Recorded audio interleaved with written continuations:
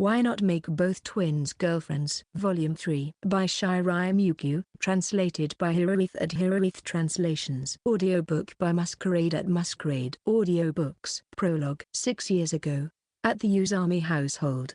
Look, Hai-chan, look. Hikari paused the video she was watching on her computer and turned to Chikage, who had just hurried back from elementary school. Chikage was holding a slightly oversized cardboard box in her arms as if it were something precious. What's that, Chie-chan? As Hikari approached, something white moved slightly inside the box. It was a white cat, a kitten, a tiny newborn kitten. Wow, it's a kitty. Hikari's eyes sparkled with excitement, but then she quickly realized this was a serious situation. Chikage wore an uneasy expression. What should we do? I picked it up on the way home. I see. Hikari looked into the box once more. At the bottom lay a brand new towel, the last act of love from its previous owner. On top of it lay a small life, likely born at the beginning of spring. Whether it was due to its youth, sleepiness, or weakness, it barely breathed and did not meow. Chikage couldn't overlook this small life that had been abandoned by the roadside. That's just the kind of person Chikage is. She often acts without thinking ahead, leading to worry or regret later. Hikari thought it was because Chikage lacked confidence in herself.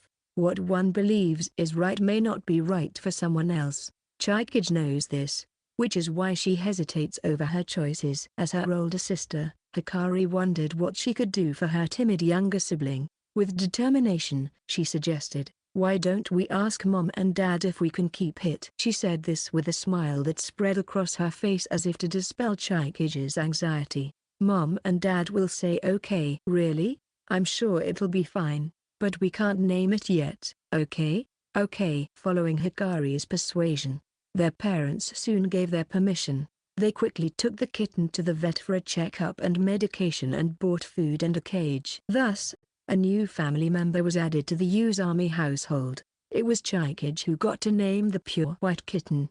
"I'll call her Mashiro, because she's pure white." "Yeah, isn't that a bit too casual?" "Not at all." "Right, Mashiro." Chikage smiled at the kitten, and Mashiro meowed in response. Thanks to Chikage's diligent care, Mashiro, who was initially skinny, gradually grew bigger. Strangely, while Mashiro would meow cutely when Chikage spoke to her, she would only stare back silently when Hikari or their parents spoke.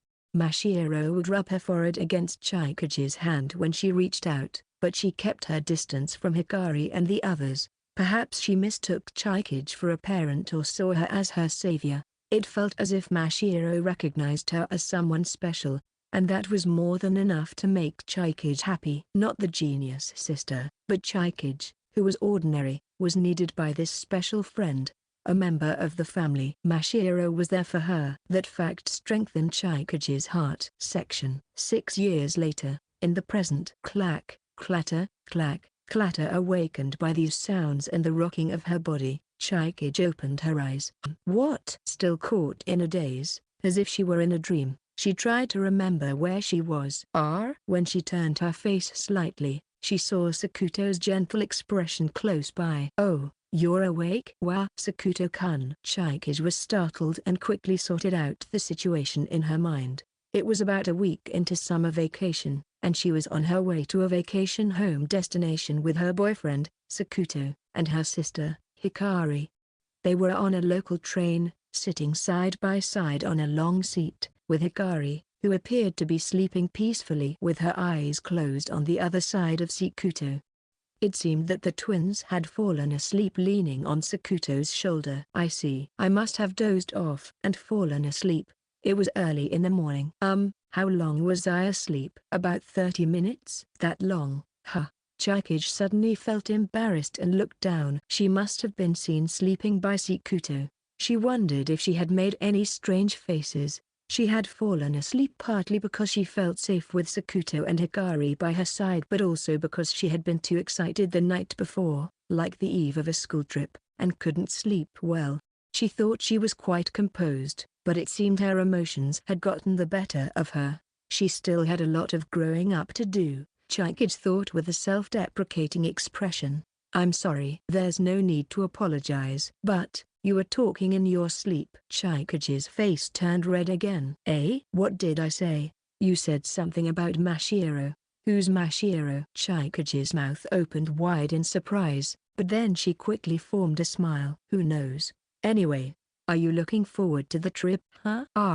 Yeah. Sakuto noticed that Chikage was trying to act cheerfully, perhaps to hide something she didn't want to remember. It was a gesture she showed when trying to cover up something she didn't want to think about. Although he was curious, Sakuto didn't press further since she didn't seem to want to talk about it, and he simply maintained his smile. Then, phew, Sakuto, Chie-chan, good morning. Hikari also woke up while rubbing her sleepy eyes. Good morning. Though it's almost noon. Hi-chan, you have a serious case of bedhead. Eh? Where? In a fluster, Hikari took out her compact mirror and desperately tried to fix her sticking upside hair, causing Sakuto and Chikage to burst into laughter at the sight. Sakuto-kun, are we almost there? About 10 more minutes, I guess. What kind of place is it? That'll be part of the surprise when we get there. Sakuto had not gone into detail about the town where their vacation home was located. The reason was that the town they were heading to was a very unique place, and he wanted to keep it as a little surprise for the two of them. He wasn't one to tease, but he was looking forward to seeing their eyes sparkle with excitement. What's the name of the station we're getting off at?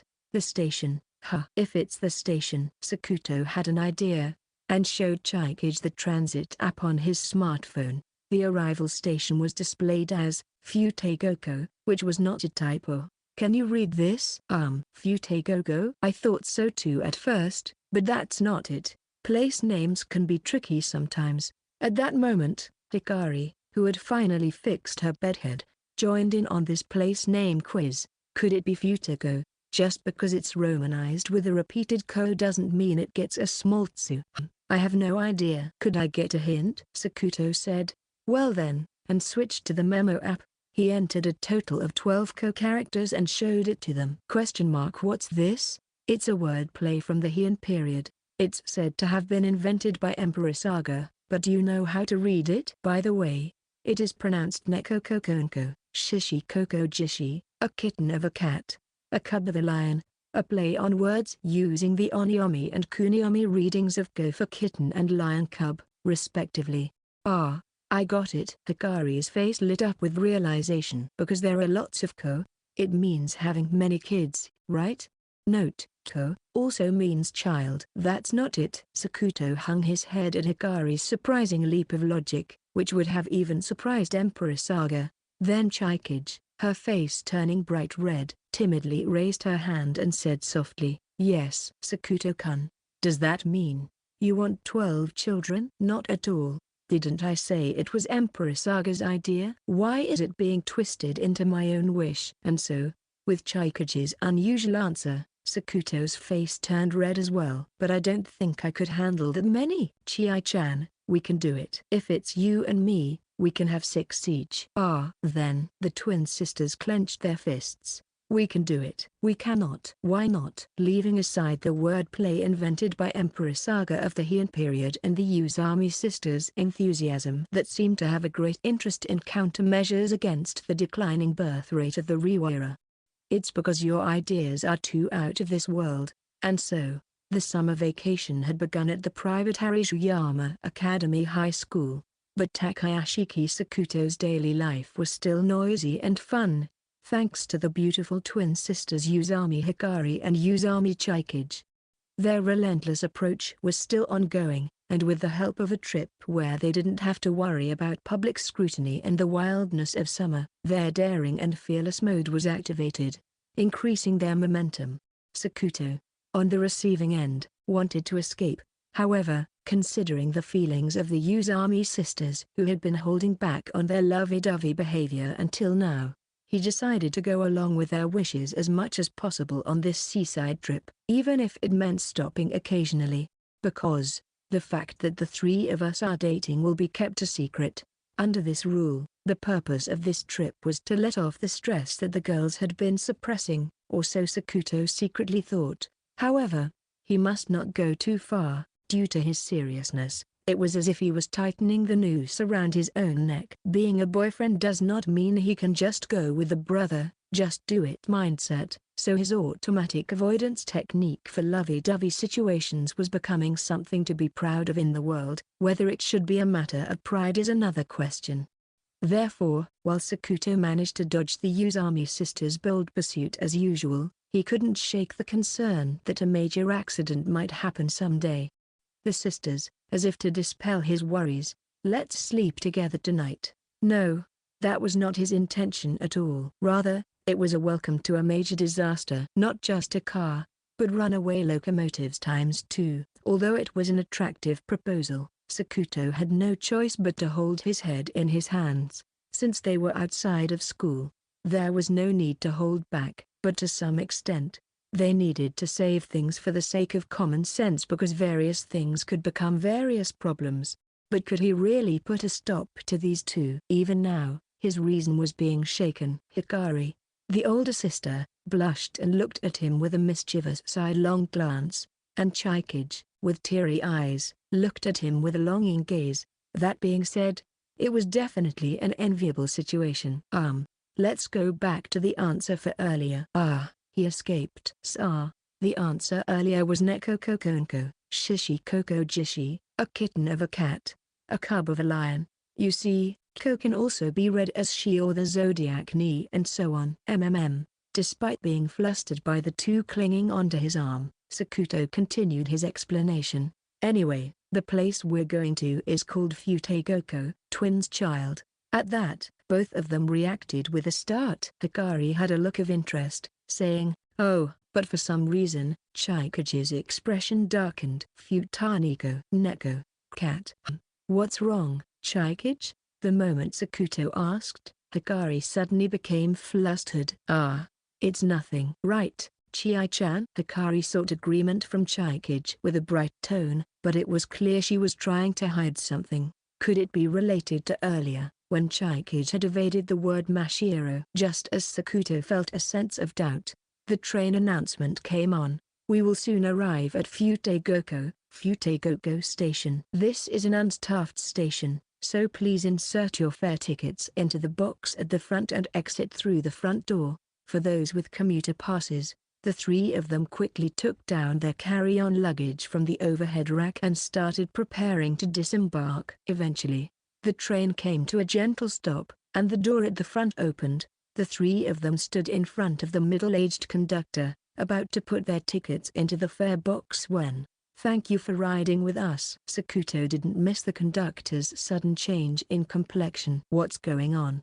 The conductor's expression had changed the moment he saw Hikari and Chikage's faces. He was now looking away as if trying not to see something ominous. "Oh, I'm sorry." Then, the conductor quickly put on a smile. "Are you all on a trip? I hope you have a good time." With that, the conductor hastily covered his eyes with the brim of his cap and returned to the front as if nothing had happened. And so, Sakuto, Hikari, Chikage, these three stepped off into the well-known resort area of Futegoko Town, Twins Child Town. The conductor's behavior was certainly concerning, but so was Chikage's reaction to the words Mashiro and cat. Mashiro, cat, a pure white cat. As Sakuto walked along the platform, pondering such things. Suddenly, something darted in front of Hikari, causing her to scream and fall on her behind. Hikari? Hi-chan? What on earth had happened to Hikari, and what was about to happen to them in this Futegoko town? Chapter 1, Mountains, Sea, and a town full of cats. Hikari? Hi-chan? Sakuto and Chikage hurried over to Hikari, who had fallen on her bottom. Ouch! I hit my butt. With tears welling up in her eyes, Hikari watched as something brown hopped out of the nearby bushes. Upon closer inspection, it was a tiger-striped cat. Judging by its size, it was an adult. Seemingly accustomed to people, it didn't run away but instead started nonchalantly licking its front paws right next to Hikari. "Oh, it's just a cat." While Sakuto gazed at the tiger-striped cat in astonishment. "Wow, so cutie. Look, it's a kitty." Hikari's eyes sparkled as she sat on the ground. "Hello there. You gave me quite a scare just now, didn't you? Hikari let the cat sniff the back of her hand. After sniffing, the cat proceeded to lick Hikari's index finger. It seemed to be used to people, though it didn't have a collar. Seeing Hikari happily playing with the cat, Sakuto finally looked relieved. Is this one a stray? Probably. It's so friendly. Isn't it? So cute. This is a cat town. That's probably why they're so used to people. Oh, I know about that. Hikari's eyes shone even brighter. Enoshima and Naramaki are famous, right? Yeah. This place isn't as well known nationally as Enoshima or Naramaki, but I thought you two would be happy to know, so I kept it a secret. Before they knew it, a calico cat had also appeared at Sakuto's feet. The calico cat narrowed its eyes and rubbed its body against Sakuto's leg, seemingly trusting him. It looks like they're all used to humans. Sakuto reached out to pat the calico cat's head. Suddenly, the cat tensed up, leapt away, and ran towards Chikage. It doesn't let me pat its head. Chikage, over there. Hi a cat? Chikage jumped in surprise, and the startled calico cat ran away. Huh? Chikage? Could it be that you're not good with cats? Chikage made a face as if she had slipped up. I'm fine. It was clear that she was anything but fine. Moreover, saying I'm fine in such a way suggested that she actually wasn't good with cats. Could it be that you're really not good with cats? When Sakuto asked again, Chikage shook her head. I'm okay. It's not that I'm particularly bad with them. She seemed to be forcing a smile. However, thinking back, it made sense. Before summer vacation, when she was on the audit committee, she used to say woof woof. I see. Chikage is one of the dogs of the student guidance department. Well, that doesn't mean I prefer dogs, okay? Don't jump to conclusions. Chikage glared at Sakuto with a reproachful look. While they were having this exchange, Hikari was talking to the tiger-striped cat from earlier. Nyanya Nyan? Nyanya Nyan. It seemed like they were having a conversation. But what on earth were they talking about? Hikari, what is that cat saying? It's saying, I'm hungry, give me some food, damn it. That's some rough language. Sakuto was dumbfounded, but he couldn't shake the feeling that the tiger-striped cat was indeed saying something like that. Section. Beyond the Futegoko station, where they had rolled their carry-on cases, there was a shopping district called Futaniko Shopping Street. The town had a retro atmosphere reminiscent of the Cho Romance era, with old public phones and post boxes not seen in Yuki City. There were also shop signs and house nameplates featuring cat motifs, creating a thorough blend of retro and cat-themed ambience throughout the town. Wow, it's like a movie village. Hikari was as excited as a little child. Everywhere is a photo spot. That's cute. Hikari seemed to really like it. Her excitement level higher than usual as she looked around happily. On the other hand, Chikage had been restlessly looking around while clutching Sakuto's arm since earlier. And no wonder, there were cats everywhere in the town, and for Chikage, it must have felt like she was being watched. I thought Chikage would be happy too. Sakuto started to feel a bit guilty. He had thought that bringing them to Futegoko town would make both of them happy. It was a reminder that there was still so much he didn't know about his girlfriends. What's that over there? Hikari pointed at something between the buildings. Approaching, they found an old bronze statue completely covered in verdigris. On its pedestal, two women of the same height in kimonos were holding hands amiably, and a cat was walking between them. The statue stood quietly in a secluded spot. Hikari put her index finger to her mouth, making her usual thinking gesture. Could it be that these two are twins? Chikage also seemed interested and mimicked the gesture of stroking her chin in thought. Certainly, their faces do resemble each other. What could this cat be? Maybe it's a pet cat? Twins and a cat? Futago, Neko. Futegoko. Futago equals twins, Neko equals cat. Maybe it's a play on the name of the town? While Hikari and Chikage were observing the statue, Sakuto was thinking about how he could make Chikage happy. The three were heading to a villa owned by a friend of Sakuto's aunt, Kaisuzaki Mitsumi. From the photos he had seen, the villa itself seemed nice, and there was a mountain nearby where they could go hiking, which Chikage loved, excepting that they were in Cat Town. Hopefully, The mounting air in the afternoon will change Chikage's mood. Thinking about what lay ahead, Sakuto quietly braced himself for action. An old woman with white hair happened to pass by and watched the three from a distance. "Those are twins." The old woman showed a look of regret and quietly closed her eyes. "I hope no disaster befalls them." Section. Wow. This is amazing. Chai-chan, Chai-chan. You can see the ocean. Chikage was cheerful upon arriving at the villa. She and Hikari looked around the living room, which was surrounded by glass on three sides, and then stood side by side at the window with a view of the sea. "Sakuto-kun, the ocean is beautiful. The view is the best." Sakuto also stood next to them and looked outside.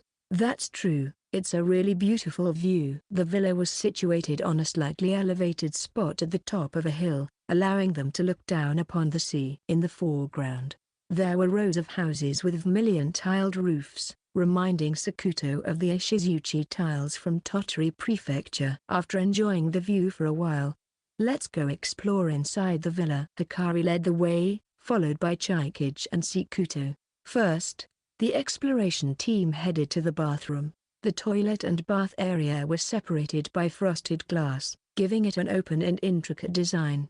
These kinds of designs are stylish, but a toilet and bath area separated only by glass, needless to say, required Sakuto to be quite considerate, especially with two girls present. As a couple, they could probably manage to some extent, but still, it was a layout that made one hesitate to act too boldly. Seeing Sakuto's embarrassed look, Hikari giggled and whispered in his ear, "Chai-chan and I don't mind this kind of thing, you know?" Sakuto's face turned even redder as his thoughts were completely seen through.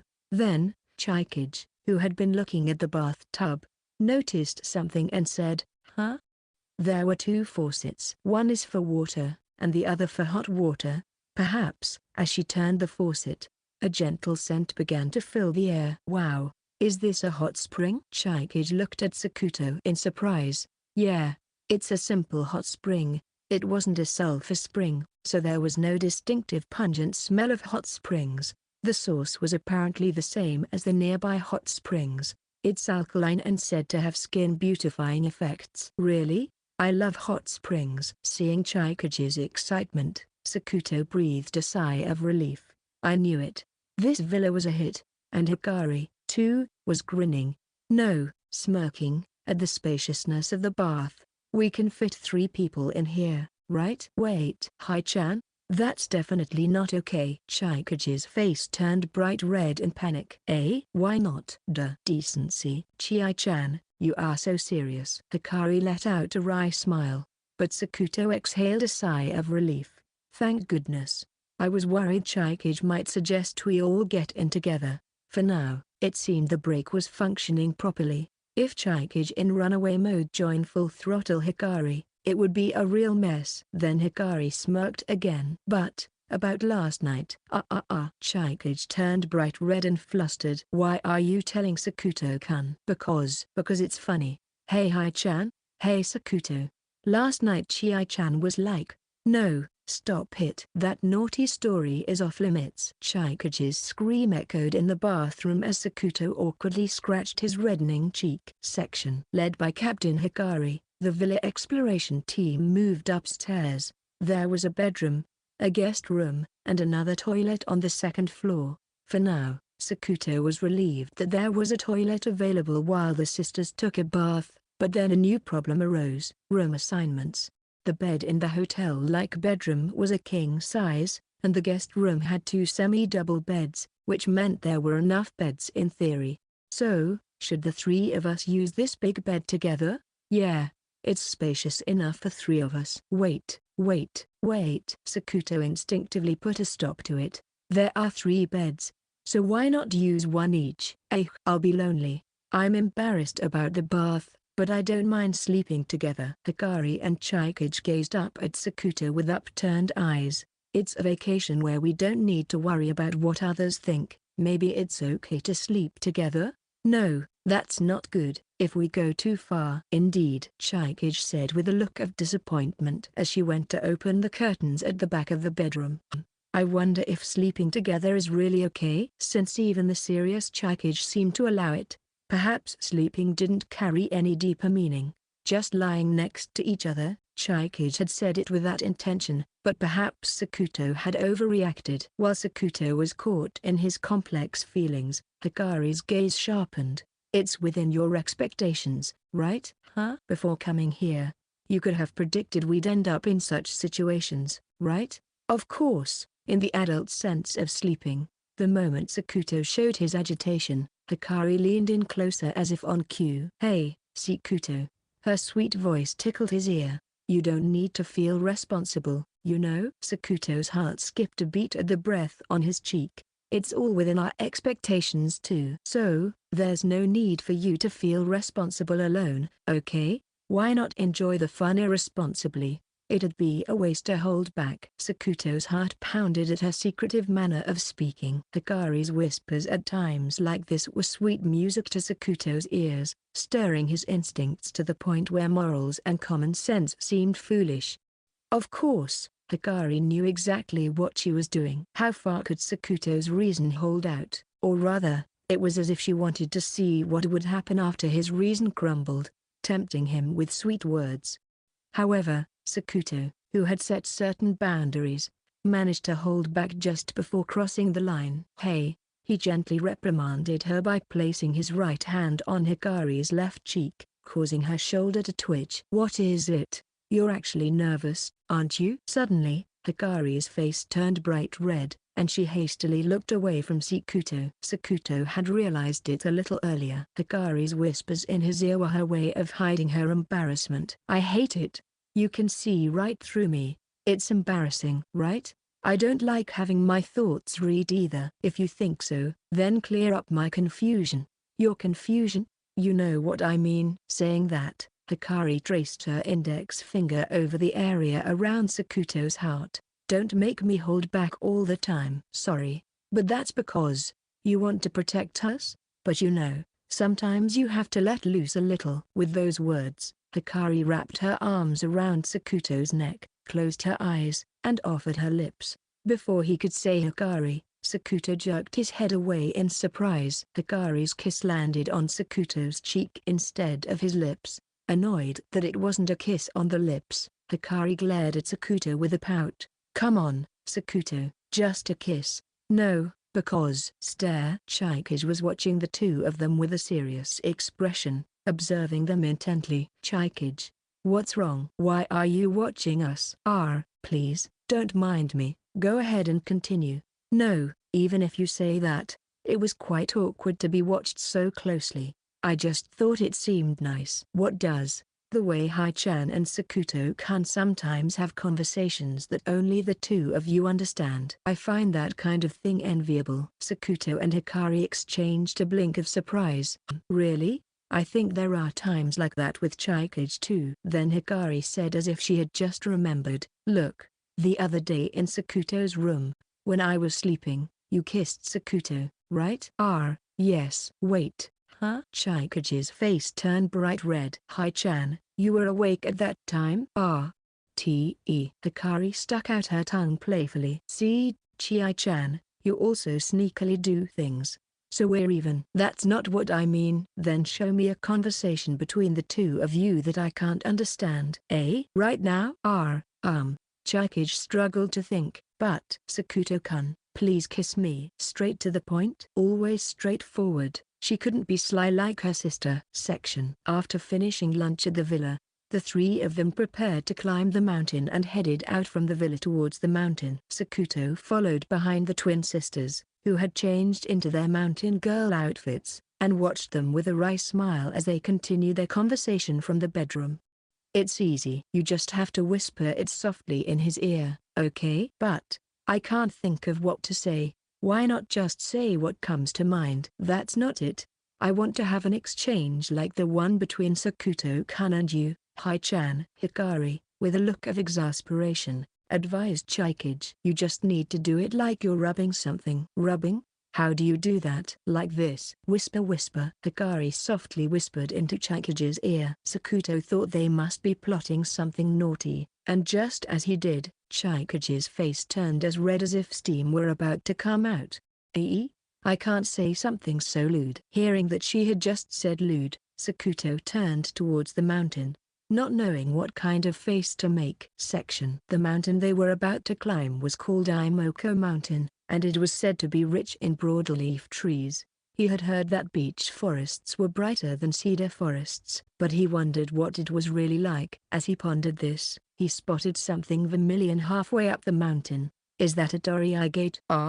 It looks like a Torii gate. I wonder if something is enshrined there. At that moment, Chikage was startled by something and clung to Sakuto. What's wrong? A cat. It was looking at us from those bushes. Looking in the direction Chikage pointed, they saw a long-haired gray cat bounding through the trees.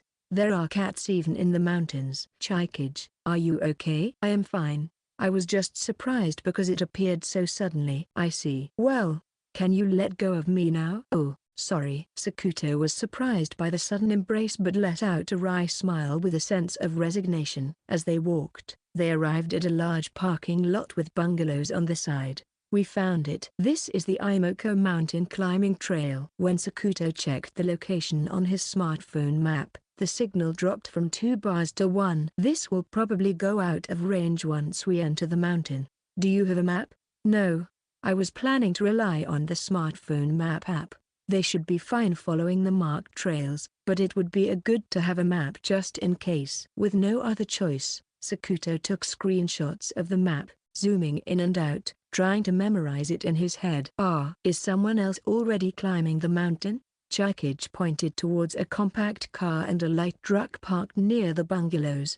Approaching the bungalow, the 3 of them stood in front of the door and peered inside through the window.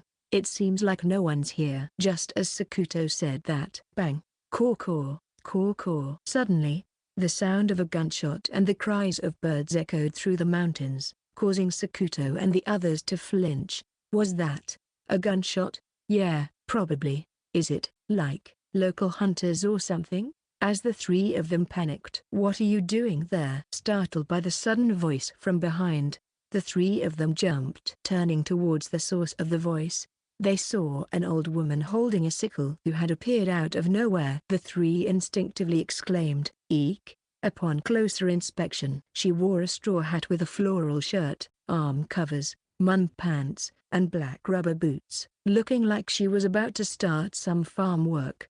She was an old lady with a bent back, easily in her 80s. Under the brim of her straw hat, she stared at them with sharp eyes. Sakuto, flustered, opened his mouth to speak. Excuse me, you shouldn't enter this mountain." His words were abruptly cut off by the old lady, causing Sakuto to flinch. The old woman's tone was calm and quiet, but she seemed to not want them near the mountain, exuding a kind of pressure. Sakuto was curious about the reason for prohibiting entry to the mountain. But this is a hiking trail, right? We researched and it's listed as a tourist spot. The old woman frowned and said, "A bear has been sighted." A bear? The 3 of them were shocked and turned pale. It happened yesterday. A pair who went mushroom picking were attacked. Luckily, they were both unharmed. But who knows what could happen next? The old woman said in a low threatening tone while looking towards the mountain. The local hunters have gone bear hunting, so it's dangerous to enter. With that explanation, the 3 of them exchanged glances, understanding the situation. Chie-chan, it's a shame, but yeah, I was looking forward to it. It can't be helped, Chikage. If that's the reason. Hikari and Sakuto consoled a disappointed Chikage. Then the old woman stared intently at Chikage's face. "The girl with the ribbon, may I have a word with you?" Are you talking to me? Are you the younger sister of that young lady over there? Yes, that's right. But Sakuto tilted his head in confusion. From their brief exchange, how did the old woman know that Chikage was the younger sister? Remember this well. This mountain is a very dangerous place for you. What do you mean by that? The old woman's face grew even more tense. This mountain, Imoko Mountain, is bang. Just as the old woman was about to say something, another gunshot rang out. Was that a scream just now? The 3 of them looked towards the mountain in surprise. It certainly sounded like a human scream. However, the old woman laughed with an eerily calm demeanor. Perhaps you misheard, but just now, there was a human voice. You misheard. But come now, there's no point in staying here. You should head to the sea. Saying this, the old woman turned on her heel and began to walk slowly towards the mountain. As the old woman rounded the corner of the bungalow, Sakuto and the twins realized something. Despite having said it was dangerous, was the old woman planning to enter the mountain alone? The three of them followed after the old woman. But, she's gone? The old woman had vanished into thin air. They looked around, but she was nowhere to be found. The three of them stood there, unable to move, feeling a chilling sensation. Finally, it was Chikage who broke the silence. What exactly was that old woman? It's not a ghost, right? That would be unscientific. Feeling a sense of unease, the twin sisters clung to Sakuto's arm. No, that can't be it. Right. It couldn't be a ghost. After all, there's even a song that goes, "There's no such thing as ghosts. Ghosts are a lie." In other words, there are no such things as ghosts. Sakuto put on a smile to reassure frightened twin sisters. Nevertheless, ever since meeting the old woman, no, since arriving in this town of Futegoko, Sakuto had been unable to shake a strange sense of discomfort. Twin Talk 1. Do I just have bad luck? Sigh. After shedding her mountain girl outfit, Chikage, now in her underwear, let out a deep sigh. I really do have the worst luck. She wasn't exactly averse to cats, but she struggled with them. It was a personal issue, but being in a town filled with cats made her feel restless. It was unavoidable since it was a cat town, but she thought she should have told Sakuto about it before he suggested the trip. And then there was even a bear. The mountain hike she had been looking forward to was cancelled, just adding insult to injury. If it were just her own problem, that would be one thing, but she had dragged Sakuto and Hikari into this as well. Ever since they arrived in Futegoko town, she felt like she had been constantly causing them concern, which weighed heavily on Chikage's mind. No, I have to keep smiling in times like this. Trying to cheer herself up, she slapped her cheeks lightly. Bang! Suddenly, the sound of gunfire echoed deep in her ears, startling her. Wait, I didn't mishear that, did I? After the gunfire on Imoko Mount, that was a human scream. Or could there be an animal that makes a sound similar to a human scream? And then, that old lady, her last ominous words still echoed in Chikage's eardrums. Remember this well. This mountain is a very dangerous place for you. What did those words mean? What is on that mountain? After that, the old woman disappeared as if she had vanished into thin air. Where on earth could she have gone? You're wide open, Kaya. Suddenly, Chikage felt someone grope her from behind. Wait, Hai-chan, don't scare me like that, and stop groping me. I did it because you didn't seem to notice me approaching at all. Besides, what's got you so worried? I'm not really worried, I was just lost in thought. As Chikage said this, Hikari looked at her with an unusually concerned expression. Could it be about Mashiro? Mashiro, the white cat they had at the Usami household years ago. Indeed, since coming to this town, the thought had lingered in the back of her mind, perhaps because of the dream she had on the train. But that wasn't what she was thinking about right now. No, it's not that. It's about that old lady. Oh, right. Where did she disappear to? Hikari recalled and turned pale. Hikari had always been scared of ghosts. Despite being well versed in various fields of study, she had her fears, and while she claimed not to believe in unscientific things, she was visibly trembling. Seeing her sister like this, Chikage felt silly for her own worries. Hai-chan, let's get changed quickly and go to the beach? Don't worry about me. But the three of us have to make wonderful memories with Sakuto-kun, right? Chikage smiled brightly, and Hikari's face lit up as she nodded in agreement. That's right. Let's make lots of fun memories. Hikari hurriedly began to change into her swimsuit, but Chikage, while watching her out of the corner of her eye, let out a small sigh. I don't want to ruin the trip because of me. I have to make it a wonderful trip for the three of us. Was it a sense of mission or obligation? Either way, Chikage decided to shift her mindset, but in the back of her mind, the words of the old woman and the thoughts of Mashiro still lingered faintly. Chapter 2, Suddenly Cat Ears. After hearing about the bear sighting on Imoko Mountain, the three of them decided to head back to the villa to refresh their spirits before going to the beach. Sakuto, who had finished getting ready first, pulled out 3 bicycles from the garage and was busy pumping air into the tires. After making sure the brakes were working well, all that was left was to adjust the saddle height. Having finished his task, Sakuto waited for the twin sisters and thought about Chikage. It's a shame. She was looking forward to hiking. Even though he hadn't known, he felt guilty about bringing her to this cat town since she wasn't fond of cats. Additionally, canceling the hike must have added to her frustrations. He had wanted this trip to be a wonderful memory for the 3 of them, but so far, it might not have been a very good experience for Chikage.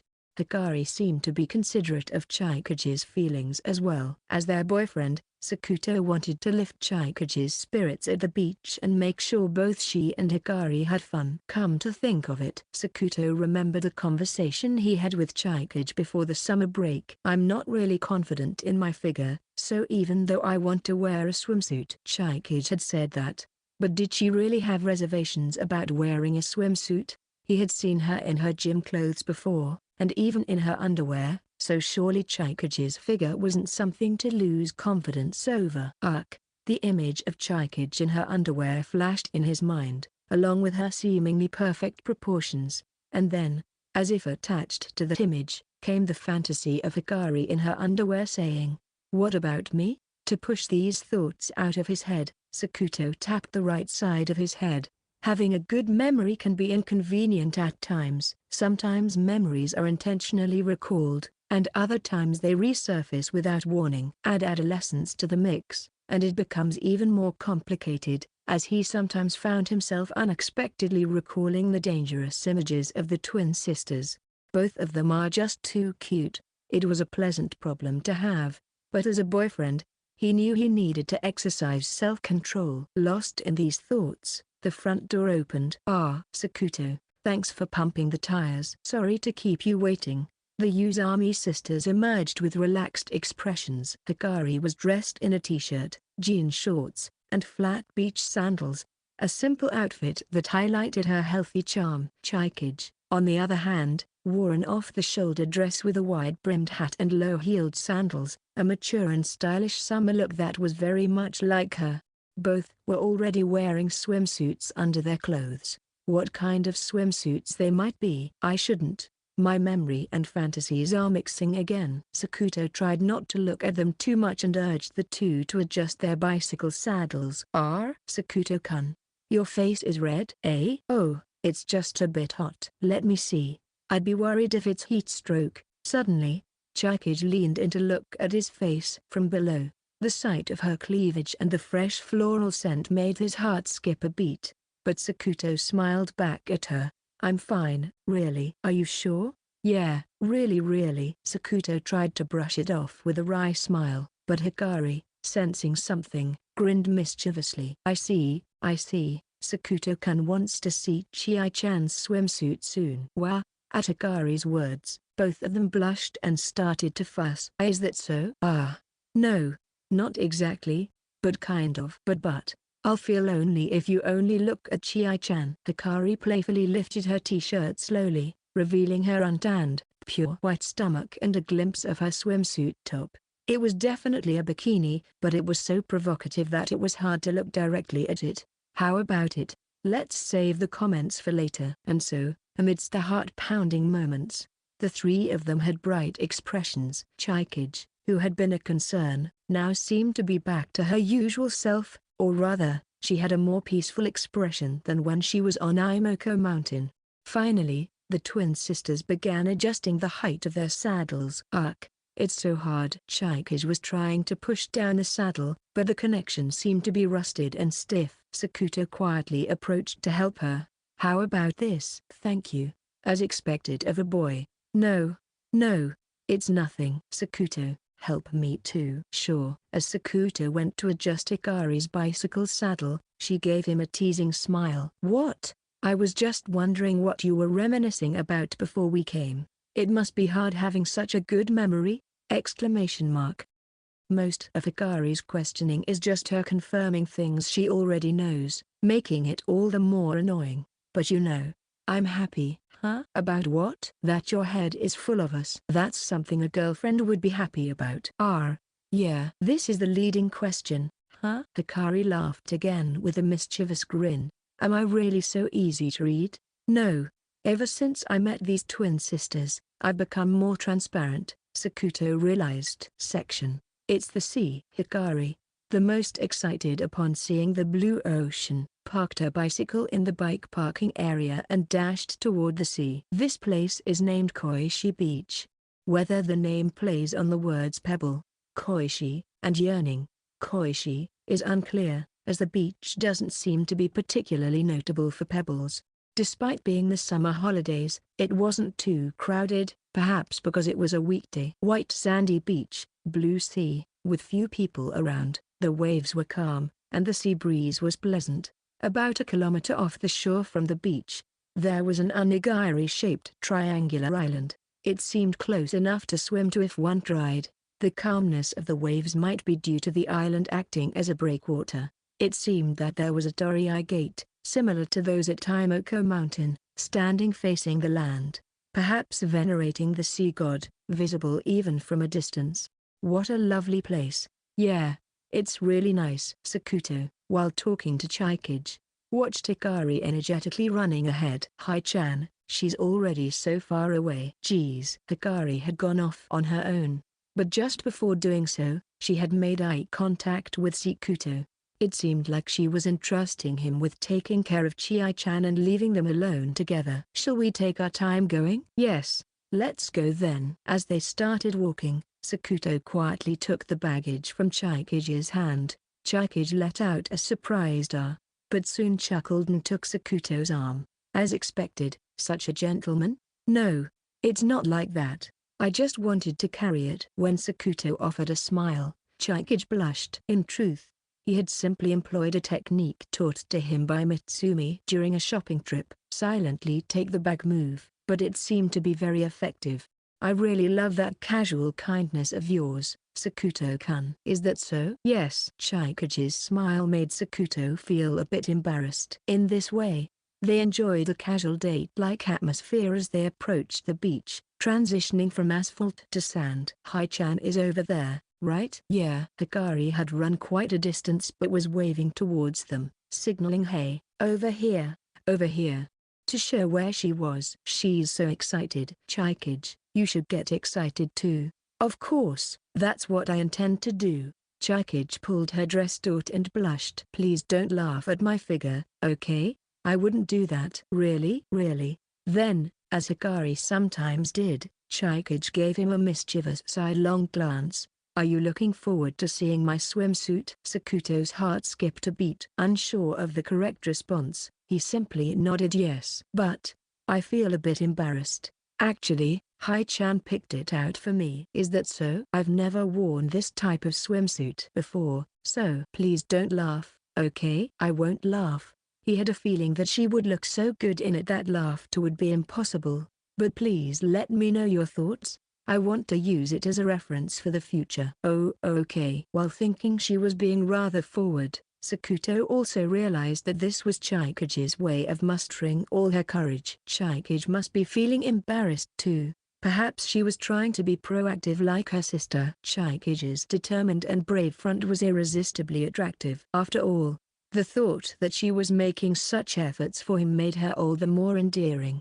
Then, I guess I'll change into my swimsuit now. Unable to withstand Chikage's bashful glances, Sakuto turned away. This is kind of nice too. Sakuto whispered this sentiment to himself. Section. All right.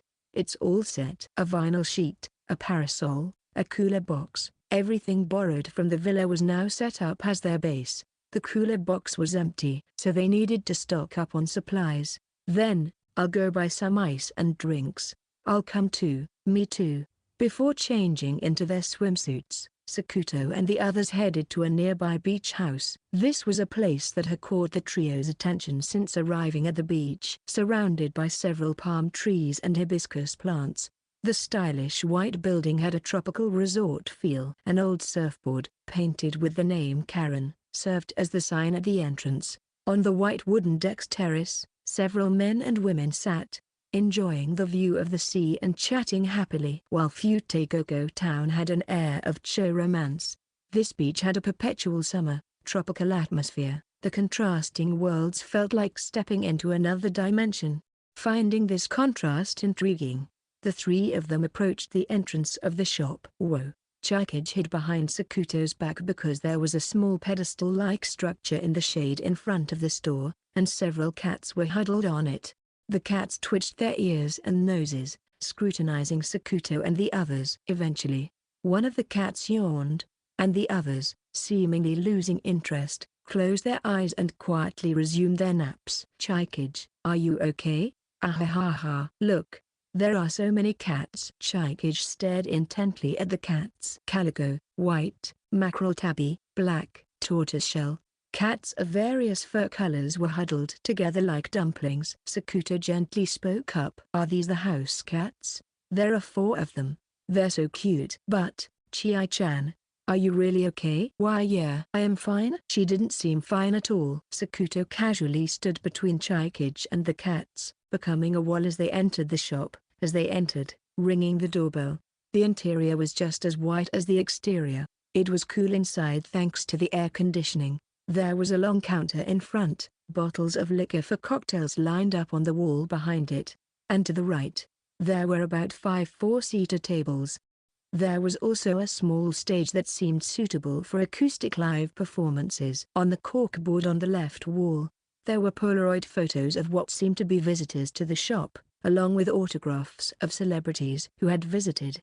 The stylish interior, which hinted at the shop owner's good taste, impressed the 3 of them. Aside from the cats that Chikage disliked, it was a slightly mature and nice atmosphere. Where's the staff? Hikari looked around restlessly, but there were no customers or staff in sight. Maybe they're in the back? As Sakuto said this, Hikari found a call bell on the counter that read, "Please ring for service." Ding. Hikari amusingly rang the bell, and a voice from the back said, "Yes?" But at that moment, Sakuto thought, that voice. He sensed something unpleasant, but then a high-pitched voice from the back said, "Please wait a moment," and the person who appeared was a girl Sakuto knew well. Dressed in a kamikini, a camisole-type bikini, with a staff apron and cat ears. "Welcome, Sakuto." A muffled high-pitched voice came, and it was indeed Sakuto's childhood friend. As expected, it really was her. Sakuto made a disheartened face. "Kusanagi Yuzuki. It's Yuzuki after all." Then Yuzuki frowned and put her hands on her hips. "What's with that look of disgust?" "And, you're with the Usami sisters too." The ones who looked more awkward than Sakuto were the twin sisters. It had been about a month since the Hydrangea festival. "Hello, Yuzuki-chan. What a coincidence." "Huh?" Hikari said with a wry smile. Meanwhile, Chikage grabbed Sakuto's arm, pulling him towards her, and glared sharply at Yuzuki. "Why is Yuzuki-san?" "This is bad." Sakuto instantly thought so. He could sense anger in Chikage's question. "Why are you here?" That kind of tone. Chikage. Sakuto hurriedly tried to intervene. "Why are you wearing cat ears? It's just a coincidence that Yuzuki and I met here." "Huh?" "Oh. That?" Sakuto looked at Chikage with a surprised expression. "I think wearing cat ears is really sly." This is the uniform here, I can't help it." Yuzuki is arguing back." Sakuto was taken aback, but seeing Yuzuki's face turn red, he realized she was probably embarrassed. Perhaps it was more about matching the theme of the town rather than the shop's concept, Sakuto thought, but he couldn't help feeling it was also the shop owner's personal taste. "Don't you think so, Sakuto-kun?" "Well, I don't really dislike it," Sakuto thought, but he decided to keep his mouth shut to avoid any strange misunderstandings or jealousy. Then Yuzuki pointed out that Chikage was holding Sakuto's arm. If you're talking about being sly, that's..." Then she looked at Sakuto's face and snorted with an unamused HMPH. "So that's what it was." Sakuto's girlfriend is Chikage-chan after all. Technically, Hikari was also his girlfriend. Now, how to respond. As Sakuto hesitated for a moment, Hikari spoke up first. I wonder about that. Saying so, she entwined herself around Sakuto's other arm. I'm his girlfriend too. Hikari smiled triumphantly. No. This was not the time to smile. Yuzuki's eyes narrowed. Wait, Sakuto. Don't tell me you made both of them your girlfriends! ! Sakuto stiffened. But then, no, that can't be right. Suddenly, Yuzuki's tone softened, and she sighed as if exasperated, seemingly thinking it was a joke. Sakuto felt a profound sense of relief. Anyway, what brings you here? We came to buy ice and drinks. Then over there. Yuzuki pointed indifferently towards the area where the refrigerator and freezer were located. Then Hikari spoke up. Hey, why don't we also buy some yakisoba or something? I'm getting a little hungry. With a giggle, Hikari looked expectantly at Sakuto and Chikage, who both agreed. Then I'll go for a corn dog. I would like shaved ice. Hold on a second. Suddenly, Yuzuki extended her right hand forward. Actually, the manager of this place hasn't arrived yet. What do you mean? When Sakuto asked, Yuzuki made a troubled face. It means we can't serve any food because there's no one who can work in the kitchen. Right now the manager's relative is trying to get in touch with them. Then, from the back of the store, seriously, a disappointed sounding girl's voice could be heard. However, Sakuto thought to himself, huh?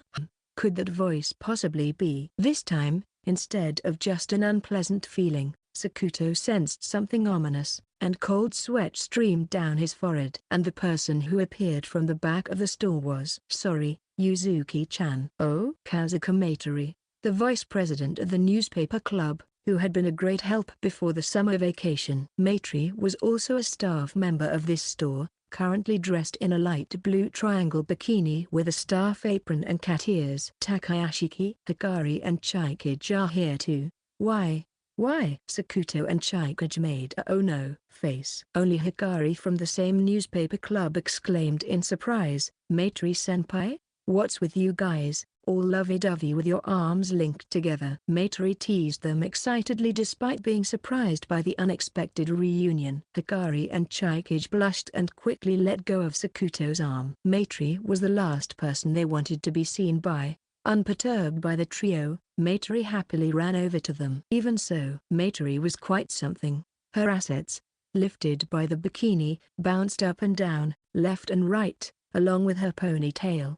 Then, Matori looked at Sakuto with a sly grin and said, hee, what do you think, Takayashiki? I'm pretty good, right? She struck a pose like a gravure idol. How about it? Are you excited? Oh, what about this? Nyan, Gora Nyan. This time, she started doing a cat pose. How about it? Cute, right? Don't get too excited though. Did you forget to take your medicine? That's rude. I tried to be brave and you're being mean to me? You're just being painfully embarrassing, Matori-senpai. Sakuto stared at Matori with a completely expressionless face, or rather, with a look of withdrawal. No matter how sexy Matori tried to be, she was still Kazuka Matori. Sakuto, who had been trapped by her honey trap before the summer vacation, was confident that he could maintain this unshakable stance indefinitely. If your parents saw you now, they'd cry, wouldn't they? My papa and mama always say, Mao-chan is always cute. Ah, so that's why she turned out this way, Sakuto thought, suddenly making sense of it. More importantly, what happened? Huh? What do you mean? Just now, you sighed seriously. In the back. You were trying to contact the manager, right? Something about a relative. Matori, as if remembering, exclaimed that's right, and clasped her hands together with a panicked look towards Yuzuki. Sorry, Yuzuki-chan. Yuzuki, unaware that Sakuto and Matori knew each other, looked dumbfounded but regained her composure seeing Matori's panic. What happened to the manager? Well, it turns out they've been hospitalized. So, we're suspending the sale of food. We'll just have drinks and ice cream, and I'll be making shaved ice and stuff. But the customers coming in want to eat. The two of them discussed the problem with troubled expressions as Sakuto and the others watched them with confusion. Excuse me, A voice came from the side. Chikage was staring at Maitri and the others with a serious face. "Could I hear more about what you were just discussing?" Sakuto thought to himself. No way. Chapter 3. An order has come in. At the beach house, Karen, Sakuto and the other four sat at a table, beginning to listen to the circumstances from Maitri. "Actually, this beach house is managed by my uncle." They had briefly heard about this before, but Yuzuki tilted her head in curiosity. "Maitri-senpai, you go to Arashiyama Academy like Sakuto and the others?" "Yes, my father's family is from Futegoko town. I was born there, but I come back during summer vacation and such. My uncle lives here, so I help out with the beach house in the summer." "I see, so those cat ears are Maitri uncle's hobby," Sakuto thought, oddly convinced. The Kazuka family seems to have a lineage that undoubtedly enjoys having others dress up in cosplay. "And you know, my uncle is an incredibly talented person. He can do anything like play instruments, cook, and he holds various certifications. He's also a member of the local hunting association." But at that moment, Sakuto realized something, but he continued to listen to Maitri's explanation. "Yesterday, there was a big bear sighting at Imoko Mountain." "A bear? That's scary." "And, this morning, it seems he went into the mountain with the local hunters members." Summarizing the rest of Maitri's story, it went like this. Imoko Mountain is a tourist spot for mountain climbing, but recently there have been no climbers entering the mountain, and it's been left to its own devices except for occasional maintenance. Originally, Imoko Mountain had dense vegetation, and due to poor management, the damp rocky areas grew moss, making it slippery and dangerous. Into such a mountain, Uncle Maitri entered from the morning, and then he found the bear. Amidst the tension, he approached, aimed his rifle, and put his finger on the trigger, but he slipped on the rocky terrain and ended up yelling "Ah!" Hearing Maitri's story, Sakuto and the others went "Ah!" when they had encountered the old lady on Imoko Mountain. Bang! "Ah!" That gunshot and scream must have been what it was about. Fortunately, the sound of the gunshot and the scream seemed to have scared the bear away. However, during the incident, Uncle Maitri hit his back on a rock and now needed to be hospitalized for today and tomorrow, which led to Maitri's earlier seriously. "That's the situation, and he was supposed to return around noon, but..." Saying this, Maitri made a troubled face. "In short, they need to run the beach house today and tomorrow without her uncle who usually manages the kitchen." "That's unfortunate. I hope the manager is okay," Yuzuki said with a concerned look on her face. "So, I've been left in charge for now, but I don't really know how to handle the kitchen." That's when Hikari spoke up. "Isn't there anyone in your uncle's family who can work in the kitchen?" "Like your parents, Maitri-senpai? Mom and Dad have work, so they can only come here on Sunday. Uncle is currently enjoying his bachelor life, so I don't think there's anyone else who could work in the kitchen." "I see." Hikari also looked down, troubled. Maitri turned to Yuzuki with a resigned expression. "Either I or Yuzuki-chan would be good in the kitchen, but do you have any experience?" "I don't, and it's impossible for me." I see. Then I guess we'll have to give up on the cooking." Maitri tried to smile to avoid causing Yuzuki any concern. Then, Chikage, who had been quietly listening to the situation up until now, looked at Sakuto and Hikari with a thoughtful expression. "Excuse me, could we talk outside the store for a moment?" Sakuto had a hunch about what Chikage was thinking, but he decided to follow her outside for now. On the white wooden deck, Sakuto and the twin sisters stood side by side for a conversation. The cats from earlier were still comfortably stretching out in the shade. Chikage hesitantly began to speak. This is a bit hard to say, but..." She looked at Sakuto's and Hikari's face, then stopped herself with a muttered "never mind." But Sakuto gently asked her, "You want to help in the kitchen?" Chikage, looking a bit guilty, nodded and said, "Yes." Since her uncle is hospitalized and they seem to be in trouble, I thought if there's something I can do. Chikage was accustomed to doing household chores at home. She saw that Maitri and the others were in trouble and wanted to make use of her skills here. Chikage spoke as if she was considering doing something wrong, but her intention was certainly not misplaced. However, the three of them had come on this trip together, Taking a separate action on her own might feel to her like she was doing something wrong to Sakuto and Hikari, or it might weigh on her conscience. Sakuto guessed as much. As Sakuto was considering what to say, Hikari spoke up first. But, Chai-chan, are you really okay with that?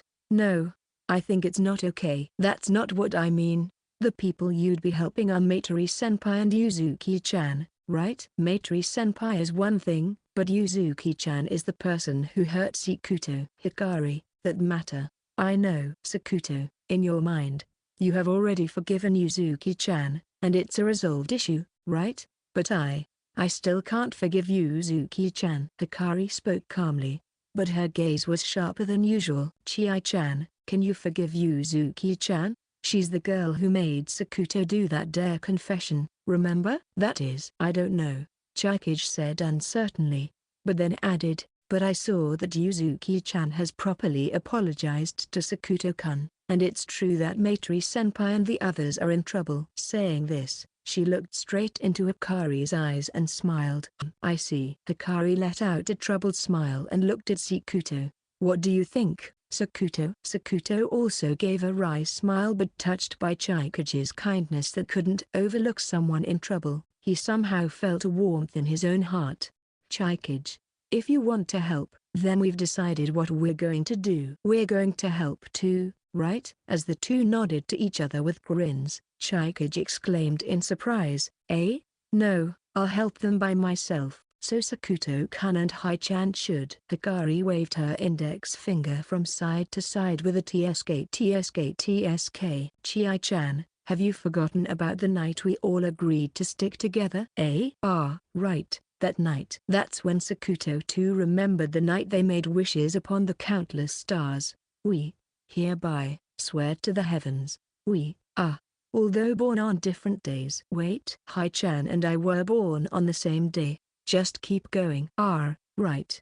So, together, the three of us, forever and ever, wish to be happily in love. Something like that? It was something like the oath of the peach garden. Thinking about it now, it's kind of embarrassing. Sakuto chuckled and nodded to the smiling Hikari. It won't work if even one of us is missing. We're like pieces of a jigsaw puzzle. It's only right when the three of us are together. Right, Sakuto. Hikari had summed up everything Sakuto wanted to say. Yeah. If Chikage wants to help, then we'll help too. But if the three of us help, it'll surely be a relief for Matori-senpai and Yuzuki as well. Sakuto looked at Chikage with an embarrassed face. Or maybe, I just don't want to be apart from you, Chikage. Is that so bad? At that moment, Chikage's face turned bright red as if on fire. Overwhelmed with joy. While on the verge of tears, she smiled at Sakuto and Hikari and replied with a smile, yes, I want to be with Sakuto-kun and Hai-chan too.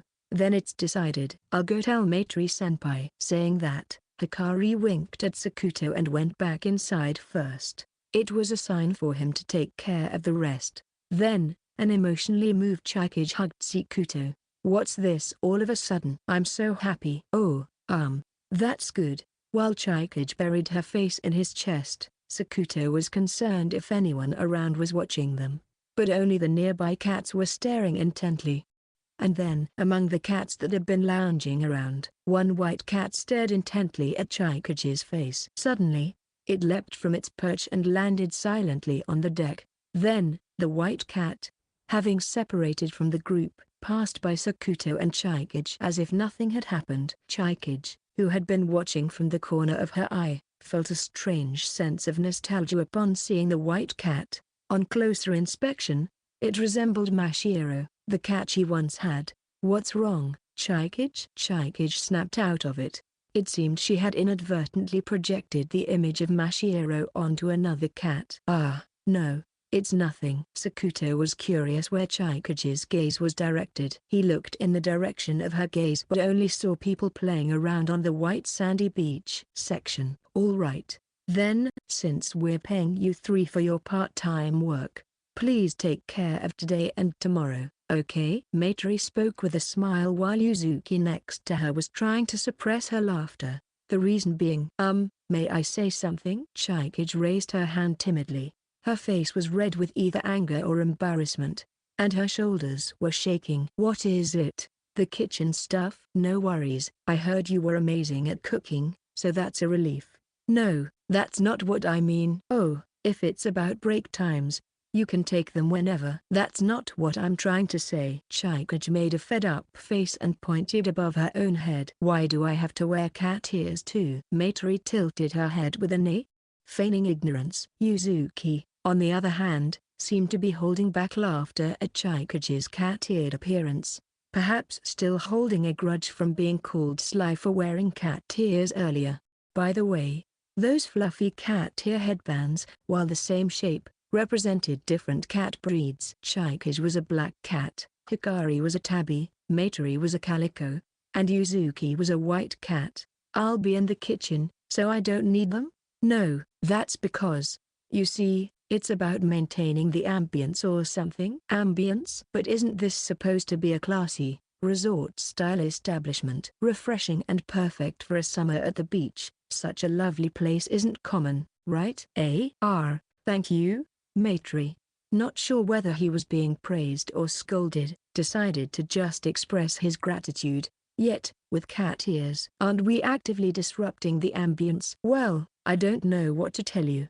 The concept seems to be a beach house where you can interact with cats. That doesn't mean the staff should be wearing cat ears, right?" After a moment of contemplation, Maitri said, "The cat ears suit you." And with a beautiful smile, she gave a thumbs up. "Don't dodge the question."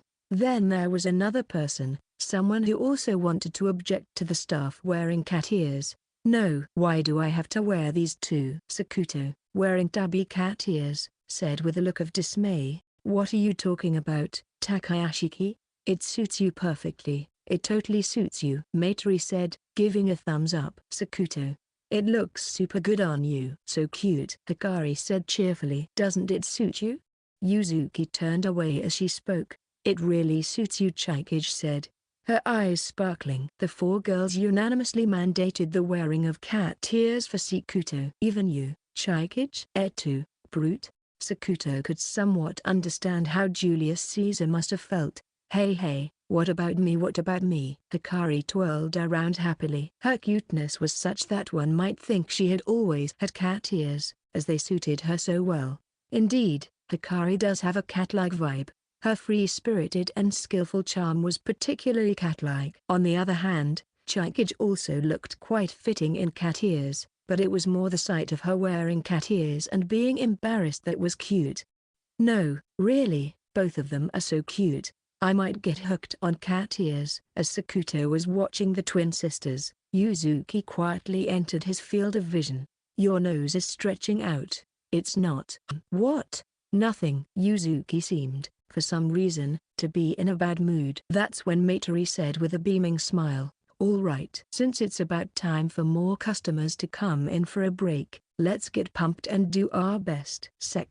Just as Maitri had said, around 2:30 p.m., the number of customers surged. Everyone took their positions and started attending to them. Soon after, Maitri called out to the kitchen with an order sheet. "Chikage, we've got an order, 2 servings of yakisoba and 1 cold Chinese noodle." "Got it." Chikage, who was in charge of the kitchen, took out the pre-prepared ingredients from the refrigerator and started cooking one dish after another.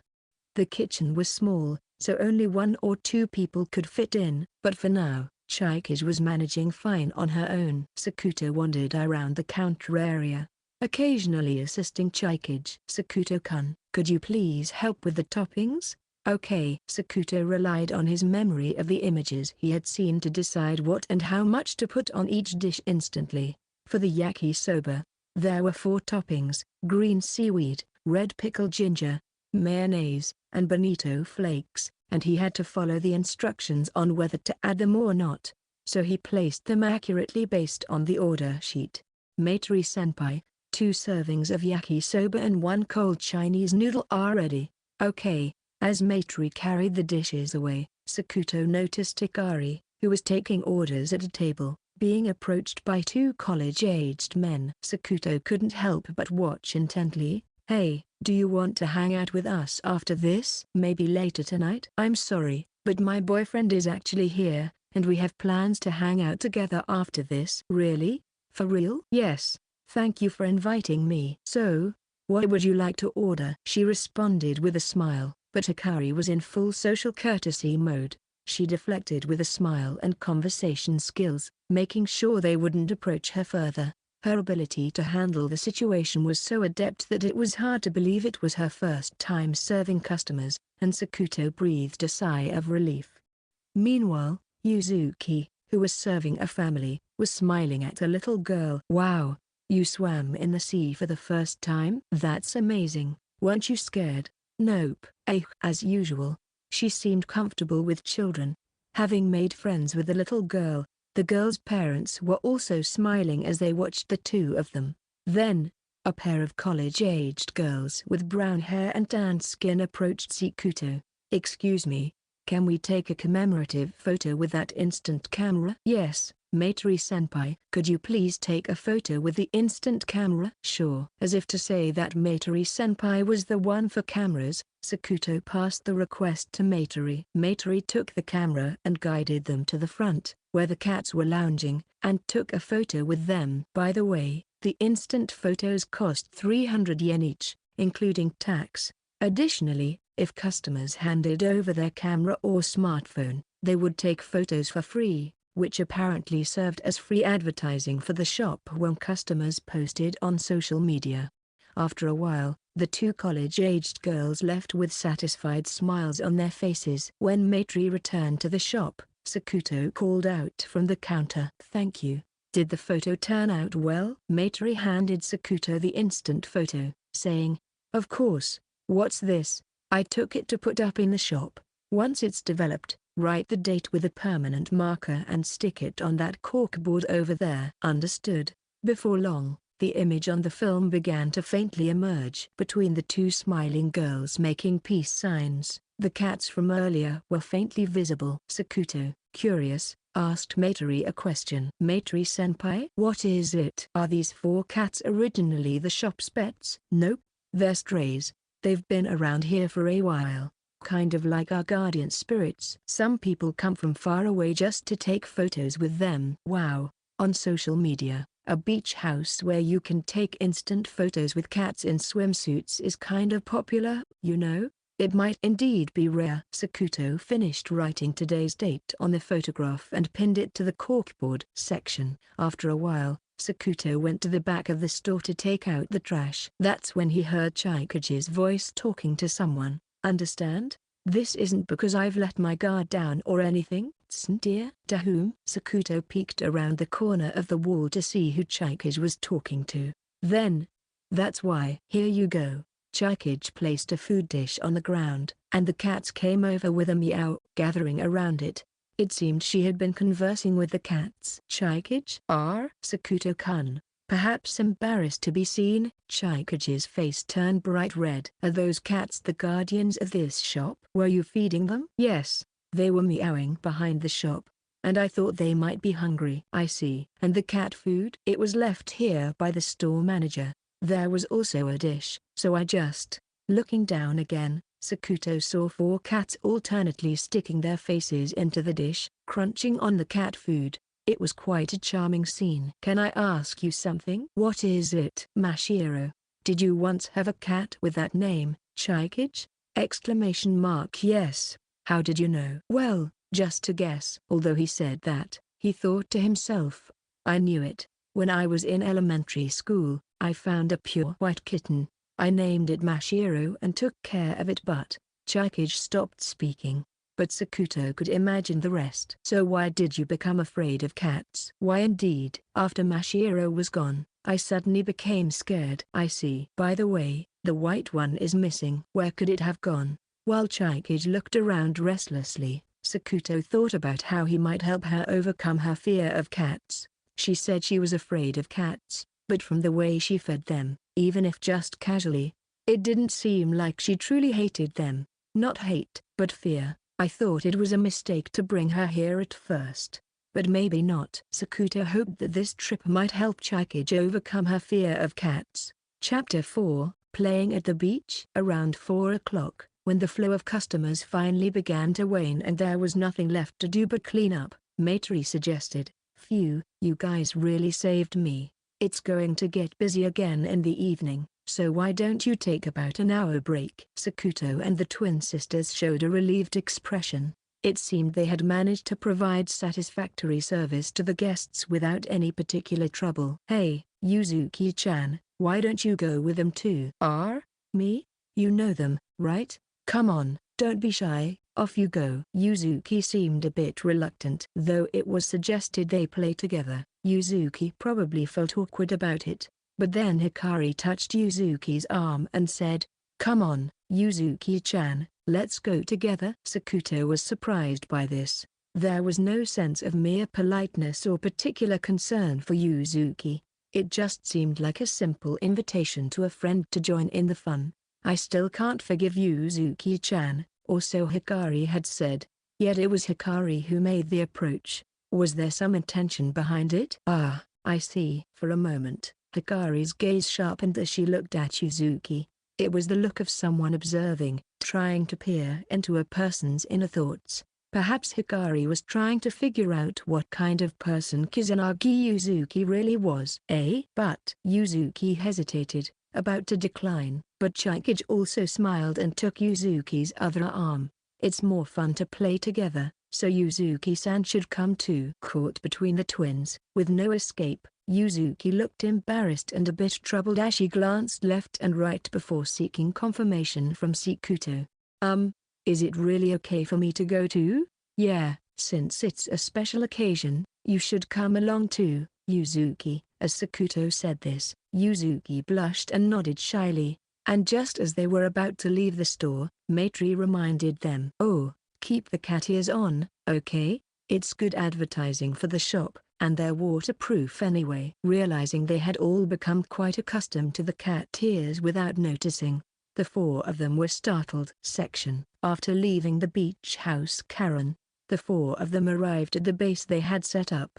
They filled a cooler box with ice and drinks and prepared to change into their swimsuits. However, Yuzuki was already in her swimsuit, without the cat ears and apron. She was simply in a kamikini. Upon looking at Yuzuki again, the area around her chest was frilly and somewhat indistinct, but the line from her waist to her hips appeared perfect. She had a slender model-like figure that was in no way inferior to the Usami sisters' proportions. Yuzuki, noticing Sakuto's gaze, blushed and glared at him. "What? Did you pick out that swimsuit yourself?" "Yeah. Why?" "No reason, it suits you.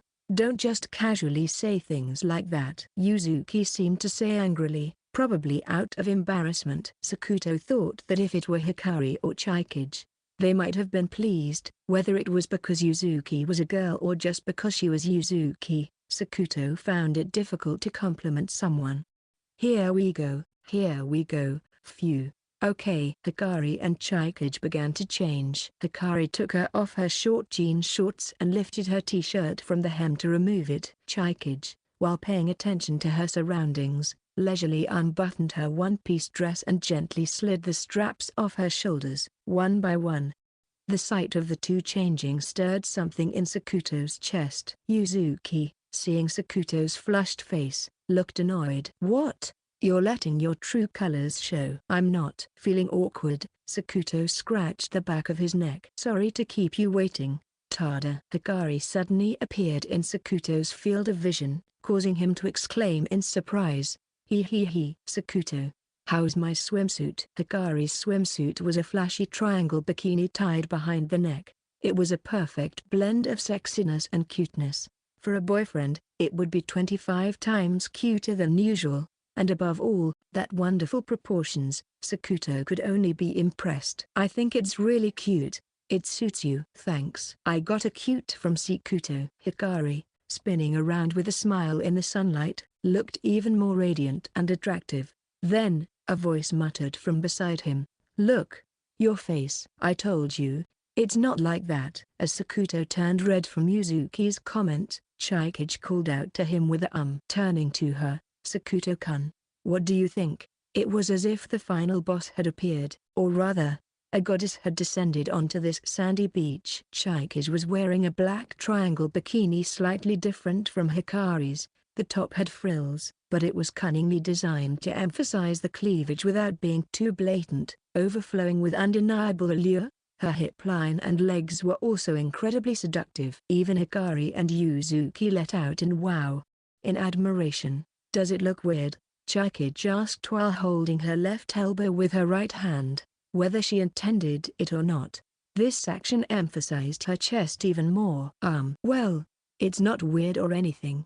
Instead, it's really great." He hesitated to say it out loud, struggling to find where to even begin with the compliments. "Pretty bold, huh?" "Sakuto, you're totally red." "No, that's just because it's hot." "Oh really? Is it just the heat?" Hikari teased with a grin, causing Sakuto to become even more flustered. Yuzuki was watching Sakuto with a cool gaze. "What? Nothing, just thinking that." "Sakuto, you have such reactions." "What kind of reaction is that?" Sakuto thought as he glared at Yuzuki, but she just turned away with a snooty face. Sakuto looked at Chikage again. It was embarrassing, but he had to convey what needed to be said. "Seriously, it really suits you. You look cute." "Ah really? That's good to hear." Seeing Chikage relieved and happy, Sakuto felt a sense of relief as well. Then, Hikari, who was particularly high-spirited, thrust her fist into the air. "All right. Let's all play in the sea." Section. When they reached the water's edge, Hikari jumped around happily. "It's cold and feels so good. Come on, everyone, hurry up. It really does feel nice." "Sakuto-kun, Yuzuki-chan, wait, Hi-chan, don't splash me all of a sudden." "Eek." "Geez." "Yuzuki-chan too, the hi Hikari-chan, not in the face." Even as she said this, Yuzuki looked like she was having fun. Beautiful girls splashing each other at the beach. It really made quite a picturesque scene. As Sakuto was gazing at them absent-mindedly, the three girls approached him with a look that spelled trouble. What is it?" "On the count of 3, whoa." "Wait." Sakuto was drenched by the girls, fully tasting the saltiness of the seawater. Afterward, the four of them played in the sea for a while. They floated on swim rings and swam, but since they needed to return to the shop later, the three girls tried not to get their hair too wet. After playing, Sakuto, who had returned to their base to quench his thirst, was soon joined by Yuzuki, who had also come back quietly. "Yuzuki, you're also thirsty." "Yeah." "Somehow, you seem happy." "Ah, those two are always smiling like that." "I'm not talking about them. I'm talking about you." "Sakuto." "Me? I mean, when you were with me." "What?" "Never mind." Yuzuki unscrewed the cap of her water bottle and took a few sips. "What's that about?" Although he wondered, Sakuto had an inkling of what Yuzuki was trying to say. When he was with Yuzuki, he used to be expressionless.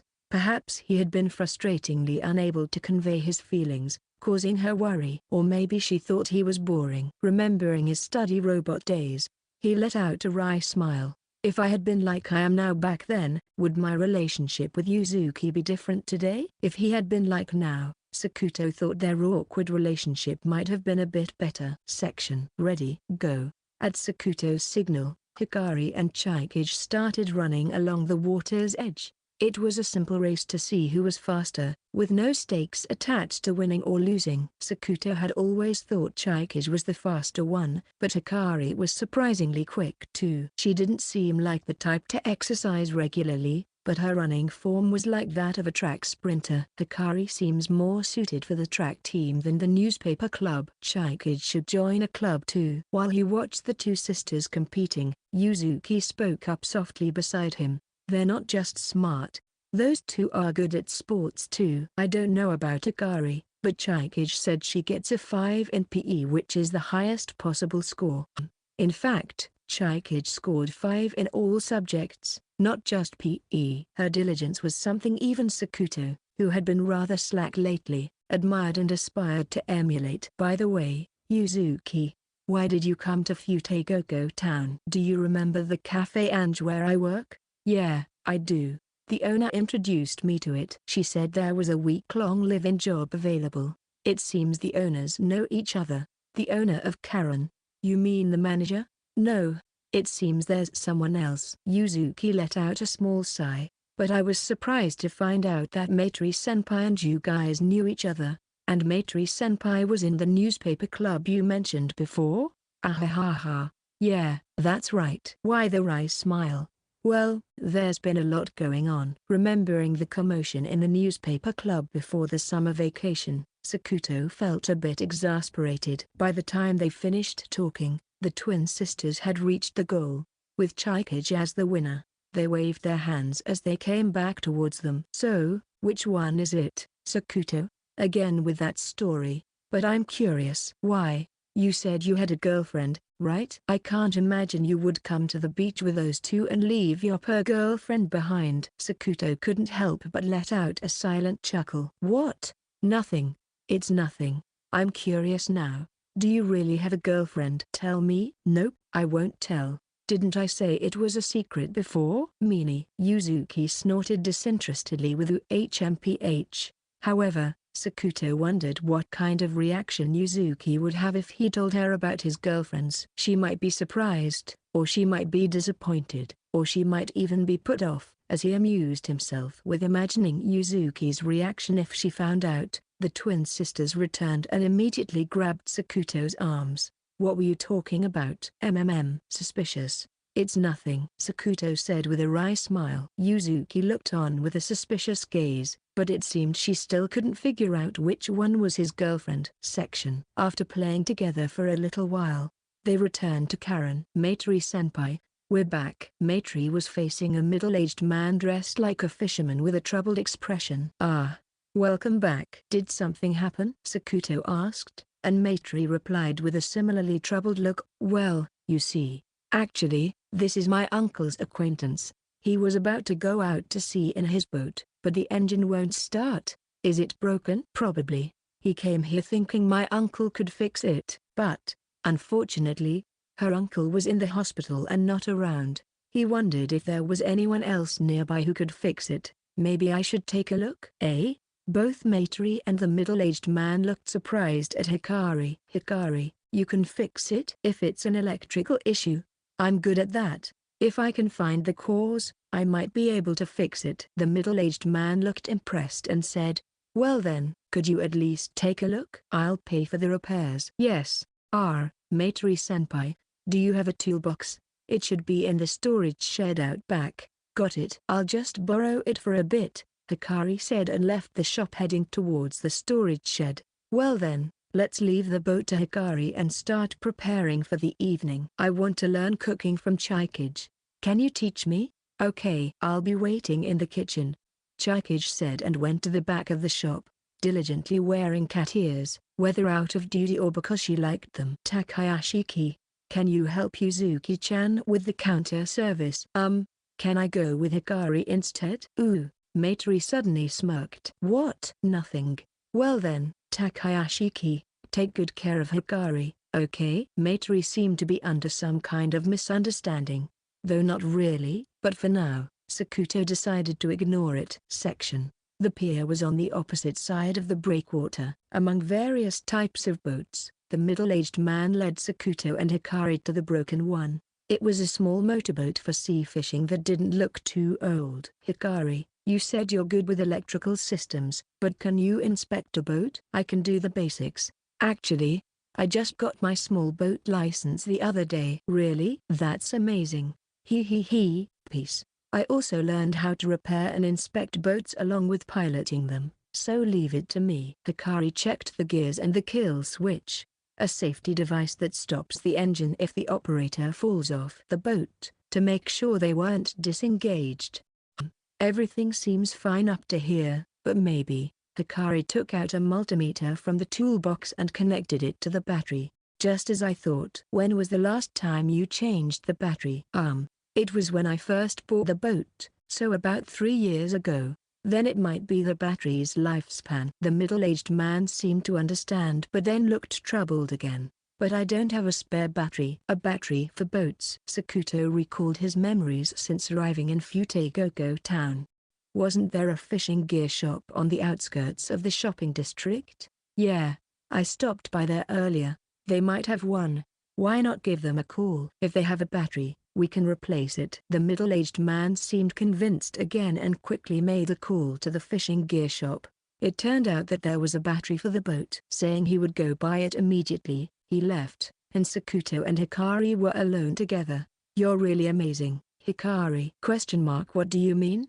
"No, I mean, being able to repair and inspect boats, and even getting a small boat license, that's not something just anyone can do. I think it's more important to act first rather than overthink things. You know, if there's something you like or want to try, you have to move on it right away or you'll lose your enthusiasm." Hikari definitely has a point. Thinking I want to do this or I want to try that can be exciting in the moment, but as time passes, most of those feelings fade into indifference. So that's why. Suddenly, Hikari hugged him. "Act on your impulses." Sometimes it's important to stop and think a bit too. "Don't you want to kiss me?" "I do, but right now?" To Sakuto's question, Hikari just chuckled softly and quietly closed her eyes. After a slightly long kiss, Hikari smiled with her cheeks still flushed. "The timing is always okay whenever you want to, Sakuto." "I see." "Make sure you do the same for Chie-chan later, okay? She worked really hard today." "Got it." Then, just one more time. And they kissed. At the moment of their second kiss, a white cat was watching them from atop the breakwater. It was the time of day when the twilight sky reflected off the sea. The water's surface shimmered as if it were aglow with gold. Perhaps bored with the endless long kiss, the white cat yawned, stretched its legs out in front, straightened its back, and with a little leap, hopped down and went off somewhere. Twin Talk 2. The guest is his childhood friend. "Hey, can I talk to both of you both for a second?" It was during break time. Yuzuki approached the twins who were building a sandcastle on the beach. Sakuto had just gone to the restroom, so Hikari muttered softly, "I see. Is it about Sakuto?" Yuzuki was startled and stammered, Well, yes. But it is also about you, Hikari-chan and Chikage-chan." "Us? What is it?" "Well, which one of you is Sakuto's girlfriend?" Hikari and Chikage looked at each other and chuckled. "Rather, which one do you think is his girlfriend?" "I'm asking because I don't know." "Sakuto won't tell me. He says it's a secret." "Why are you so curious about that?" Well, Sakuto is my childhood friend." Yuzuki looked away from the twins as if trying to hide her nervousness, even though she knew that wasn't a good enough reason. Since the Hydrangea festival, Yuzuki had found the Usami sisters somewhat difficult to deal with. Chikage has a strong personality and can be scary when angered. She even confronts boys like Matsuke's Shun with fierce opinions. She's beautiful, but someone whose mood you wouldn't want to spoil. Hikari hides her feelings behind a smile, yet she has a sharp mind that can pinpoint various things, which makes her somewhat intimidating. Of the two, Hikari is the harder one for Yuzuki to deal with. Even now, before she could ask, Hikari had guessed it was about Sakuto, making Yuzuki feel as if her thoughts had been read. Yuzuki understood that both sisters were formidable when angered. Yet, she also thought they were genuinely kind people. Compared to Sakuto's demeanor up to middle school, the calm way he carries himself now must be influenced by these two. They are beautiful, stylish, smart, and athletic, qualities the twins possess that Yuzuki feels she lacks. She admits to herself that they are simply out of her league. If Sakuto had changed because of meeting them, Yuzuki would have wanted to know how they managed to change him so much. That curiosity was eating away at her. She also wanted to know which one was his girlfriend. The reason for that wasn't entirely clear to Yuzuki. But still. Then, Hikari raised her hand. "Actually, I'm Sakuto's girlfriend." No fair. "That's not true. I'm his girlfriend." Chikage also raised her hand as if to assert herself. So who really is the girlfriend?" "Me. It's me." Yuzuki let out a big sigh. Was she being teased not only by Sakuto but by these twins as well? "Okay, how about this? I'll tell you a certain secret about Sakuto if you tell me which one of you is dating him." "A secret about Sakuto? What is it?" "What kind of secret? I'm curious." The twin sisters showed interest. "It's something embarrassing for Sakuto, like a weakness." "What's that? I'm very interested." "So, who's the girlfriend?" "Raise your hand honestly." Me. It's me. Me. This is hopeless. Yuzuki sighed again.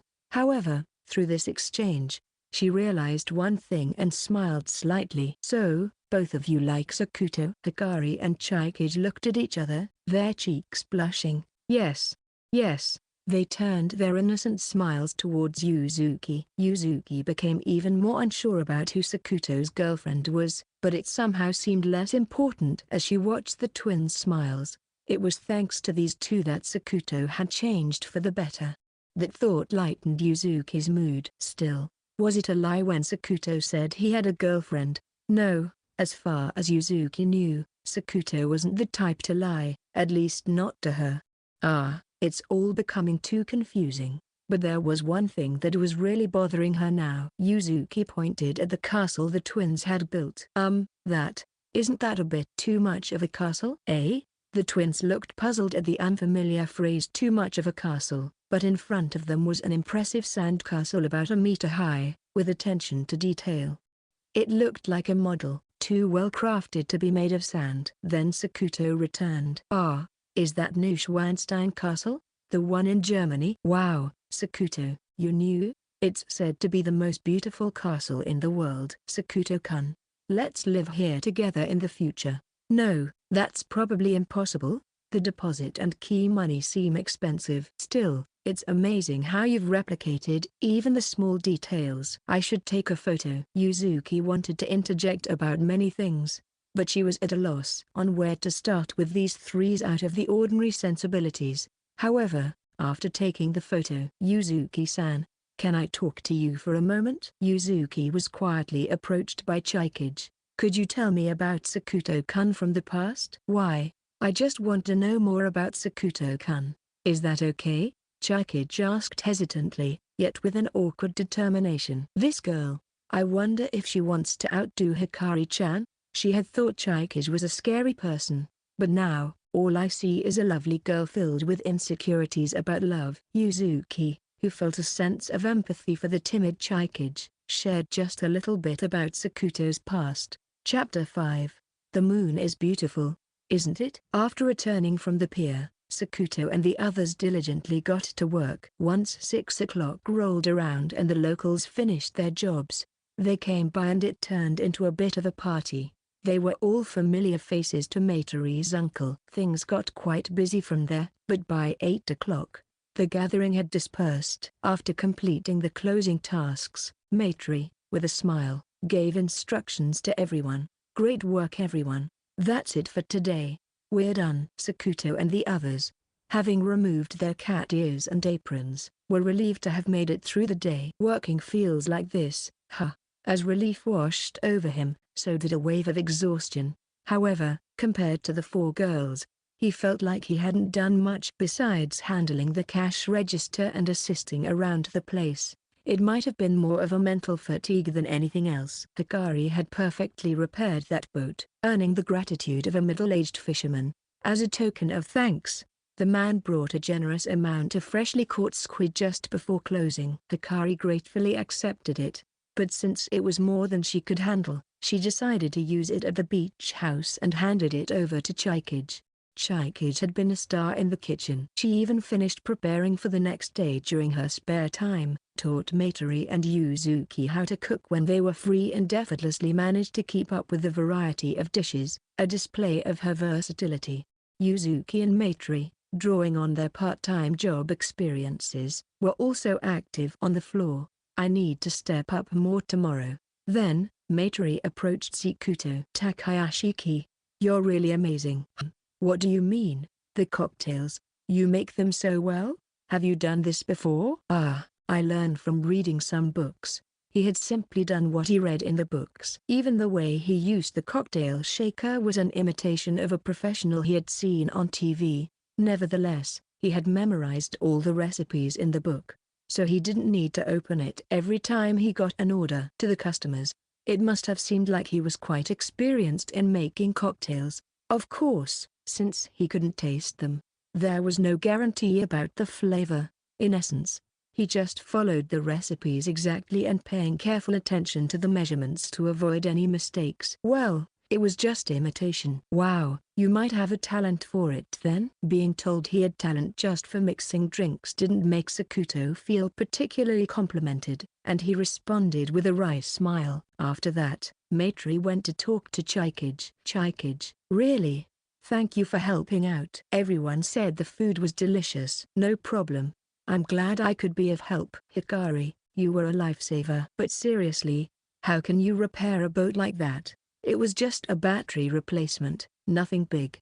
Thank you too, Yuzuki-chan. Your customer service was perfect. Well, I'm used to it from my part-time jobs. Maitri went around praising and thanking each person. While she might be troublesome as an adversary, as an ally, she seemed to be a fundamentally good senpai. Chikage looks satisfied too. When she first came to Futegogo Town, she had a gloomy expression, but now, despite likely being tired, she looked bright. Being relied upon and entrusted with responsibility must have given her a sense of fulfillment. Initially, Sakuto thought they had been caught up in an irregular situation, but perhaps this was okay too, he thought. Section. On the barbecue grill, meat, seafood, and vegetables sizzled as they cooked. When Chikage asked if it was okay to borrow the barbecue equipment, Maitri provided the ingredients as well, and their slightly delayed dinner turned into a barbecue for the 5 of them.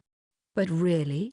Are you sure you don't want money for this? When Maitri asked, Chikage smiled sweetly. Yes, this is more than enough. We're not here as part-time workers but as helpers. I see. Well, the meat is good, and the seafood and vegetables are all local. Please enjoy it. Thank you, Maitri-senpai. Afterward, Maitri went around taking photos of everyone to commemorate the day. By the way, Hikari had been alternating between meat and seafood for a while.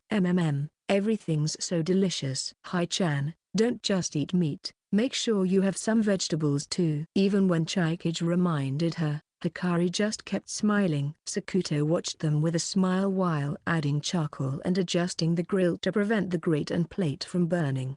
Then, Yuzuki quietly spoke to him. Sakuto, want me to take over? Huh? No, it's fine. I like doing this. Really? Well, you seemed to enjoy it during our middle school camping trip too. Yeah, when I was tending the fire, I didn't really need to talk to anyone. Sorry. Why are you apologizing, Yuzuki? No. If you don't get it, never mind. Yuzuki, looking a bit embarrassed, went to talk to Maitri. Sekuto. Hikari, still smiling, picked up some meat with her chopsticks. You haven't eaten much yet, right? Here, say R. He took a bite without hesitation, and the meat with barbecue sauce released its savory flavor in his mouth. It was really good meat, tender and delicious enough to eat again and again. Delicious, right? One more time, say R. Then Chikage came over. That's not fair. By order and position, that should be my turn. While saying that, she offered him some squid with her chopsticks, the same squid Hikari had received earlier. For me please. Got it. Sakuto also liked the unique texture and taste of squid, but this was something else. It was so fresh that it tasted even better than the stuff he usually bought at the supermarket. Delicious, right? How about another bite? Sure, I'll take another. Sakuto. It's turn next, okay? Oh.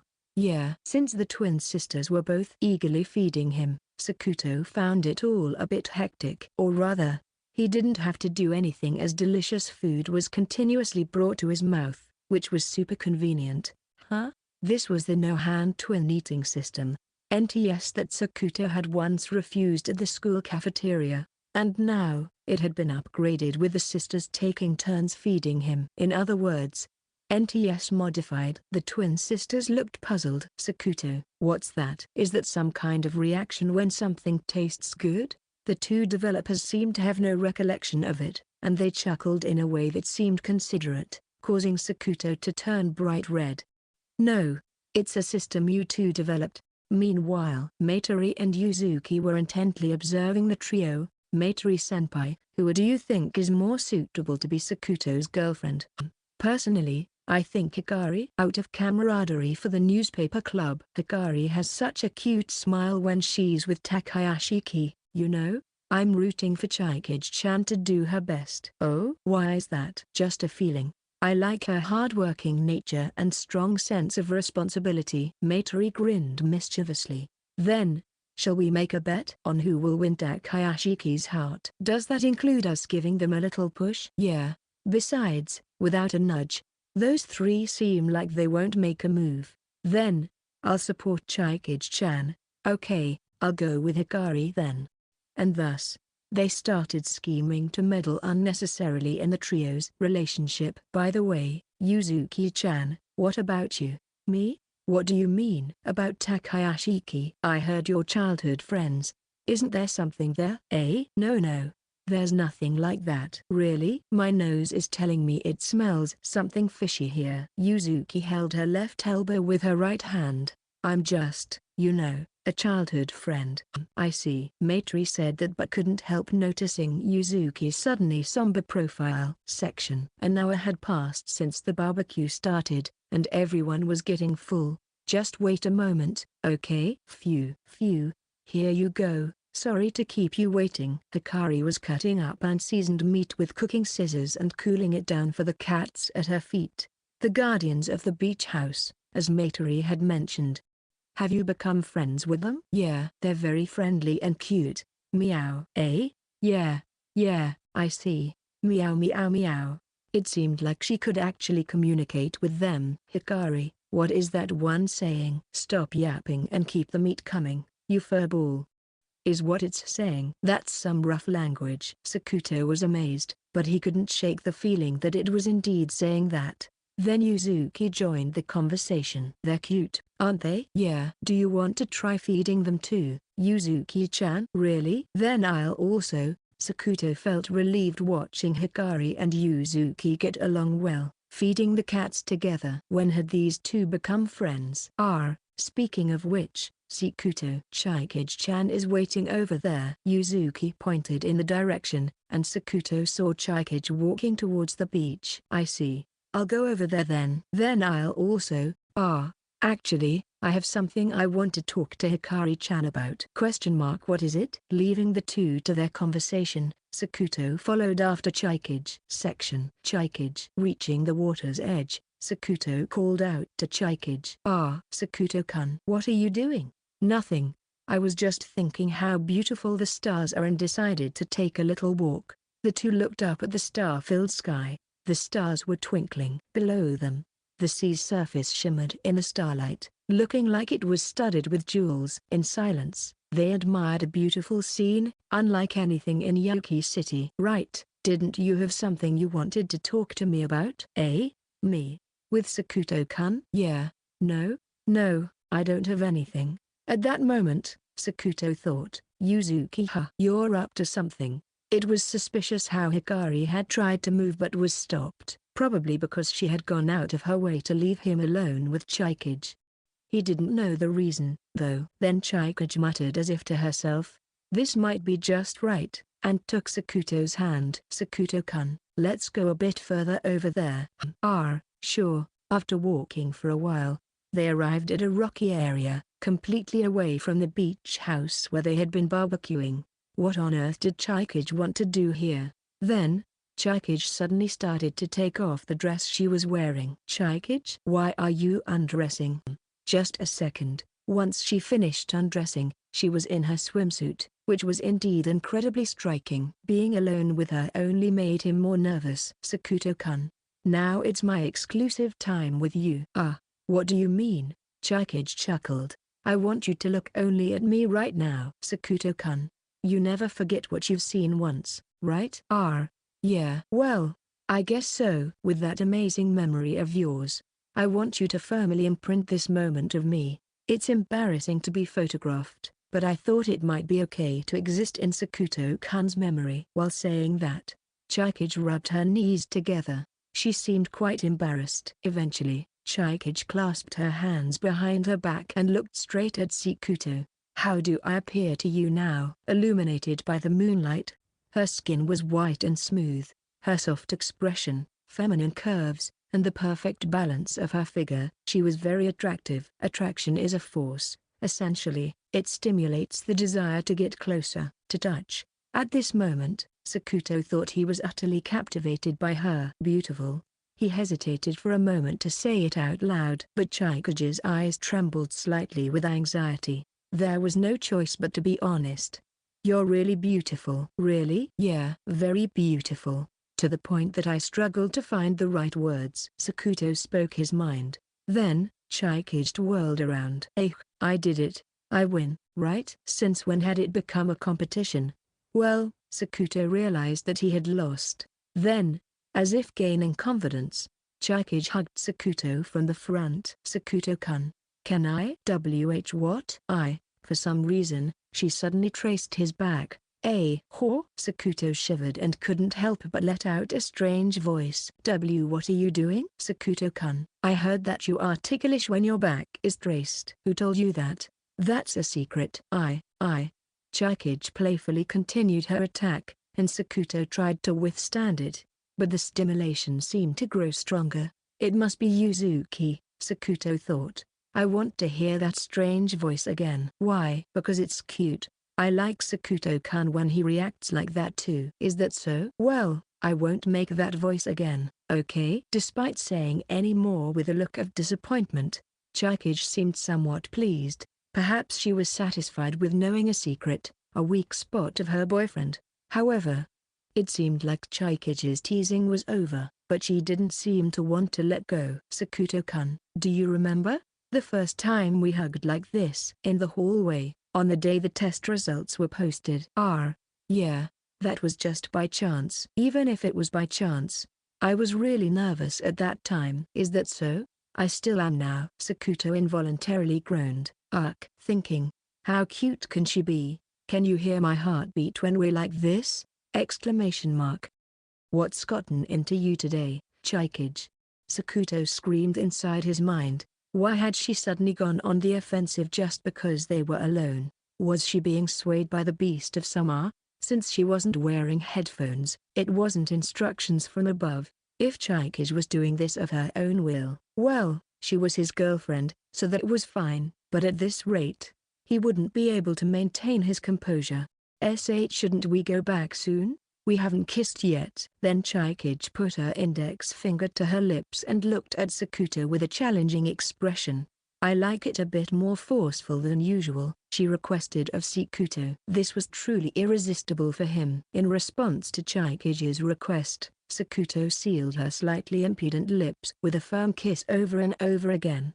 Since she had been teasing him so much, he figured this much was permissible. It was a beautiful evening with the moon shining brightly. A white cat sitting on a rock, watching Sakuto and Chikage, swayed its long tail up and down leisurely. Chapter 6. The night is just beginning. Sakuto, Hikari, and Chikage, having pushed their bicycles up a gentle slope, returned to their villa and decided to take turns bathing. It was just past 10 o'clock, and considering the day's fatigue and tomorrow's plans, they decided it would be best to take an early bath and get a good night's sleep.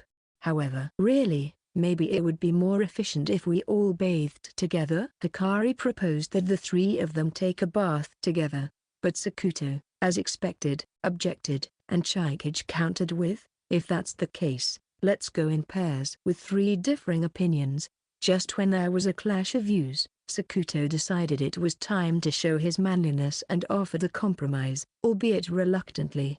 All right, if we wear swimsuits. With a sigh, Sakuto, who had bathed first, reflected on the day while staring at the ceiling. It had been quite an eventful day. He wasn't sure where to start, but time seemed to have flown by. The seaside town of Futegoko Town, then to Imoko Mountain and Koishi Beach, and unexpectedly encountering Matori and Yuzuki at the beach hut Karen, where they worked together. Then there was the barbecue. Despite the various happenings with Chikage, it was good to be back safely, but Sakuto was plagued by a headache, not metaphorically, but a real, throbbing pain. It's been a while since I felt this. Sakuto, with his good memory, occasionally suffered from dizziness and headaches due to information overload. Processing too much information at once could be overwhelming, especially on days filled with new and different experiences. Headaches are common, especially on days when he's been to new places or had multiple new experiences. Though it's much better now compared to the past. There was a time when he found it hard to even leave the house. All things considered, today was fun. The headache from information overload and the reluctance he felt strangely also gave him a sense of satisfaction. Undoubtedly, this was thanks to Hikari and Chikage. How different his feelings were now compared to the past. He felt as if this headache was nothing. "Excuse me coming in." Suddenly, he felt as if he'd been hit in the head with a blunt object. Hikari? Hikari stood there in a mystical attire of just a bath towel. The northern region highlighted her beautiful collarbone and deep cleavage, while the central area was covered by the pristine white bath towel territory. And further south, the soft-looking thigh territory branched into two. Fertile lands, majestic nature, profound beauty. It might be hard to understand what is being described, but it implies the presence of a mystical and unexplored place in this world. And there she was, in just a bath towel. Though the towel covered more area than a swimsuit, that wasn't the issue. At this rate, not just Sakuto's, but it seemed as if a volcano on a remote island was about to erupt. "What's that, huh?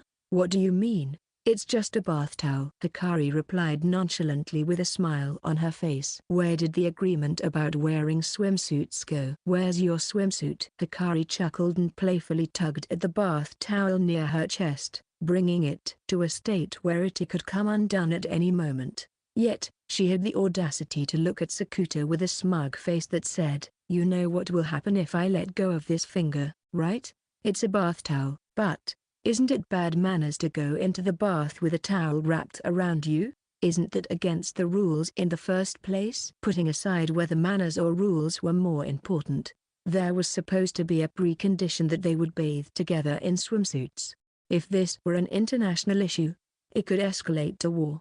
That's why Sakuto was peacefully wearing a swimsuit. But why was Hikari in a bath towel? Why?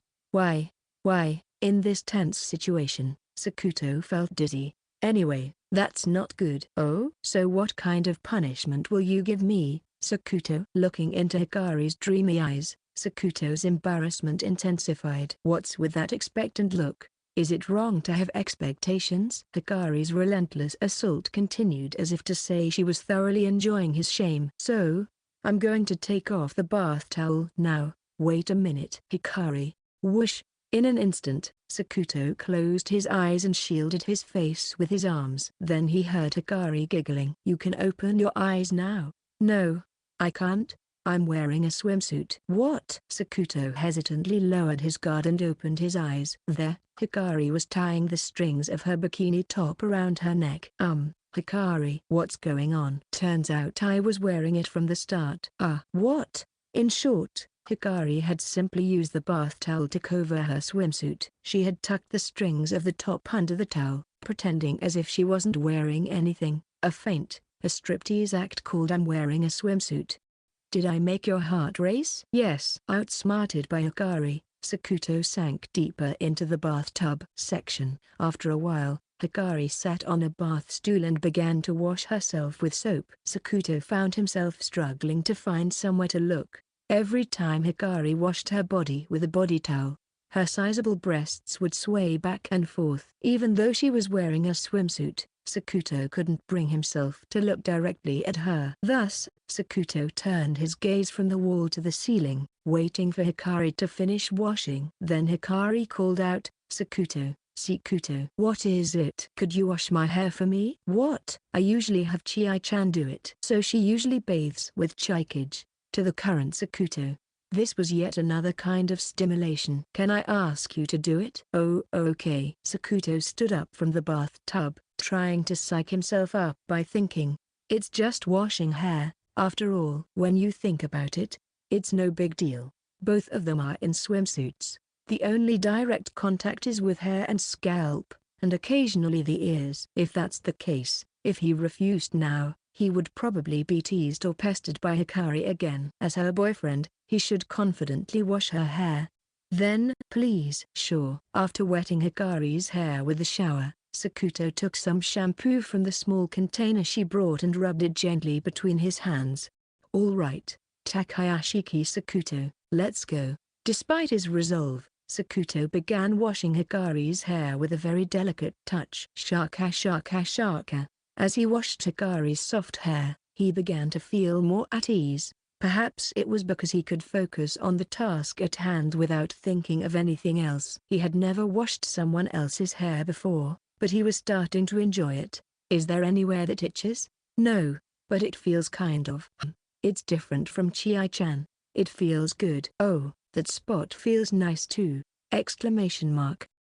The word feels good struck directly at Sakuto's delicate heart. It didn't seem like Hikari said it with any intention, but the choice of words in this situation was very delicate and important. If that's the case, that's good. You can move a bit faster if you want. Oh, okay. What am I even doing? Sakuto thought, as he looked at Hikari's defenseless back. Right now, Hikari had her eyes closed, so she probably wasn't aware of his gaze, but her white and beautiful back from her waist to her bottom was fully exposed. I shouldn't be looking. Sakuto turned the shower faucet and rinsed Hikari's hair with hot water. Phew, so refreshing. Sakuto was inwardly relieved, but next, Hikari requested that he apply conditioner. What am I even doing? As he worked the treatment into Hikari's hair, Sakuto thought that once again. The bath is really spacious, isn't it? Yeah. Sakuto found himself in another situation he couldn't just talk his way out of. He and Hikari were soaking in the bathtub together, with Hikari sitting on him as if he were a reclining seat. In other words, right in front of Sakuto was Hikari's head, which he had just finished washing. Hey, Sakuto. What? You went to the rocky shore with Chie-chan, right? What did you do? Sakuto, who was asked with a sly grin, involuntarily groaned. We were looking up at the starry sky. Did you kiss? Yeah. How long? What? Do I have to answer that specifically? If you don't tell me, maybe I'll sulk. Embarrassed, Sakuto whispered softly into Hikari's ear. Like that? That sounds nice. I want to do that too.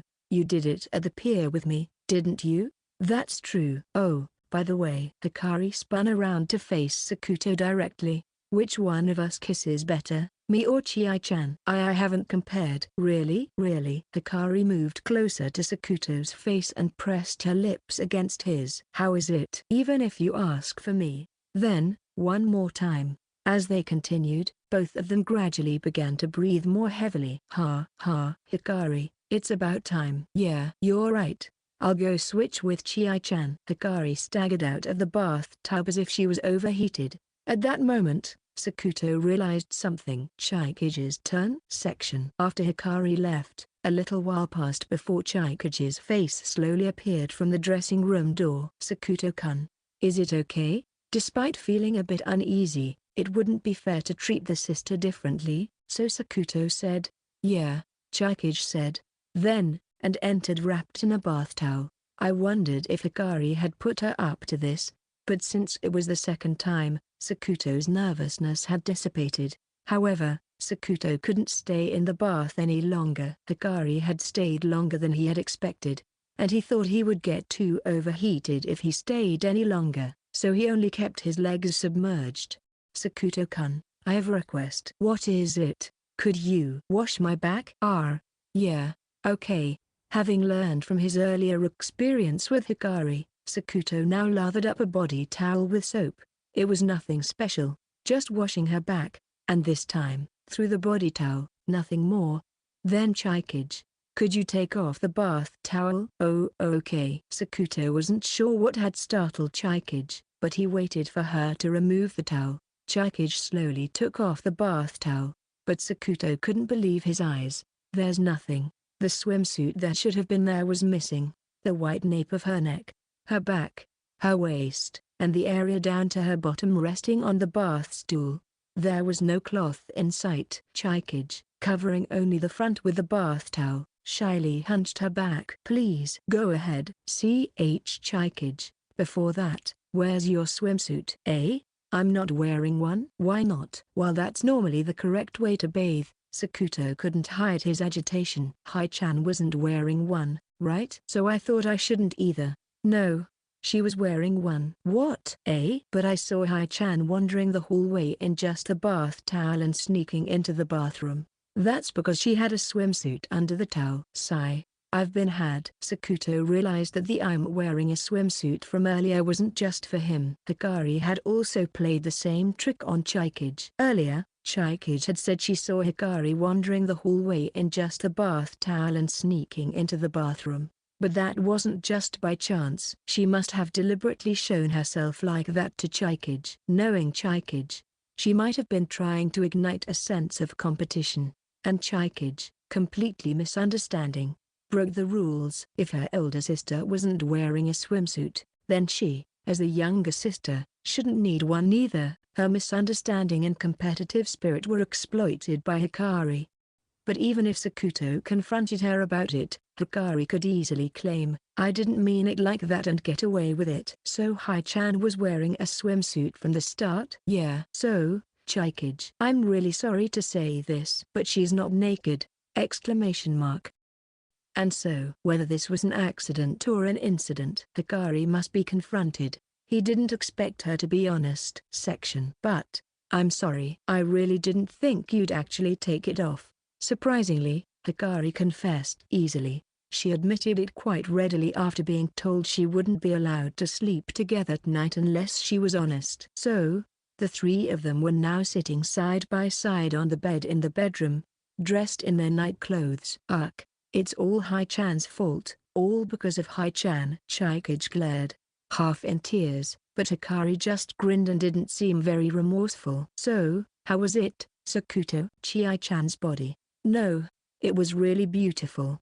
Exclamation mark. Sakuto-kun? Wait, I only saw your back? I just thought it was a beautiful back. The two became flustered and awkward while Hikari grinned at the sight. But still, who would have thought Chi-chan would break the rules?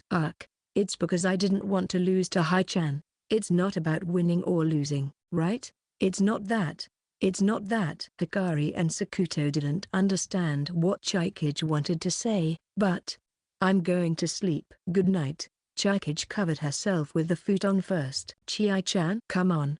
I'm sorry. HMPH. Sakuto thought even her sulking was cute. Hikari, perhaps feeling she had gone too far, showed a slight look of regret before giving Sakuto a wry smile. Let's just go to sleep for today then? Yeah. They turned off the light and lay down side by side to sleep. However, Sakuto couldn't sleep. On the contrary, he felt wide awake. He wanted to turn over, but Hikari's face was on his right, and Chikage's face was on his left. So he had no choice but to lie on his back and try to sleep that way. Then, from the right side, he could hear the quiet breathing of someone asleep. Hikari, a short sleeper, fell asleep quickly and seemed to have already drifted off. Sakuto somewhat hesitantly turned towards Chikage. Their eyes met. Sakuto flinched for a moment, but he kept his voice down to avoid waking Hikari. "See, can't sleep?" "I can't. My heart's pounding too much." I see. Actually, me too." Then Chikage chuckled softly. Sakuto-kun? What is it? I'm not really that angry." "Huh?" "I had to act that way, or Hai-chan wouldn't reflect on her actions." "I see." Sakuto felt a bit relieved, but then, suddenly, something traced his back, and he let out a strange noise, but the hand that touched him was, "What's wrong?" "It's nothing. It must be Hikari pretending to be asleep." Hikari's fingertips traced over Sakuto's back again and again. Sakuto continued to endure it desperately. It seemed like teasing at first, but then it appeared she was writing something. "I know." "Sorry." It seemed she had written, "I guess Hikari is feeling sorry about it." "Do you think so?" "Yeah. After all, it's Hikari." "That's true." Sigh. "What's wrong?" Under the covers, Chikage took Sakuto's hand. "Was it really beautiful?" "That?" Yeah." Sakuto blushed, recalling their earlier conversation. "That's good then, but you have to take responsibility, okay?" "What?"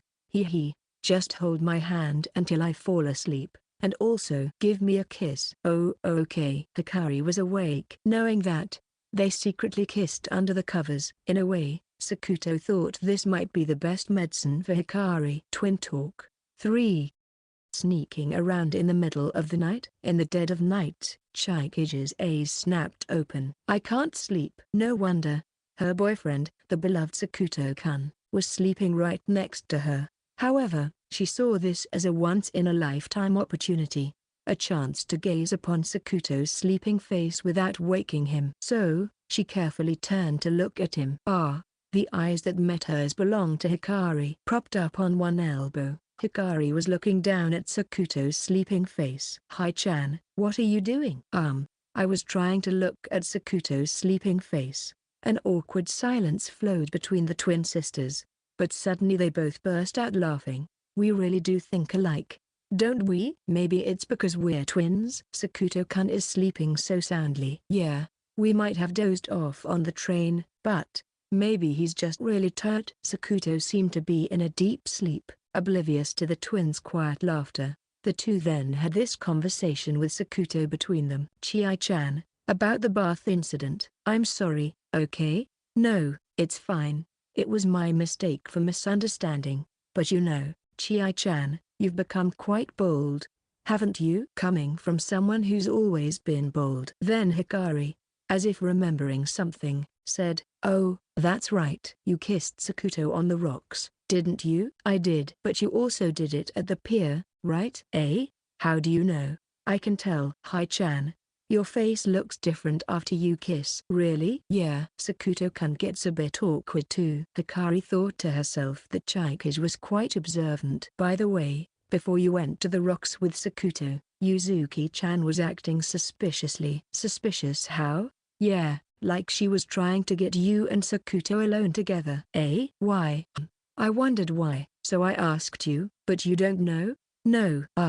But Sakuto-kun said he came after me because Yuzuki-chan told him I was calling for him. At that, Hikari chuckled knowingly. Weren't she concerned about which one of us was Sakuto's girlfriend? Maybe Yuzuki-chan can't imagine having both twins, so she thought he wasn't dating either of us. So, she realized we both like Sakuto-kun and decided to support me? Maybe? But why me? Well, you should ask Yuzuki-chan about that. Chikage felt there were still things that didn't quite make sense. But if that was the case, why would Yuzuki act that way? And what did Yuzuki really think of Sakuto?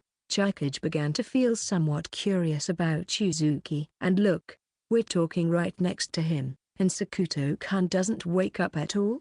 He must be really tired.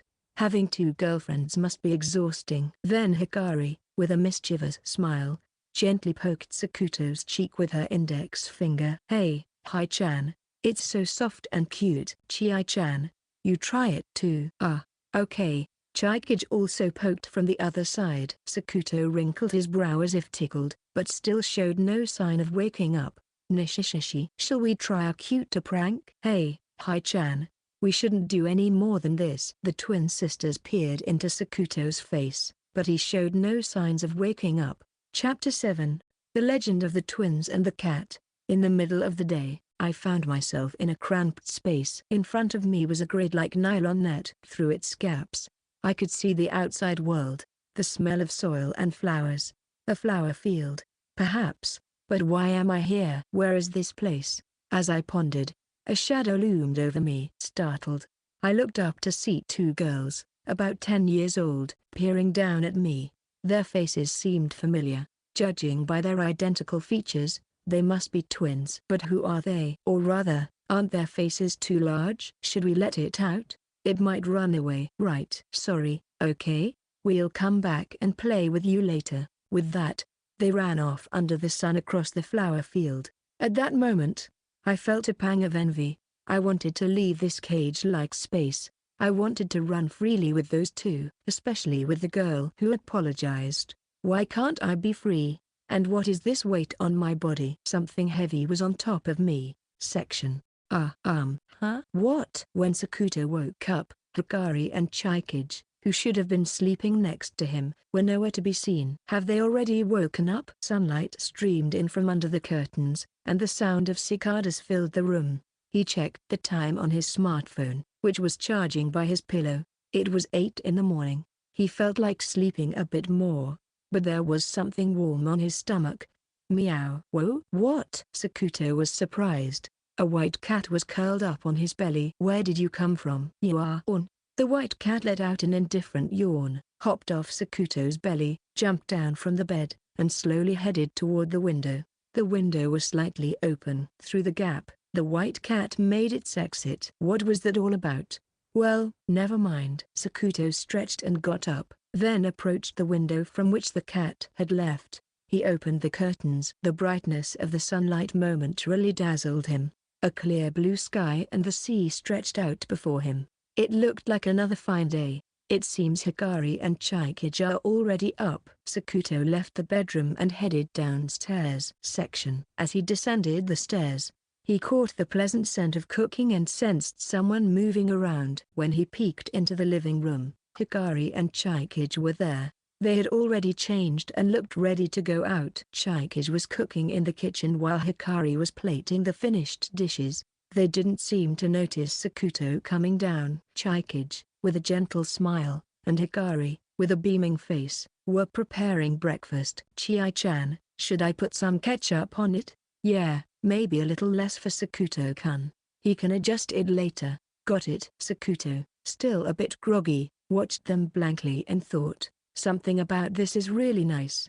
Before he knew it, he was smiling. Good morning, Hikari. Chikage.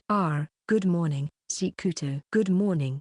I'll help out, too. No, it's almost done, so please go wash your face first. Yeah, and maybe fix that bed head a little. Laughed at by the two for his bed head, Sakuto scratched his head awkwardly. After washing his face and tidying up his hair a bit, Sakuto returned to find breakfast ready. Golden brown toast, scrambled eggs, and a salad topped with shrimp and cherry tomatoes. A colorful breakfast was laid out on the table. Itadakimasu. Itadakimasu. While eating breakfast, the three discussed their plans for the day. Earlier, Maitri-senpai sent a lime saying it might get busy today. She wants us to come to Karen at 11. Hikari said that, and Chikage seemed to ponder for a moment. Sakuto-kun, what shall we do until then? Well, it wouldn't be bad to go a bit early and play in the sea, but, if you don't have any plans, shall we go to the shopping district? I'd like to do a little shopping.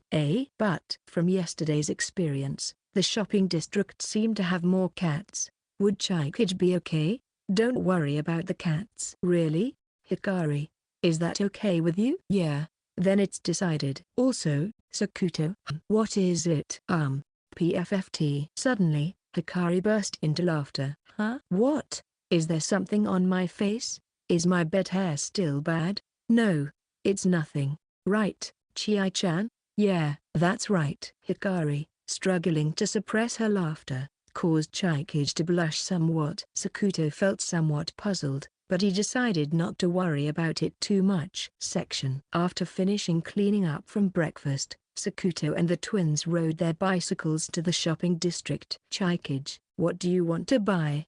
I want to look for souvenirs for Dad and Mum. Also something for the place where they work. Sakuto was simply impressed by how thoughtful she was. Hikari, do you want anything? If Chie-chan is getting something for Mom and Dad, maybe I'll buy something for everyone in the newspaper club. I see. Then maybe I should get something for Mitsumi-san and Mom too. It was just past 9 o'clock, and some shops were already open. In the Cho romantic-style shops, fitting for a town called Cat Town, there were retro packaging designs featuring cat marks and paw prints.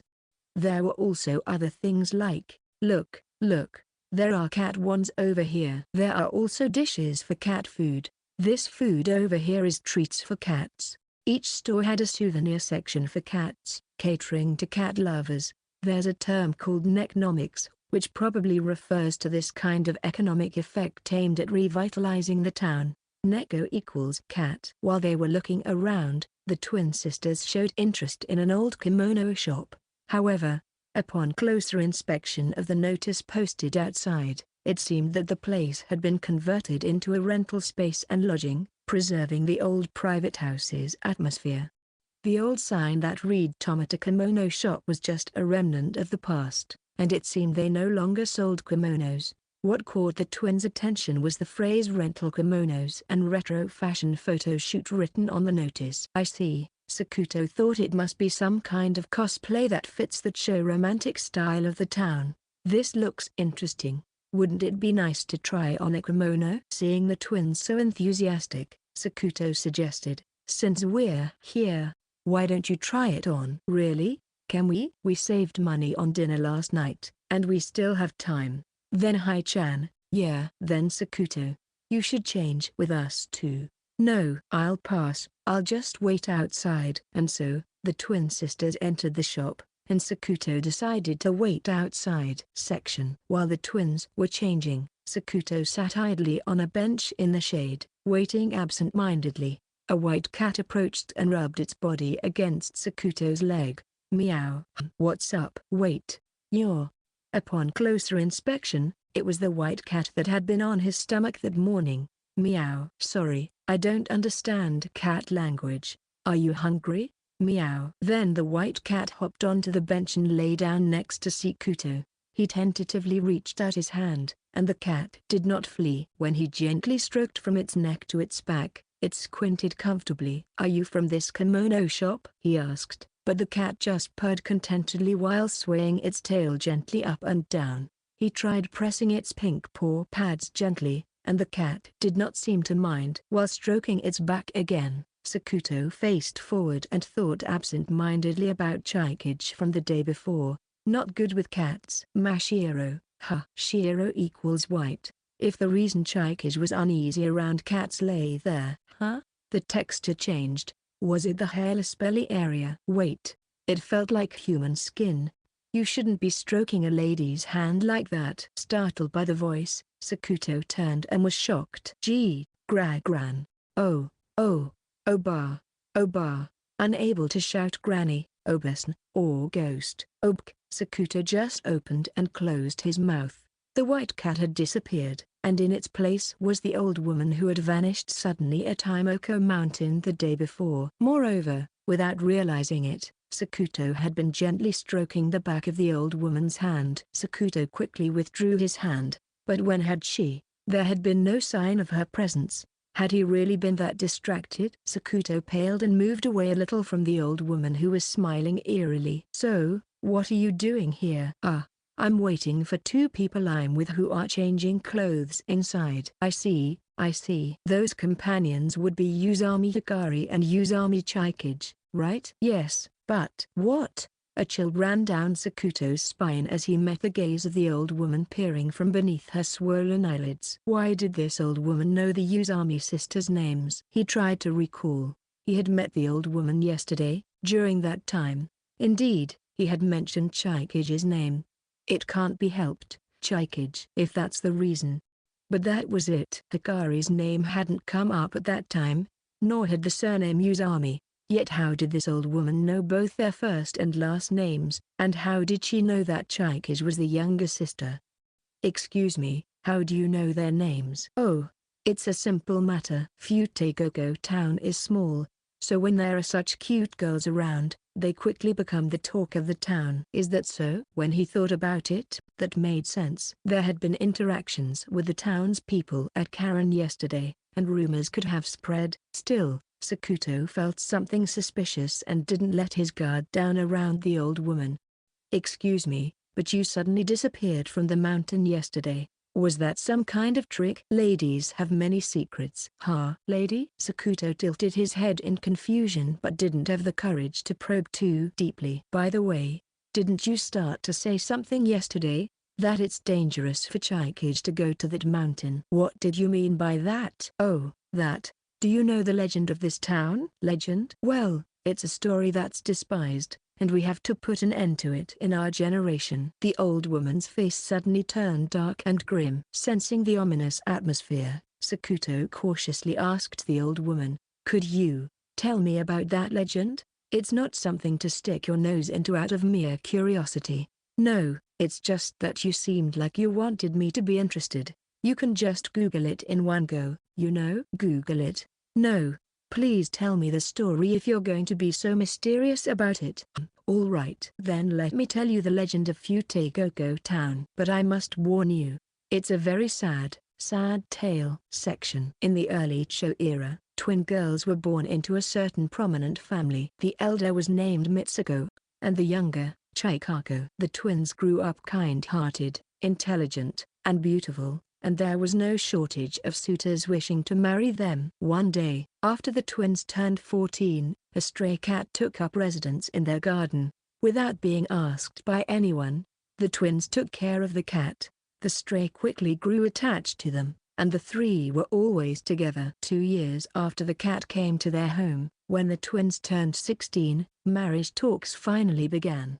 Mitsuko was to marry into a merchant family, and Chikako into a prominent fishmonger's family. However, there was someone who didn't approve, the cat they had cared for. With the departure of the twins, the cat would be left alone in their family home, feeling lonely and sad, and the twin sisters, too, lamented living apart from each other. So the cat returned to the beach where it had been found. That place was right between the mountain and the sea, watched over by the gods of the mountain and the sea. The cat begged the gods, "Please turn me into a human man." The cat's plan was this: if it could become a human man and make the twins fall in love with it, their indulgent father would surely cancel the marriage arrangements. Then, he could marry both sisters and live happily together with them as before. The gods of the mountain and the sea then set one condition: if it doesn't work out, we'll turn your body into a tiny stone. Are you still willing? I am willing. Please turn me into a human. The gods accepted the cat's wish and transformed it into a human man. Thus, the cat turned into a man and went to the twin sisters. The twins were mourning the cat's disappearance, but as the man comforted them gently, they opened their hearts to him. However, the cat had made a grave mistake. A dispute arose between the sisters. Needless to say, it was a fight over the man. The cat's plan failed, and overwhelmed with sorrow, he returned to the beach at night. He did this to keep his promise to the gods. The cat leapt up and was instantly turned into a small stone. Section. Well, that's the story. It's commonly said around here that a cat living long among humans will come to possess human emotions, the old woman said with a hint of regret, and Sakuto spoke with a solemn expression. What happened next? The twins, not knowing that the cat had been turned into a tiny stone, went to the beach in search of the man. They searched the beach while crying, but they didn't know about the cat turning into a man or being turned into a stone. Is that so? Eventually, morning came, and the heartbroken twins realized the foolishness of their quarrel. Then, the elder sister headed to the sea, and the younger sister to the mountain. The old woman said with regret and let out a big sigh, "You can see the island from the beach, right? That's Aneko Island, and the mountain opposite it is Imoko Mountain. And the beach between them is Koishi Beach, right?" Note: An, in Aneko, means older sister, Imto, in Imoko, means younger sister, Koi, in Koishi, means love. As Sakuto spoke, the old woman said that's right and sighed again. The twins yearned, Koishi, for the missing cat, who had turned into pebbles. Koishi, hence the name Koishi Beach. An ironic name. So they decided to name the town Futegoko, twins' child, in hopes that the twins and the cat could always be together. He that hunts two hares catches neither. It's a cautionary old tale about not chasing after two goals. Sakuto felt as if he couldn't just listen to the story as if it was someone else's affair. It's a well-crafted tale, isn't it? Dark and rich in irony. It might be a made-up story, but around here, there's an old saying from long ago: don't let the elder sister go to the island, don't let the younger sister enter the mountain. Why is that? It's said that the elder sister will be taken by the sea, and the younger sister will not return from the mountain. That's just superstition. There's no way that's true. Yes, that's why, when we were promoting the town, we decided that if there were such dark stories and superstitions, people would stop coming. So we made it a rule not to tell tourists about them. That explains it, Sakuto thought. When he came to this town, the train conductor had reacted strangely to Hikari and Chikage. Surely, he must have known about such sayings. Why did you tell me, then? Because you seemed eager to know. Well, yes, but I felt like you wanted to tell me specifically. The old woman suddenly gave a wry smile. You have feelings for those twins, don't you? Huh? I won't say anything bad. accept one and give up on the other. Otherwise, a tragedy will happen someday. Sakuto remained silent, clenching his fists on his lap. I think that old tale from earlier was created by our ancestors to pass down their experiences to future generations. In the end, it's about whether they end up separated or not. But reality might be so. There's a reason why they keep their relationship a secret. The fact that the three of us are dating will be kept a secret. This rule exists to bind us together while also protecting each other. This rule binds them while also protecting them because they believe that others might not accept their situation. Yet, I like both of you. There was no deceit in his feelings during that confession at the Western-style dining canon, and he had decided to genuinely face both of them. I want to be a boyfriend that Hikari and Chikage can be proud of. I'm scared of being alone, so I want to stay together with you two from now on. Is that okay? Since he became their boyfriend, he must prove it. No. The three of us are making an effort to ensure that doesn't happen. The old woman looked at Sakuto with her eyes testing his resolve. We've managed well together so far, and will continue to work hard to get along well as three. This declaration was not just for the old woman, but for all the various beings in this world. If anything happens, I will definitely protect Hikari and Chikage. I will. Sakuto's eyes widened in surprise because, Sakuto. What are you talking about all by yourself? Sakuto-kun. Well, the old woman had vanished in an instant. She was a granny well known for her sudden disappearances. However, it wasn't just that she had disappeared. In her place stood Hikari and Chikage, dressed in retro fashion. Wearing different colored hakama, they stood frozen with bright red faces, looking as if they were dressed for an early coming-of-age ceremony. In fact, the twin sisters had been standing by Sakuto's side all along. Unaware of their presence, Sakuto had continued to talk to the absent old woman, earnestly making a grand declaration. He had really gone through with it. In short, Sakuto had boldly proclaimed something quite embarrassing in front of the very people it concerned. Consequently, the atmosphere between the three was a blend of surprise, embarrassment, happiness, regret, and indescribable awkwardness. That just now was, like a practice run. You could say I am happy about it, but we're outside. But yes, I'm happy. Why, you said you'd protect us. Protect us. Protect. Chikage?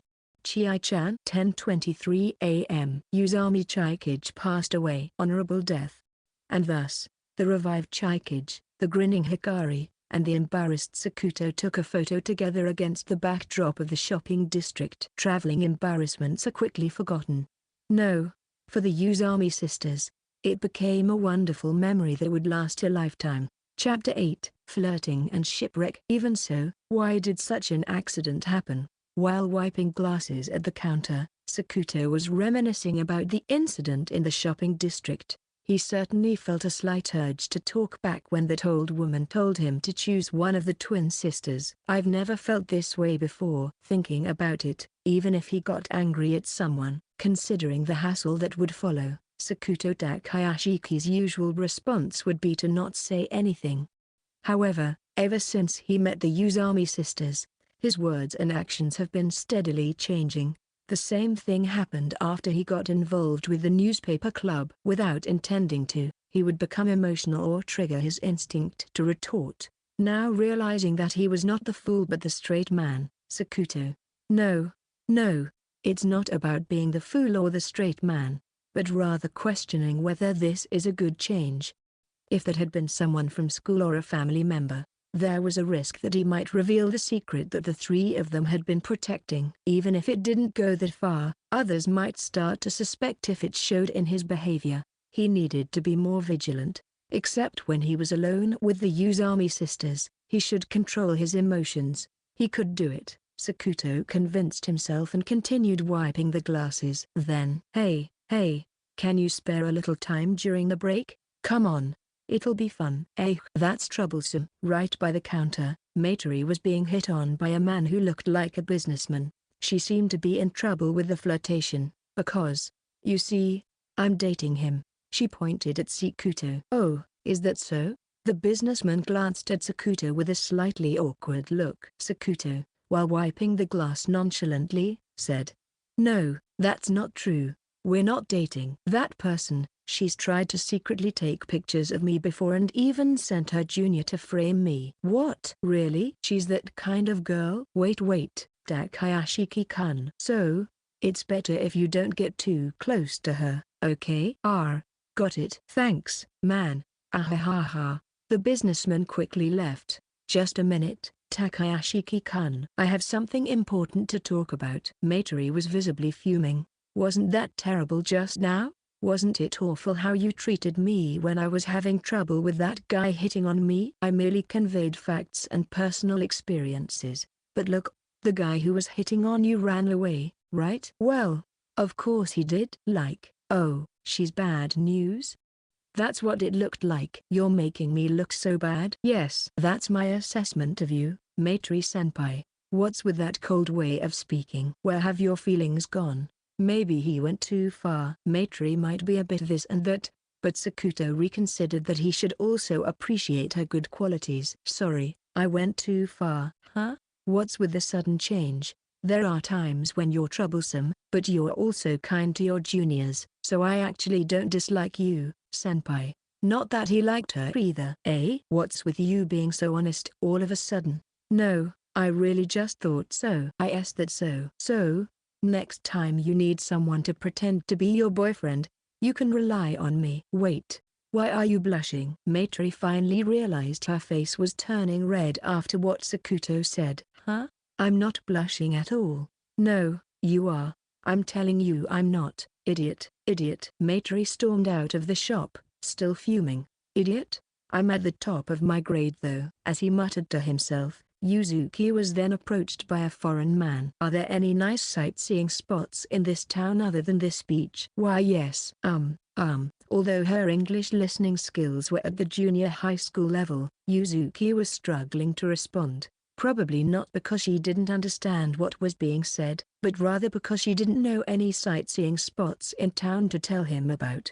Come to think of it, Yuzuki said she was bad at English in junior high school. Sakuto stepped forward in front of Yuzuki. Sakuto, leave it to me. Can I help you? I want to know about recommended sightseeing spots." "I see." Sakuto pointed out the window with a smile. "There's a place on that hill where you can see a panoramic view of this town." "Oh, really? Thank you so much." "Have a nice day." "Thank you." "You too." The foreign man left the shop with a cheerful smile. "Phew. He's gone now." Yuzuki was staring blankly at Sakuto. "What's wrong?" "Huh? Nothing." "Really? If you have any trouble, just let me know." Sure." Yuzuki scurried to the back of the store while running. Then, Hikari approached, saying, Sakuto. "What is it? Can I have a word with you?" Hikari whispered to Sakuto. "Maybe you shouldn't make girls other than your girlfriend feel too excited." "Huh? What do you mean?" "Otherwise, I might get jealous eventually. And if Chie-chan finds out, she might get angry." "What are you talking about?" "I didn't mean to." Hikari chuckled and headed towards the kitchen. It seemed like Hikari had been watching the interactions with Matori and Yuzuki, but Sakuto was sure he hadn't done anything to excite them. Human relationships are quite complicated, especially with girls, Sakuto thought. Having a moment to spare, Sakuto went around to the back of the store to the storeroom to replenish supplies like cups and straws. Just like the day before, Chikage was there holding plates of food in both hands. "Wait a minute, please." Chikage, surrounded by several cats rubbing against her legs, had a ticklish or perhaps embarrassed look on her face and struggled to put down the plates. "You seem to be getting along well with them, huh?" Trying to be helpful, Sakuto approached Chikage with a smile. "Yes, just a little. More normal than yesterday, I guess. Are you trying to tame them?" Sakuto pointed to the pocket of Chikage's apron. This is. Chikage panicked because a cat treat called Cheru, which cats love, was sticking out of her apron pocket. "I just found it in the fridge." "Nope. There wasn't any in the fridge yesterday or today." Chikage's face turned bright red. Sometimes it's not good to have such a good memory. I can't get away with lies." Seeing the embarrassed Chikage, Sakuto thought it was endearing. Sorry. I just can't forget things. Teasing her, Chikage awkwardly placed the food plates at her feet. The cats happily gathered at Chikage's feet and began to eat. Did you buy that this morning? Yes. I thought these little ones might like it too. The two probably included Mashiro. Thinking it would be tactless to ask, Sakuto just smiled gently. I can't quite put it into words, but I think it's nice. This kind of thing. You can take your time, Chikage. Eh? But the kitchen. Leave it to me. Go ahead and pamper those little ones. Thank you. Perhaps understanding Sakuto's intention, Chikage blushed. Then, she turned a soft gaze towards the cats gathering around the food plates. Sakuto quietly took out the supplies from the storeroom and left the scene without disturbing Chikage and the cats playing. As the afternoon peak passed, Sakuto was wiping down the counter when an adult woman approached him. She was a beauty wearing a slightly flashy swimsuit with a white base and floral patterns. She appeared to be in her mid to late 20s or maybe in her 30s. Excuse me, could I talk to you for a moment? What can I do for you? Those cat ears are cute, aren't they? Ah, this is the official uniform of the store. I know. You're cute in your reaction too, huh? The woman chuckled and showed a beautiful smile. Stepping closer to Sakuto.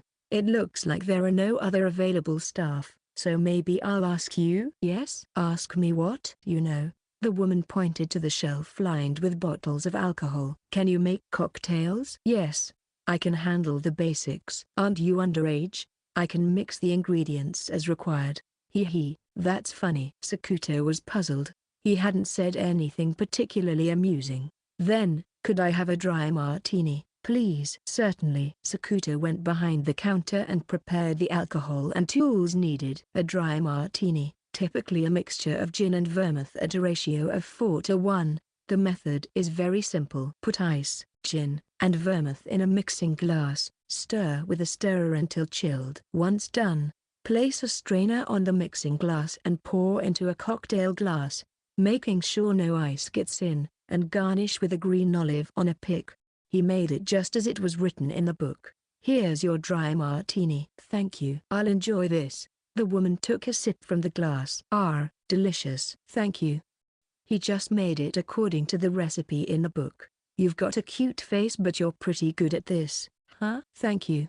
Well, he just made it according to the recipe in the book. You're really good. Did you learn this somewhere? No, not particularly. Again, he just made it according to the recipe in the book. So, I'm here with a friend. Could you make 2 cocktails for us? Certainly. After ordering 2 cocktails, the woman winked and headed out of the store. First section. Sakuto, with the cocktails on a tray, searched for the woman in the sunbed area just outside the beach house. The woman was easy to spot in her flashy swimsuit. Her companion, a woman with long black hair, was lying face down, exposing her white back. Sorry to keep you waiting. Ah, there you are. Thanks. Takayashiki? Yes, I'm Takayashiki. Takebana, sensei. Indeed. Sakuto was surprised and turned pale. The black-haired beauty lying on the sunbed was Takebana Fuyuko, the math teacher. Usually, Takebana had the strict title of student guidance, but now she let her hair down, took off her glasses, and wore a mature, brown bikini. Her figure was terrifyingly good. Even compared to her usual plain clothes, one would mistake her for someone else if she hadn't spoken up. But more importantly, what should he do in this situation? As Takebana looked at him with a curious gaze, Sakuto felt extremely awkward and wondered, why is sensei here? The school rules don't prohibit part-time jobs, but is what I'm doing right now even considered a part-time job? With these thoughts, Sakuto's mind was racing. So, Takayashiki, what are you doing here? Just helping out at the store. Then Takebana stared at Sakuto's face and smirked. Before the summer break, I suggested you might try being a bit more assertive, but I never said anything about growing cat ears. Ah, this is the official uniform. Seeing the flustered Sakuto trying to explain, Takebana chuckled lightly. You're here, so the Usami sisters are with you, aren't they? Ah, how did you come to that conclusion? It's simple. Your actions are always based on the Usami sisters, right? You're here in Futegoko Town and ended up in a situation where you have to work wearing cat ears, probably because of the Usami sisters. Well, that's my guess. The woman who had been watching the exchange between Sakuto and Takabana spoke up. Could it be that you're one of Fu Ayuka's students? Yes. I don't directly teach him though. I see, I see. Oh, I'm Fu Ayuka's friend, Hanoka Fuka. Yes. Nice to meet you, Hanoka-san. Sakuto thought she seemed to have a light-hearted personality, and then he looked at Takabana again. So, Takayashiki, explain why you're here. If Takabana had gone to the shop, she would have found Hikari and Chikage. Maitri and Yuzuki were also there, so Sakuto realized he couldn't bluff his way out of this section. I see, so that Karen Beach House is run by Kazuka's uncle. Yes, you happened to be traveling with the Usami sisters and helped out because they were in trouble. While blurring some details, Sakuto finished explaining, and Takabana smiled knowingly. That sounds like something Usami Chikage would do. Yes, well. Once Takabana seemed satisfied, Sakuto asked something he was curious about. By the way, Takabana-sensei, why are you here? I had a business trip nearby yesterday. Then Fuka wanted to go to the beach. I googled and found out that Cat Town was close by, so I came with Fu Ayuko. I may not look it, but I like cats. Sakuto responded with a disinterested "Oh." So, where are you staying with the Usami sisters? At a villa owned by an acquaintance of my aunt. So your aunt is with you? Yes. Well, Sakuto replied with a wry smile, but Takabana looked at him suspiciously. What is it? Well, it's fine, as long as there are no problems. Sakuto felt relieved inside, but he was worried whether his lie had been noticed. Sorry Fuka, could I have a moment alone with Takayashiki? Then I'll go for a swim. Hanoka smiled and ran off down the beach. Being alone with Takabana made Sakuto feel even more uncomfortable. But he braced himself for whatever she might say. Come, have a seat over there. Yes. Sakuto sat down on the sunbed where Hanoka had been lying. How are things with the Usami sisters? Yes? Well, we're on good terms. There was a lot going on before summer break, but those sisters have changed since the beginning of the school year. It's a good trend. Is that so? You've changed yourself, huh? I think that's a good trend too. Takabana smiled while gazing at Neko Island, which lay beyond the sea. A brief moment of quiet and calm passed before Sakuto decided to ask something he had been contemplating for a while. Takabana-sensei. What is it? When you asked me about Chikage's character assessment, did you already know the truth? What truth are you referring to? The truth behind the rumors, that it wasn't Chikage who was always at the arcade, but Hikari. Did you know that from the beginning? Takabana simply smiled without a word. But if that were the case, Takabana-sensei, you orchestrated things so that Chikage and I would get along. You were there the day the grades were posted, and you saw me being approached by Chikage. Continue. And the guidance about Chikage's ponytail. You were actually hoping I would step in. It's strange that you didn't give the same guidance to Maitri-senpai, who also wears a ponytail. Indeed, I was curious about Usami Chikage. The guidance before was also an attempt to observe her while giving the ponytail guidance. Takabana had said that, but could it be that the person being observed was actually me? If it were a student from another grade, maybe the standards would be more lenient. Even Higashino Wakana, who has noticeable twin tails, hasn't been given guidance. It doesn't make sense. The guidance was too unreasonable, and as a student counselor, it would only bring risks. Yet you deliberately caused a commotion. You knew Chikage would bite back. So what are you trying to say?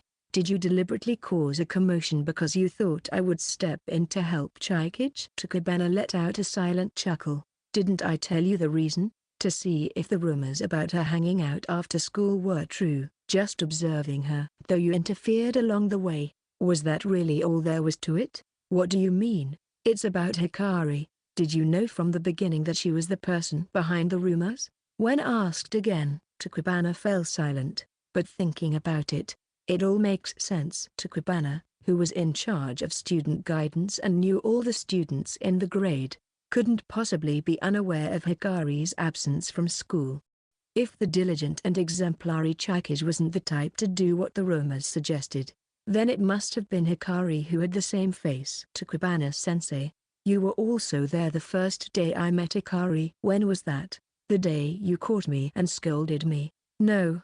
You pretended to come by, pretended to look for a student, but you were actually watching from somewhere as Hikari and I were together. You let us go on playing against each other in the arcade, didn't you?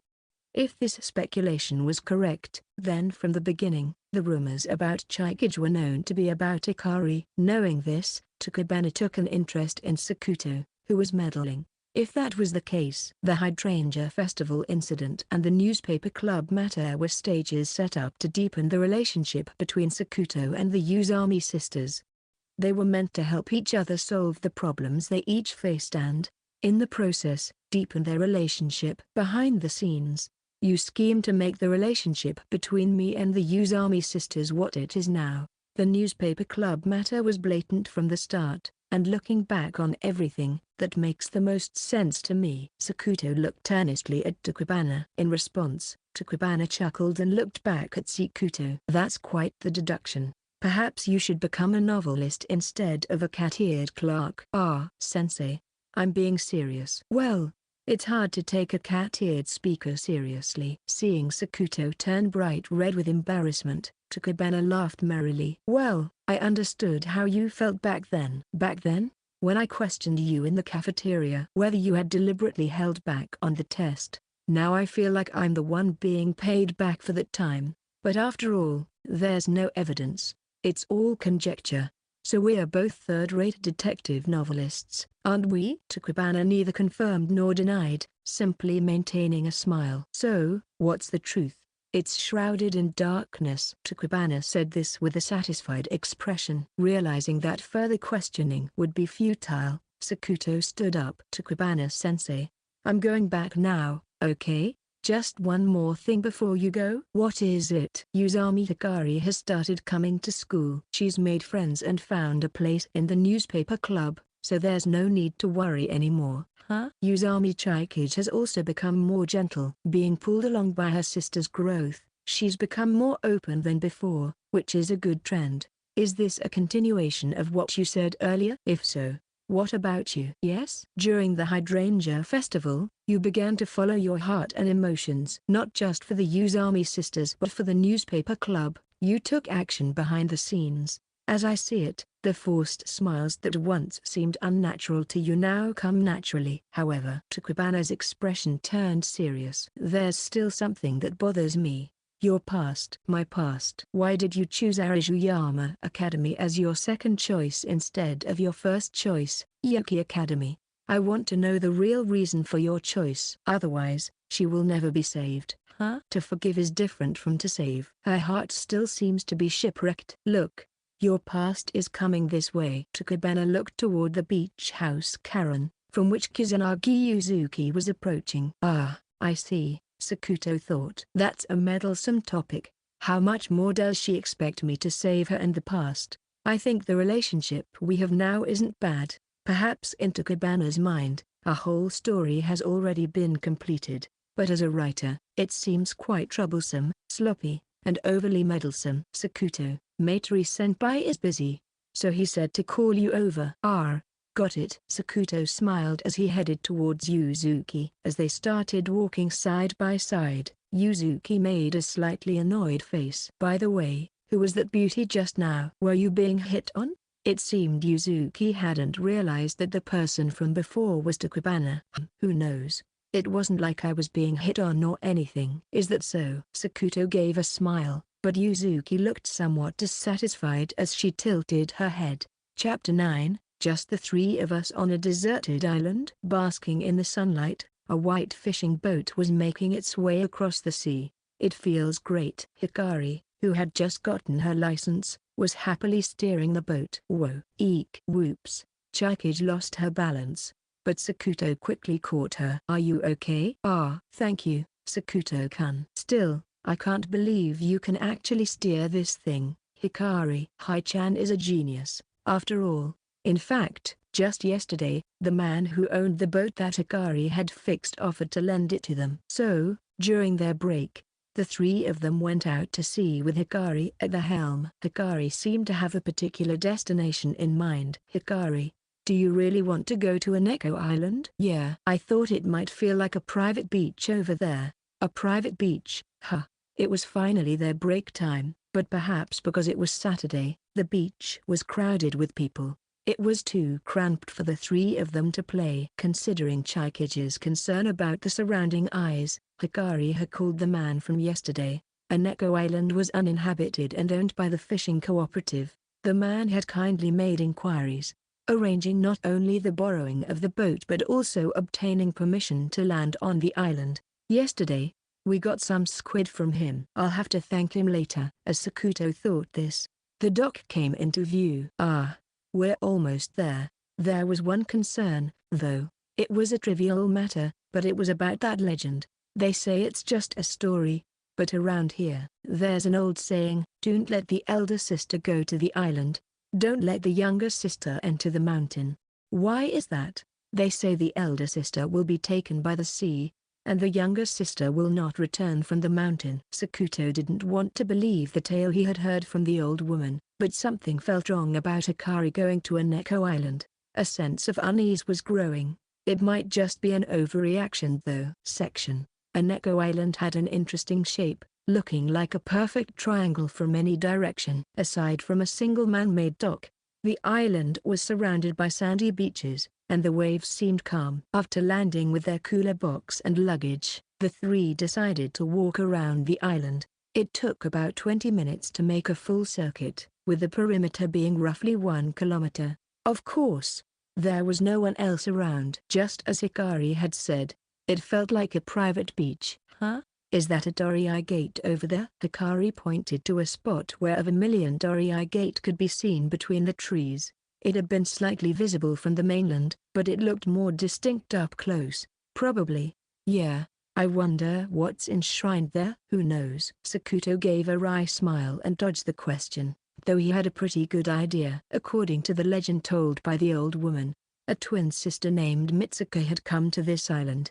The enshrined deity was either the sea god or Mitsuko, and the mountain god, or perhaps Chaikako, would be enshrined at Imoko Mountain. Sakuto usually doesn't believe in superstitions, but this story had strangely caught his attention. Sakuto-kun, you can see the beach house from here. True, the beach house Karen, with its white exterior, was clearly visible from the island. Matori and Yuzuki were probably working hard at this very moment. Beyond the beach house, Imoko Mountain loomed lush and green. From this vantage point, it formed a beautiful triangle, indeed resembling the image of sisters. Shall we go for a swim right away? Sounds good. Hikari and Chaikage started taking off their clothes and changed into swimsuits. Without saying what, the twin sisters' destructive power was as formidable as ever. The three of them did some stretches and then entered the sea. It felt quite pleasant. Hey, Hai-chan, that's cold. Chaikage,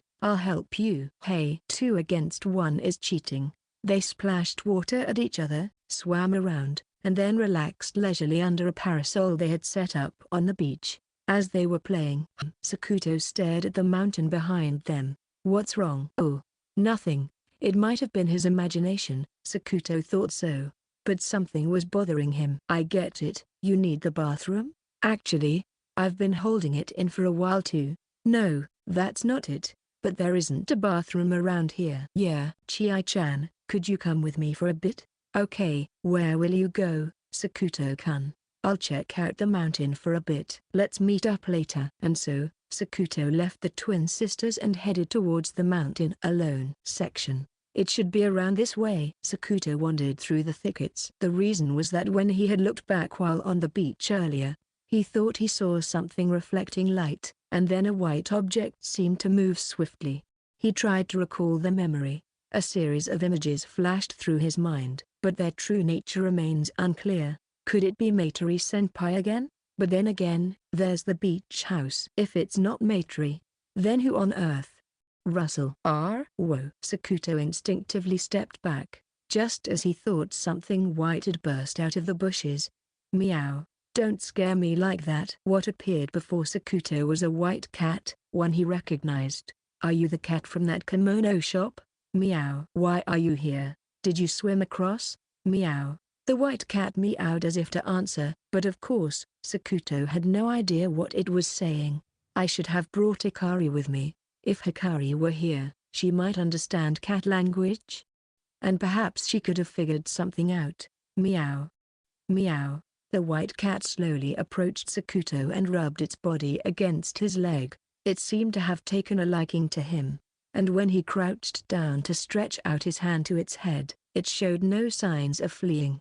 However, suddenly, the cat pushed Sakuto's hand away with its forehead and then hopped away, creating some distance between them. What's wrong? Meow. The white cat started to enter the bushes but stopped halfway to look back and meow, then continued on only to look back again and meow. Are you telling me to follow you?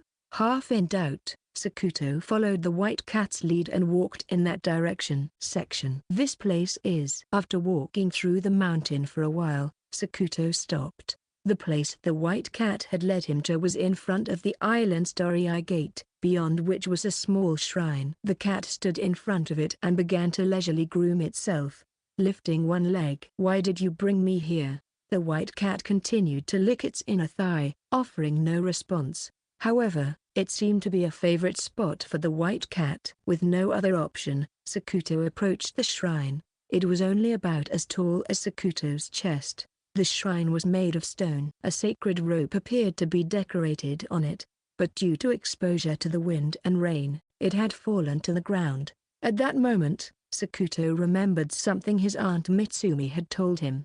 Mitsumi wasn't particularly devout, just like Sakuto, but she believed that if something was fallen or broken, it was better to fix it rather than ignore it.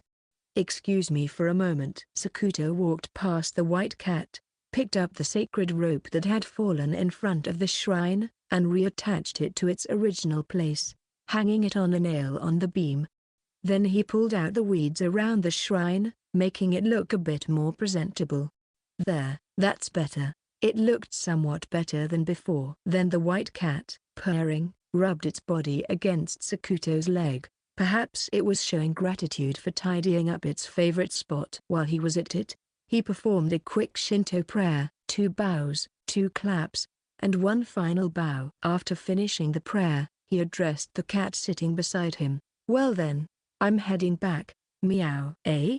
You're not coming? Meow. The white cat seemed to really like the spot as it started grooming itself again. We're going to head back soon, you know. I'll leave you behind. Even as Sakuto spoke, the white cat continued grooming itself. Section. When Sakuto returned, Hikari and Chikage were waiting for him by the parasol. Sorry to keep you waiting. Where did you go? Just a little exploration. I would have liked to join you. Sorry about that. Anyway, isn't it about time we head back? As they checked the time, Hikari mentioned she wanted to swim one last time. So, the 3 of them went swimming. But Sakuto felt the sea breeze gradually getting stronger. Hikari, let's head back soon. Got it. Hikari, who had gone a bit further out to sea, dove into the water with a splash. That's when it happened.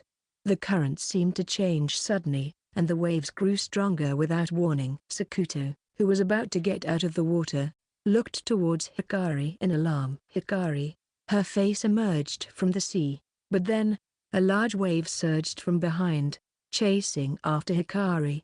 Wait. Hikari. A wave crashed over Hikari's head. Sakuto witnessed a scene as if a large hand was pulling her out to sea. And then he remembered. Don't let the elder sister go to the island. The elder sister will be taken by the sea. The old lady's voice echoed in Sakuto's mind. Hai-chan? Chikage, who had gone ahead, turned around just in time to see Sakuto already diving into the sea in search of Hikari. The waves were high, but she couldn't have gone far. Sakuto, searching underwater, panicked as he couldn't find Hikari and soon had to surface, gasping for air. Hikari, where are you? Sakuto shouted. Then from the surface of the water, Puka. Geez, I got water in my ear. Hikari resurfaced, and Sakuto felt a wave of relief. Thank goodness. Hikari, let's get back quickly. So, Sakuto pulled Hikari, and they finally made it back to where the water was waist deep. Hai-chan? Chikage was trembling, pointing at Hikari with a panic that was far from normal. Sakuto hurriedly turned towards Hikari. "What's wrong, Hika? Sorry. What's wrong with both of you?" Sakuto involuntarily grimaced and turned his face away too late. That's right. It wasn't that something had happened, it was that something that should have been there was missing. Hikari's bikini top. Hikari, her face turning bright red, clutched at her chest and crouched in the water. Was it because of that wave just now? Sakuto. Did you see? You saw it, didn't you? Hikari's unusual panic was all the more because Sakuto was the one involved. Sakuto couldn't forget what he had once seen. He can't forget, not even for a moment, especially something embarrassing, especially now, Hikari's breasts. That memory was unforgettable. Rather than saying I saw it, it was visible, ?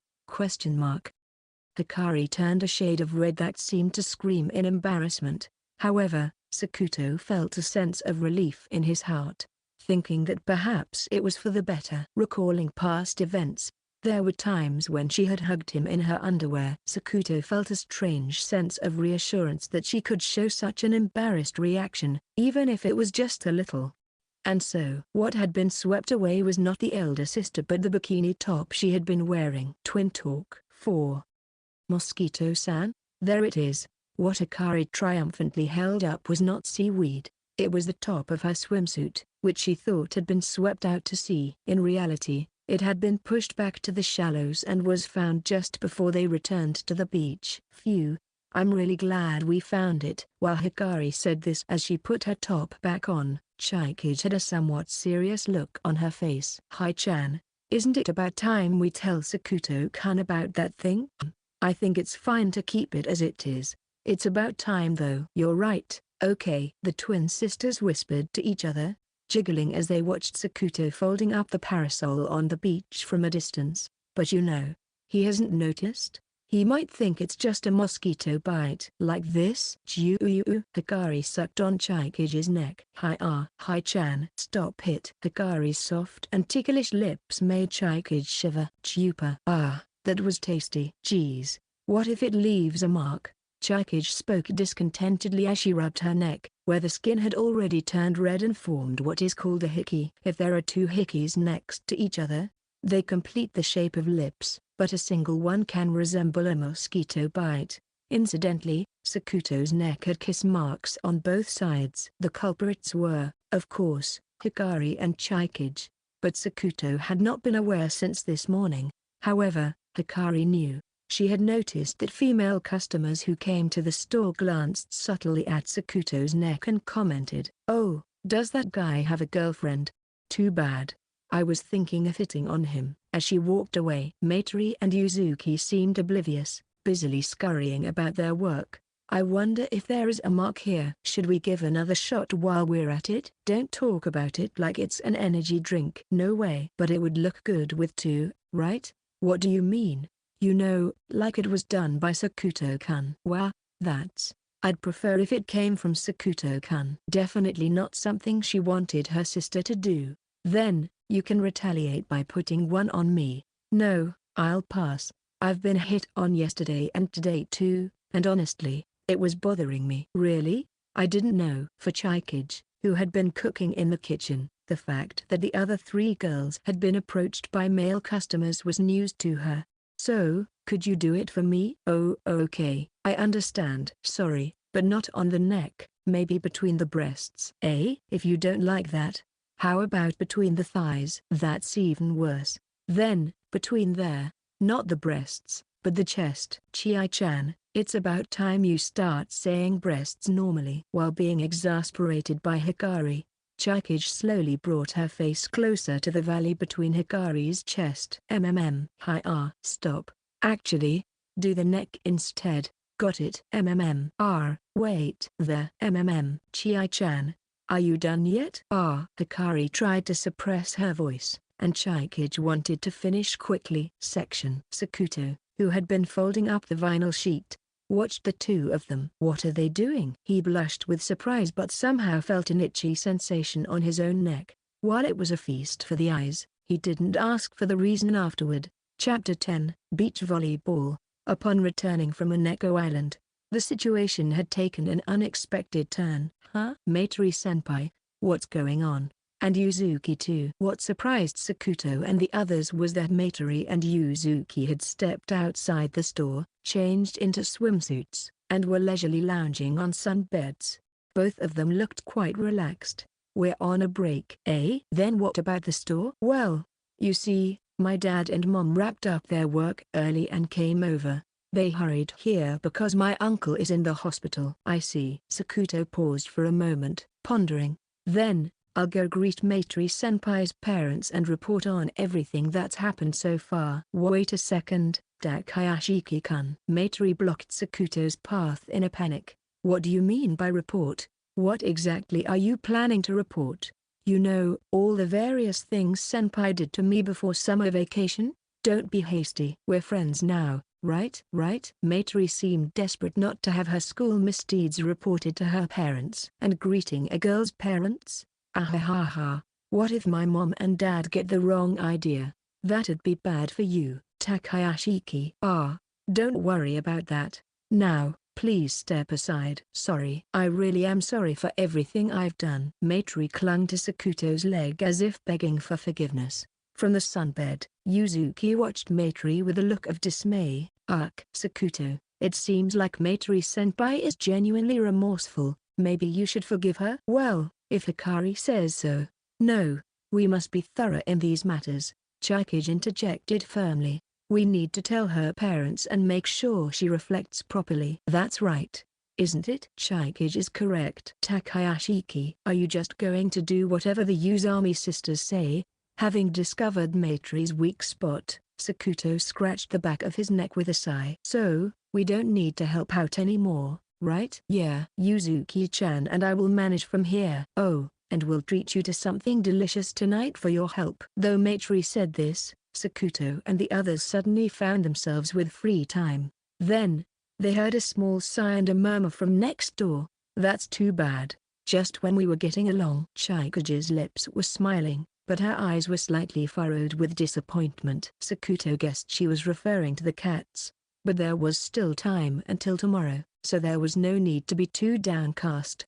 How about we go give them some churu treats later? That sounds good. Yeah, let's do that. Chikage narrowed her eyes with a smile. And so, the current time was 4 o'clock. As they contemplated what to do until evening, how about we play beach volleyball now? Maitri suggested, holding a ball in her hand. Where will we play? There's a beach volleyball court over there. It's technically under our management, and it seems to be free right now. I see. Hikari, Chikage, what do you think? We want to play. Seeing the two of them excited, Sakuto smiled. Then, shall we play? What's with that look? Maitri stared at him with a serious face. You're really under the thumb of the Usami sisters, aren't you? No, I'm not. I smell something fishy. Really fishy. What are you talking about? Come on.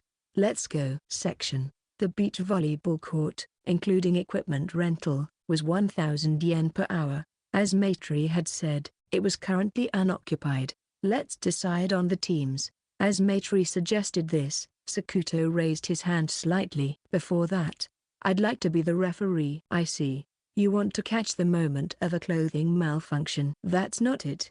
Now, why are you saying that with such a serious face? He thought it would be better for the 4 girls to split into 2 teams of 2, not out of any lecherous intentions. After forming the teams, they ended up being Hikari and Maitri, Chikage and Yuzuki. All right Hikari, let's do our best. Likewise, please take care of me. This was the newspaper club team. The other team. Yuzuki-san, please take care of me. Sure. Team Hydrangea. The only commonality seemed to be the Hydrangea festival, but it appeared their relationship wasn't bad. Rock paper scissors determined that the newspaper club team would go first, and Hikari was up to serve. Hikari, go for a big one. Got it. All right, here I go. Hikari got ready to serve the ball, and it seemed to be a floater serve. She lightly tossed the ball into the air. Here it goes.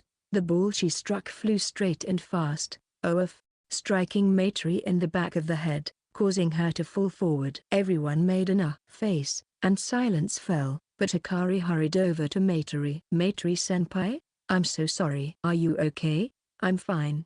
It's nothing. Ahahaha. Though it was unintentional, such a mistake can be quite awkward, especially when it involves a senpai. Maitri, trying to show the magnanimity expected of a senior, desperately maintained a smile. Next time. I'm counting on you. Understood. Due to Hikari's mistake, the serve went to Team Hydrangea, and they scored a point. Next to serve was Yuzuki. Her underhand serve was soft and gently landed in the newspaper club's court. Maitri received it, Hikari set it up, and Maitri's spike beautifully pierced Team Hydrangea's court. Nice. Maitri-senpai. All right, keep it coming. In front of her juniors, the proud Maitri seemed to have saved face as a senior. The serve returned to them, and this time it was Maitri's jump serve. Got it. Chikage received it. Yuzuki set it up. Chikage-chan. Finish it. Leave it to me. Chikage took a running start and soared high into the air. Here it goes. Her spike with perfect form flew towards Hikari. Hikari. It's coming. I've got this. Hikari's mind went overdrive. Beep beep beep. Calculations for the spike's trajectory began. Weight, diameter, elasticity. She estimated these characteristics based on her recent touch of the ball, and now she was using the equations of motion to factor in initial velocity, angle, and the effects of gravity. Furthermore, weather, wind direction, the ball's topspin rotation, fluid dynamics, air resistance. She combined various approaches and calculations, including something variable and Chikage's somewhat perverse something, to pinpoint the exact landing spot of the ball. Right here. Hikari positioned herself perfectly under the ball. Sakuto, watching from the side, exclaimed, "Wow," as the ball hit Hikari's arms. It flew straight to the side. Ouch. This time, it hit Maitri on the side of her head, causing her to fall sideways. Once again, everyone made an face, and silence ensued. Maitri-senpai? I'm so sorry. Are you okay? I'm fine. Really? It's okay. Ahahaha. Sakuto, watching from the sidelines, felt indescribable. It wasn't on purpose, right? And so, after that, neither side gave in, and occasionally there were extended rallies, but Team Hydrangea reached match point first. It was Team Hydrangea's serve. Yuzuki's soft underhand serve landed in the newspaper club team's court. Hikari received it. Maitri set it up, and it led to Hikari's spike. Here it goes. Hikari's spike with beautiful form flew straight towards Yuzuki. Kaya. The moment she received it, Yuzuki lost her balance and fell on her behind. The ball flew off in a completely different direction. Leave it to me. Chikage desperately chased after it and dove. She managed to send it back into the court with one hand, and Yuzuki, who had just gotten up, returned it. Hikari. Another one. The newspaper club team was about to connect another spike. After diving, Chikage hurried back to the court, but felt something off at her chest and saw her top had slipped, threatening to reveal too much.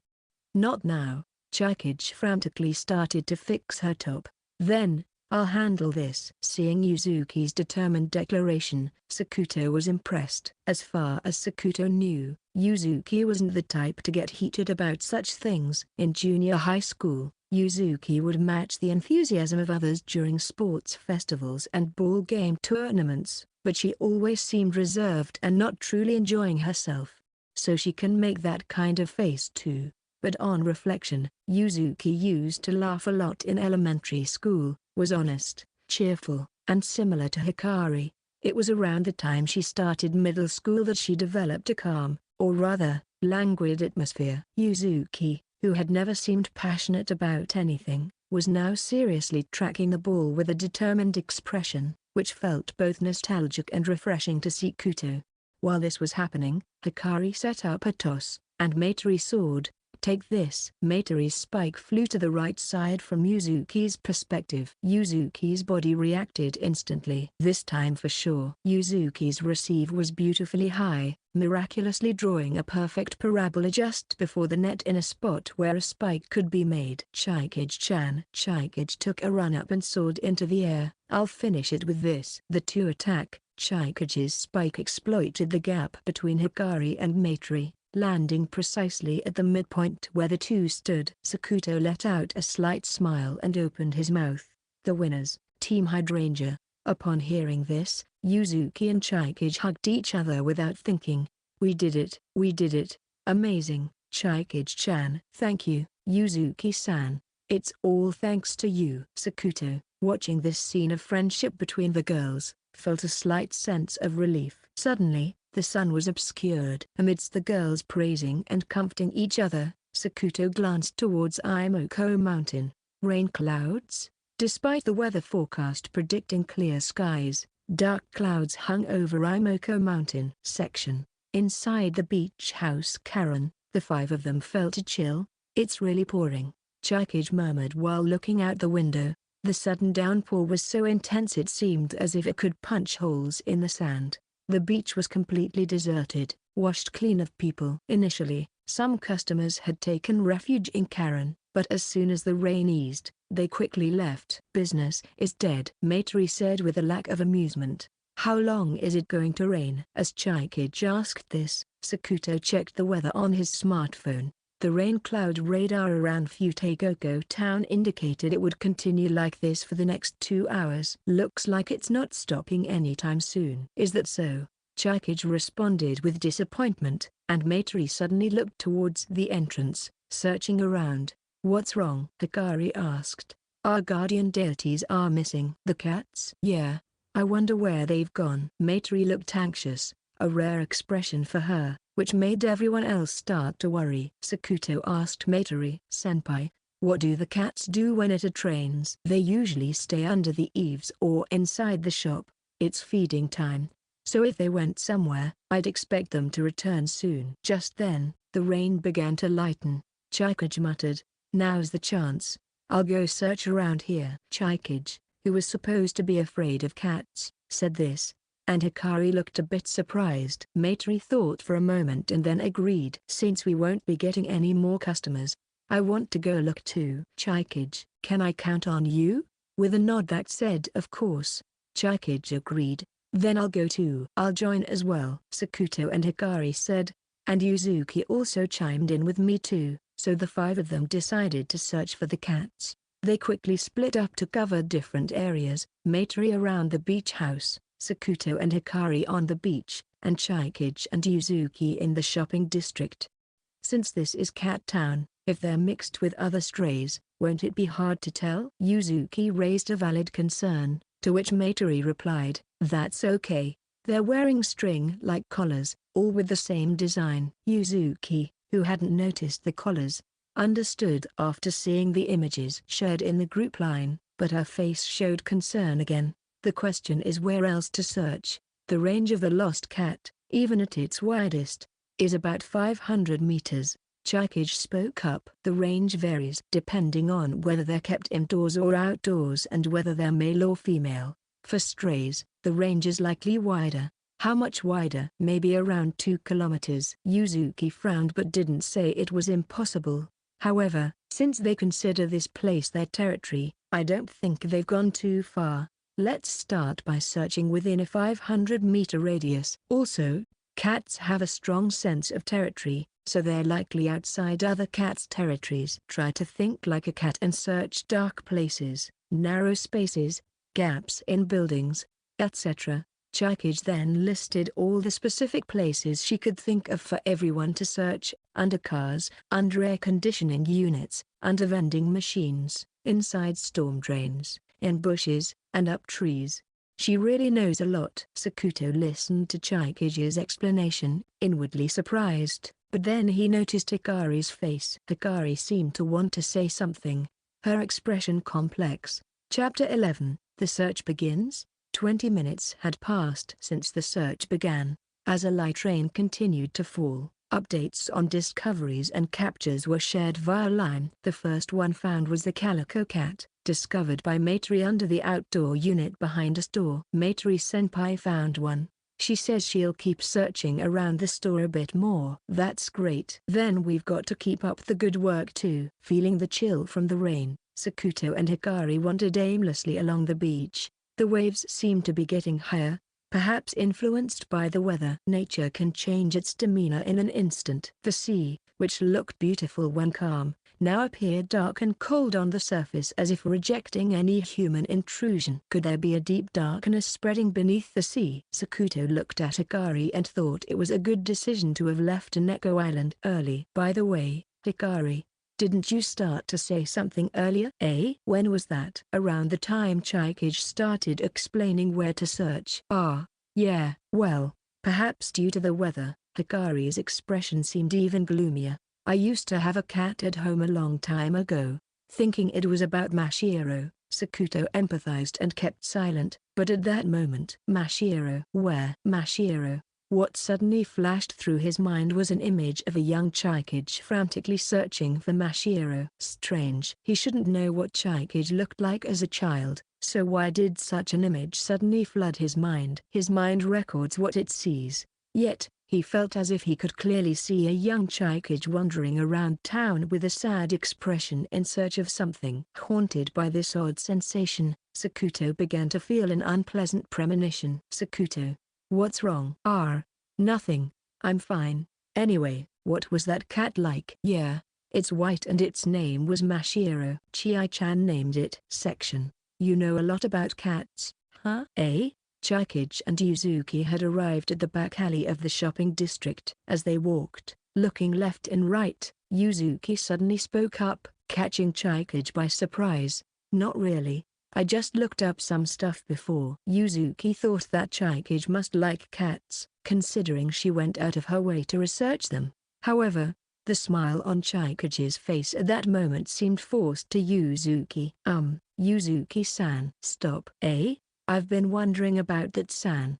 Just call me Yuzuki without the honorifics, okay? Saying this, Yuzuki smiled at Chikage, who was a bit taken aback. She's so beautiful. While her sister Hikari was certainly pretty, Yuzuki's smile was captivatingly beautiful and well-formed. Her gentle expression seemed to show a level of comfort with Chikage, and there was no hint of malice. But why? The truth was that Chikage's offer to help at the seaside house Karen was not only because Matori was in trouble but also to check on Yuzuki. She wanted to determine what kind of person Yuzuki was by working together, and now, she was confused. Why had Yuzuki made the confession as a punishment game? She couldn't understand why Yuzuki would participate in such a foolish game in the first place. Moreover, the other party was her childhood friend, Takayashiki Sikuto. Because of that, it's complicated. It was thanks to that punishment game confession by Kusanagi Yuzuki that he became able to express his emotions openly. He transformed from a robot to a normal person, started attending the same grammar school as her, and even became her boyfriend. And yet, why does she feel such indignation? Was it because she liked Sakuto or because it was Yuzuki? Was it the act that Yuzuki had committed? Or was it the very existence of Kusanagi Yuzuki that stirred up this resentment? Yuzuki had been described to her by Sakuto as an important childhood friend who showed me the way. Dark emotions swirled within her chest. Why did anger and anxiety bubble up when she tried to discern Yuzuki's true nature? Clutching her fist tightly over her heart, Chikage was left with unanswered questions and a heavy feeling. But if she's important to Sakuto-kun. Chikage slowly unclenched her fist and placed her hand on her chest. All right. Then you can call me Chikage as well. She managed a gentle smile, but in the back of her mind, another question lingered. Yuzuki, may I ask you something? What is it? Why did you leave me and Sakuto-kun alone last night? Did you notice? Yes, it was quite obvious. Yuzuki blushed and gave a sheepish grin, like a child whose mischief had been uncovered. To be honest, I wanted to support you, Chikage. Support me? Yeah. Both Hikari-chan and Chikage like Sakuto, right? So when I thought about who would be more suitable as Sakuto's girlfriend, Chikage was the first to come to mind. Why is that? Yuzuki smiled, looking down. Hikari-chan is kind of a genius, right? Yes. Well, have you ever been compared to your sister? Of course. Hai-chan, with her bright personality, has won incredible awards and always does things that amaze everyone. Chikage had always watched her from the sidelines. But rather than feeling compared by others, She felt like she was the one who had always compared herself to her sister. I am too serious, I guess. I don't have any particular talents like Hai-chan. All I could do was work hard. And I've always thought I couldn't match up to her. I see, I see. So, after all, what? Yuzuki turned to Chikage and slowly began to speak. You have a complex about it? Ah, if I said I didn't, it would be a lie. I thought so, probably because I feel the same way. The same? I felt empathy with you, Chikage. And that made me want to support you. Yuzuki looked down again, a resigned smile on her face. When there's a genius close by, you can't help but feel inferior. And even though they don't think that way at all, you end up worrying about it. At that moment, Chikage had a realization. You mean, but you know, I think Chikage is not losing to Hikari-chan at all. Taken aback by the sudden comment, Chikage's eyes widened in surprise. A genius at effort, maybe?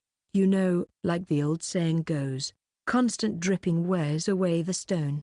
I believe that if you keep working hard, it will definitely lead to something big. I respect that about you, Chikage. I really do support you and want you to succeed. Chikage, flustered, stammered, well, not knowing what to say. Also, I think you and Sakuto make a great couple. Eh? Because, didn't Sakuto come to help you during the Hydrangea festival? That's proof that he loves you. Yuzuki was misunderstanding. Of course, it was a misunderstanding due to not knowing. There was no competition. Sakuto, Chikage, and Hikari were already dating. However, upon hearing Yuzuki's words, Chikage felt a spark of joy in her heart, feeling like strong roots were slowly taking hold. Confidence, perhaps.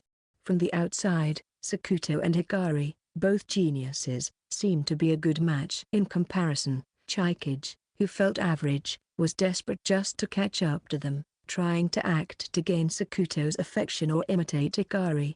In such situations, Sakuto had always treated her kindly, and Hikari had encouraged her from behind, yet she couldn't shake off the feeling of struggling alone. But now, for the first time, she felt as if she had an ally, a warm and reassuring feeling. Now, she might understand the meaning of Sakuto's words, why he called her an important childhood friend who showed her the way. Chikage found herself speaking without thinking. During the summer of third year in junior high school. Eh? Yuzuki looked puzzled but quickly realized it and gave a wry smile. The confession? Yes. Why did Yuzuki become distant from Sakuto-kun, like now? As Chikage looked troubled, Yuzuki's wry smile deepened. It's a bit different from buttoning up wrong. It's more like I realized I had buttoned up wrong and in my haste to fix it, I ended up buttoning it into another wrong hole. I kept making mistakes, and we ended up drifting apart, and I had to find a new place to belong. Chikage wanted to respond, but the words caught in her throat. But now, I think the shirt I was wearing from the start was wrong. Looking at Sakuto recently, I feel like he fits perfectly with Chikage and Hikari-chan. From the beginning, maybe Sakuto was meant to be with you too. But, if that's the case, Yuzuki, suddenly, Yuzuki smiled brightly. Thank you. For being by Sakuto's side. For turning him into a person who smiles a lot. Sakuto is, you know, my important childhood friend. No, that's not it. I mean, the buttons were still done up wrong. It was Yuzuki who had changed Sakuto. Chikage tried to argue, but so, please take good care of Sakuto from now on, okay? In the end, she was cut off by Yuzuki's smiling face. Chikage looked at Yuzuki's expression with mixed feelings, sensing her resolve. No matter what was said now, it wouldn't change anything. Yuzuki had resigned herself to leaving the misbuttoned situation as it was. Such a state felt uncomfortable. Yet, Chikage knew that any sympathy from her, as Sakuto's girlfriend, would hurt Yuzuki the most. The fact that the three of us are dating will be kept a secret. She couldn't say it. Absolutely not. However, there was something conveyed through the fragments of Yuzuki's words. In Yuzuki's words, there is always a connection to Sakuto, and she sincerely wished for Sakuto's happiness.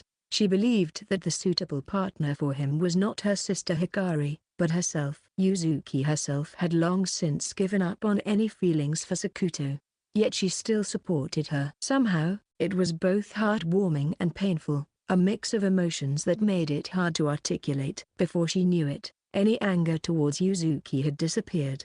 At the same time, Chikage indulged in a fantasy. If what Yuzuki did wasn't a punishment game confession, maybe Sakuto and Yuzuki would be dating now. They could be a well-matched couple, walking arm in arm through town with smiles on their faces on weekends. Perhaps Sakuto and Yuzuki would be living a different now. Yuzuki, Chikage? What's wrong? Chikage's smile suddenly twisted, and she started to drag her foot. I'm sorry, the pain just started to. Ow, pain? Why? Actually, I was playing volleyball earlier, and I kind of sprained it. Ahahaha. Yuzuki looked into Chikage's face with concern. Are you okay? Yeah. Oh, Yuzuki, look over there. When Yuzuki looked where Chikage was pointing, she saw two cats in the middle of the crossroads, a tabby and a black cat. They both had collars, so there was no mistake. It's true. But, Chikage, I'm fine. More importantly, they might run away, so let's approach carefully. Oh, okay. The two of them approached cautiously, albeit nervously, but rumble. With the sound of thunder, the drizzle transformed into a downpour. Startled by the weather, the two cats ran off in different directions at the crossroads. Wait. Let's run. They both started running in a panic. As soon as they reached the crossroads, Yuzuki chased after the black cat and turned right, confirming this. Let's split up. I'll chase after the tabby. Chikage turned left. Another crash of thunder roared as the rain intensified and dusk neared. A sense of urgency, almost a sort of obsession, drove Chikage to focus solely on the cat ahead. This time for sure. Section. Where could it have gone? Chikage had followed the tabby to a long uphill slope near Imoko Mountain.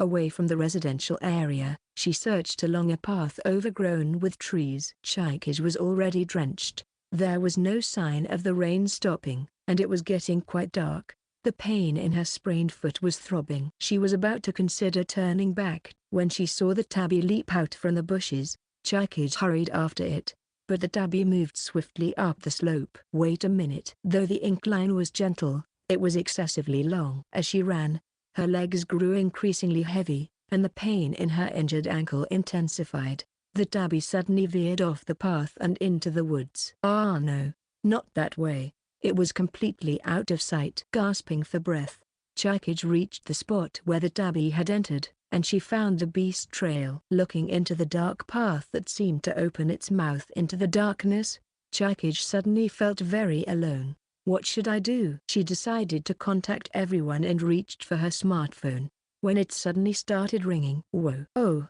it's Hai-chan. Startled, she answered the call. Chi-chan, how's it going over there? Well, I found it and chased it, but it went into the mountains. Oh, I see. Over here, Sakuto and I caught one and we're back at the beach house. That leaves two more. That's great. So, that means, apart from the tabby Chikage was chasing, Yuzuki had gone after the black cat. Had she caught it yet? Hai-chan, any word from Yuzuki? No, not yet over here. Huh? Chi-chan, aren't you with Yuzuki-chan? No, we split up along the way. Yuzuki went after the black cat, and I'm chasing the tabby. Are you okay? Yeah, I'm fine. I'll figure something out over here. After hanging up, Chikage pumped herself up, saying, all right. I will definitely bring that kitten back. With that strong resolve, Chikage stared down the beast trail. Section. At the beach house, Karen, Sakuto, and Hikari, who had returned earlier, were staring at the dark sky outside the window. The rain's getting pretty bad. I'm worried about Chikage and Yuzuki. Then, Matori came from the back with two steaming mugs of cocoa in her hands. Here, is cocoa okay? Thank you. It was just what they needed as they were chilled from the rain. Sakuto took the mugs from Matori and placed one in front of Hikari. Hikari, any contact from Chikage or Yuzuki? No word from Yuzuki-chan yet, but, bang. Suddenly, the door burst open, and a drenched Yuzuki came back from outside, holding a black cat in her arms. Yuzuki-chan, good job. I thought I was going to die. Yuzuki, panting heavily, carefully handed the black cat over to Matori. The thunder started, and the rain got worse. Somehow, I managed to catch it. Good work. And Chikage? Split up on the way. Hasn't she come back yet? Yeah, not yet. Takayashiki, could you call Chikage and ask her to come back? Sakuto nodded and immediately called Chikage. Oh, Chikage? Where are you now? Where? I'm in the mountains. But, got it. You can come back now. It's getting dark and the weather's bad too. Just a little longer. No. It's dangerous in the mountains with bears around. At that moment. There you are. Wait, that place is dangerous. Kaya. With Chikage's scream, there was a sound of something hard being hit. Chikage? Sakuto, who suddenly stood up from the table while shouting, made Hikari and the others gasp in shock. The call dropped. No good. It won't connect. Sakuto, what happened? I don't know, but it seems like something happened to Chikage. Sakuto thought with a sinking feeling that his bad premonition had come true. Section. Huh? Why am I lying on the riverbank? Chikage felt the rain pouring through the trees and the cold water of the stream with her feet. It was completely dark around her. There were no lights. Beyond the darkness of the trees, she could see dark gray clouds. Night seemed about to fall soon. So that's it. I must have fallen from there. In her hazy consciousness, she remembered slipping from a slightly elevated place. At that moment, something moved between her chest. Meow. Seeing the face of the tabby cat, Chikage felt relieved. Thank goodness. She remembered the scene where the tabby had climbed up a low tree. The tree was growing as if overlooking the ravine from a cliff, and when the tabby jumped from the trunk to a branch, it swayed softly and dangerously. This was risky. Chikage approached slowly. Suddenly, the tabby lost its balance. It almost fell from the branch to the cliff, desperately clinging with its front paws. Chikage, startled, dashed forward. I will definitely protect it. She was frantic. The tabby fell, and Chikage managed to catch it, but I slipped. But at least this little one is safe. It was good that she was able to save the tabby unharmed, but she herself had slipped, hit her head, and seemed to have been unconscious for a while. Why don't you run away? The tabby licked Chikage's fingers but showed no sign of moving. So, you'll stay with me? Meow. Chikage clenched her teeth, knowing she couldn't stay like this. That's right, my smartphone. It seemed impossible to search for it in the dark. Besides, her hands and feet were numb. Still, she somehow pulled her feet out of the stream and leaned her back against a nearby tree to avoid the rain. However, she couldn't seem to move any further. The pain in her sprained foot was getting worse, and her headache was severe, probably from hitting her head. She knew the smartphone was her only lifeline, but she was losing the energy to search for it. I'm getting sleepy. As she started to doze off, the pain in her foot and the back of her head eased slightly. Meow. It's okay. Maybe if I rest a bit, the numbness in my body will recover. Yes, just a little rest. You need to go back to the beach house. With that, Chikage loosened her grip on the tabby and closed her eyelids. For just a moment, the image of a white kitten flashed behind her closed eyes. Next to Chikage, who lay limp by the tree, a pure white cat approached. Meow, meow. The white cat pressed Chikage's forehead with its paw. When the white cat realized that Chikage remained limp and motionless, it lifted its head. Meow. Between the harsh sounds of the rain, the cry of a cat echoed through the mountain. Chapter 12, Cold Memories. While Chikage was immobilized in the mountains, at the seaside house Karen. This is the intersection where Chikage and I split up. Yuzuki pointed at the town map that was in the store. If we're talking about a mountain nearby from here, it's Imoko Mountain. Matori immediately told her parents and began making phone calls everywhere. As the situation started to become serious, Sakuto and the others' anxiety gradually increased. Hikari clenched her fists on her knees with force. I hate to think it, but what if? Bears. It's not certain yet, Hikari. Sakuto placed his hand on Hikari's fist. But there's an old saying that says, don't let the younger sister enter the mountain. They say the younger sister will not return from the mountain. Suddenly, the old woman's superstition came to mind. It can't be true. Then, a sobbing voice could be heard. What should I do? It's my fault. It's because I got separated. Even though her foot was sprained. As Yuzuki began to cry, Maitri let out an exasperated sigh. What are you talking about? Why would it be your fault? Blaming yourself won't change anything, okay? Besides, thinking it's your fault is just being overly self-conscious. Though Maitri spoke those words, she gently took Yuzuki by the shoulders and helped her stand. Then she signaled to Sakuto with her eyes to take care of Hikari and withdrew to the back. At this time, Sakuto had already made up his mind. It might be scary, but let's do what we can. Do what? How? We're going to rescue Chikage. Eh? If we're too late in finding her, it could get worse. We have to find Chikage somehow. Saying this, Sakuto looked at Hikari with a serious face. We can do it. If it's us, we can. How? I need your genius brain. Hikari, remember when we were locked in the gym storage? Just like that time. But, Hikari, we can do it. Remember what I said at the arcade? I'm happy to have met and dated both Hikari and Chikage. Maybe it's not about choosing one over the other sometimes, but enjoying the happiness of both options. Every day is fun with the two of you, and I'm always in the best mood. It's no good if even one person is missing. As Sakuto said this, Hikari opened her mouth, like pieces of a jigsaw puzzle. It's perfect because the three of us are together. Exactly. So let's save Chikage together, just like that time. Sakuto peered into Hikari's anxious eyes. Seeing Sakuto's serious face, Hikari gradually calmed down, wiped the tears from her eyes, and nodded firmly. Yeah, all right. Hikari, what should we do? Hikari furrowed her brows in thought. Right, puzzles. If we gather the pieces, the words, we might have a breakthrough. Got it. I'll start by telling you everything I can remember. Sakuto suddenly closed his eyes. Under his eyelids, his eyes began to move rapidly, recalling the events of the first day on Imoko Mountain. He rewound the images like fast-forwarding a video, muttering to himself as he verbalized them. Imoko Mountain, the old lady, the bear, gunshots, screams, the seaside house, Maitri Senpai's uncle. Stop. Sakuto opened his eyes. Did you figure something out? It's a densely vegetated mountain, right? And the rocky areas are covered with moss. Yeah. Maitri Senpai's uncle was hospitalized because of that. If it's not a bear, maybe she fell. She might be unable to move from there. That's right.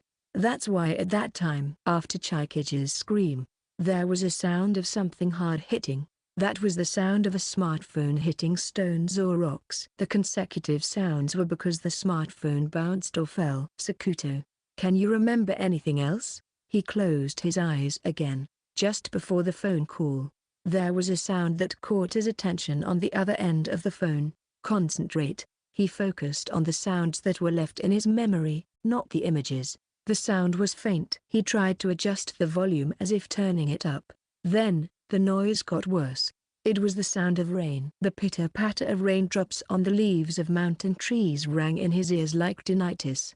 Concentrate. This is something only I can do. He gritted his teeth, enduring the intense noise in his head. Then, a sound like a roar or a downpour was faintly heard behind the rain. Sakuto's eyes snapped open. I heard it. A river. There's a river nearby. In an instant, Hikari said if that's the case and looked at the map spread out on the table.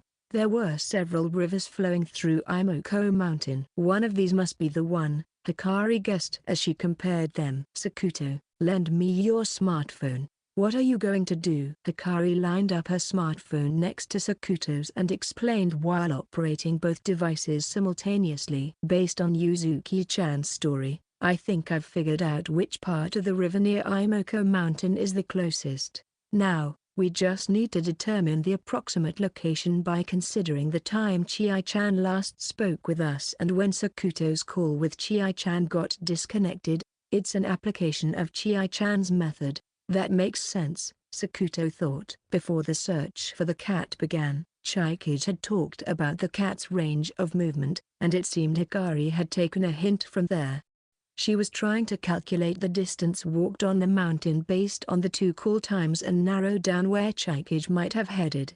Hikari looked at the contour lines on the map and conjured up a 3D image of the mountain in her mind. The wider the space between contour lines, the gentler the slope, and conversely, the narrower the space, the steeper the slope. If she had sprained her ankle, she would likely avoid steep slopes unconsciously.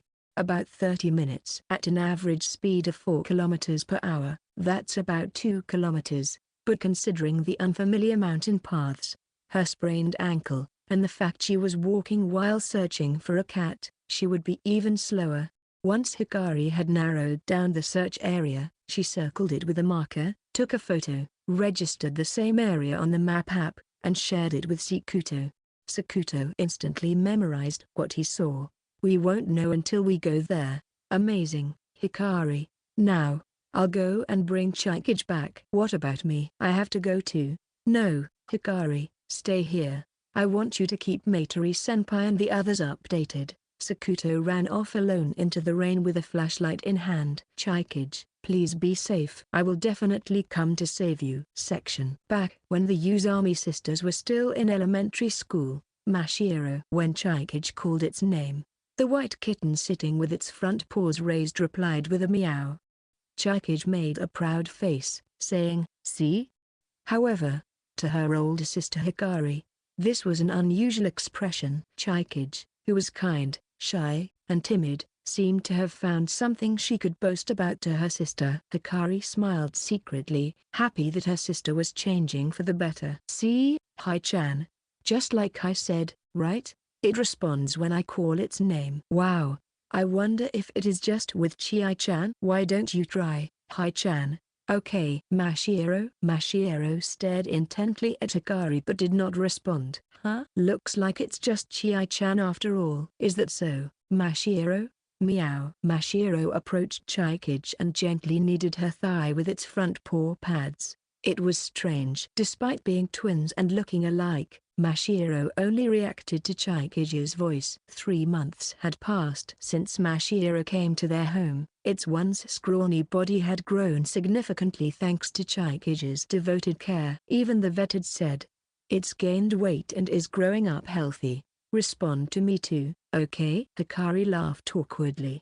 She felt she contributed too, even if just a little. "It seems to really like you, Chi-chan." "That's great." "Yeah, meow." Of course, there was no sign that Mashiro disliked Hikari. It seemed happy playing with Hikari, but when spoken to like this, it only responded to Chikage. For Chikage, this was the one thing she could boast about to Hikari. She was happy to feel a connection with Mashiro, gaining confidence and feeling fulfilled. A precious friend who was more vulnerable than herself, someone she had to protect. But at that time, Chikage did not know that with every meeting comes a parting, and the more you care, the harder the eventual separation. It was around the time when the autumn was approaching. On that day, when the lingering summer heat had begun to soften, Chikage was on the first floor with her mother. Hikari had gone out to play somewhere, and Chikage was helping with the dinner preparations. Mashiro had been left in Chikage's room. Lately, it has shown interest in human food, sniffing and trying to eat it. After the preparations were done and Chikage returned to the room. "Huh?" Mashiro was gone. She searched the room but couldn't find it. Then, Chikage noticed the window. The screen was open, even though she was sure it had been closed. Seeing the gap in the screen just wide enough for a cat to pass through, Chikage turned pale, imagining where Mashiro could have disappeared to. In a panic, she looked outside the window and saw a white figure crouched on the roof. "Mashiro!" She called out loudly, and Mashiro, startled, climbed down the roof to the garden. Chikage ran out barefoot from the front door. She ran around looking for Mashiro's white figure and spotted it running away just as it left the house. "Wait!" Mashiro. Chikage chased after it. However, the kitten was fast, and it quickly got away. "Please, wait!" Why was it running away? It always responded with a meow when she called its name. So why not now? Chikage, still young, didn't understand that cats have curiosity. Due to a lack of stimulation indoors, they may venture out, lured by sounds from outside. Eventually, it reached a place with a busier street. Mashiro's figure had completely disappeared. Section. Mashiro. Why? When Chikage woke up, tears were streaming down her face. It was a dream. a resurgence of past memories. Having seen many cats since coming here, it might be natural to have such dreams. However, such memories of the past also brought back feelings of loss. Did Masquerade come to dislike me? Overprotecting and paying too much attention. Thinking that it might have left through the screen on its own out of disgust for such overprotection, Chikage felt her heart shrink. The shock of that time was significant. Ever since, the sight of any cat would remind her of Masquerade, causing her body to stiffen, a reaction closer to fear than mere discomfort. To combat her weaknesses, she dedicated herself to relentless effort, focusing on emulating her sister, Hikari, who was a natural genius. Despite knowing she could never outshine her talented sister, Chikage threw herself into studying and engaging in activities Hikari found difficult. She begged her parents to let her join a tutoring school from the first year of middle school, not to aim for a high deviation school but to forge a resilient spirit within herself. I want to become a better version of myself. No, I will become one. Once prone to hesitation and doubt even after making decisions, she no longer wavered. I will become strong to never lose something important to me again. Thanks to those efforts, the current Usami Chikage was born. Yet, the small, timid, and insecure part of herself, which she thought she had left behind, still sat curled up inside her heart. Will there ever come a thing more important to her than herself? That might be limited to just a few: her sister Hikari, her parents, and a handful of friends. That's all she needed, or so she convinced herself during that summer in junior high school, until she met Takayashiki Sakuto at the tutoring school. His genuine care for others was real. Despite being a genius, he was not condescending or self-righteous but was modest and capable of quietly performing acts of kindness. Falling for such a person was inevitable. Sakuto-kun. Chikage pictured Sakuto's smile in the darkness. If Sakuto had been taking care of Masquerade, she thought, perhaps Masquerade would not have run away. At that thought, a small, pitiful part of herself seemed to peek out, filling her with intense self-reproach. I decided to become a better version of myself, but I still end up being saved. Ultimately, she still failed and was alone, cold, lonely, waiting and hoping for someone to come. Nothing has changed since the old days. Meow. I'm sorry, you are here with me, as I gently spoke to the mackerel tabby cat in my lap. I have to do something myself. I need to save this little one and see Sakuto-kun and Hai-chan again. Chikage once again rallied the part of herself that was starting to feel weak. However, the pain in her ankle was worsening. She tried to stand up leaning on the tree while holding the tabby cat in her chest, but involuntarily grimaced in pain. I can't. I need to rest a bit more. Chikage, who had collapsed again, stroked the tabby cat's head. It's okay. I will protect you. At that moment, rustling noises came from the nearby bushes. For an instant, she thought of a bear. If it attacked now, they would stand no chance. Chikage hugged the tabby cat protectively and made herself as small as possible.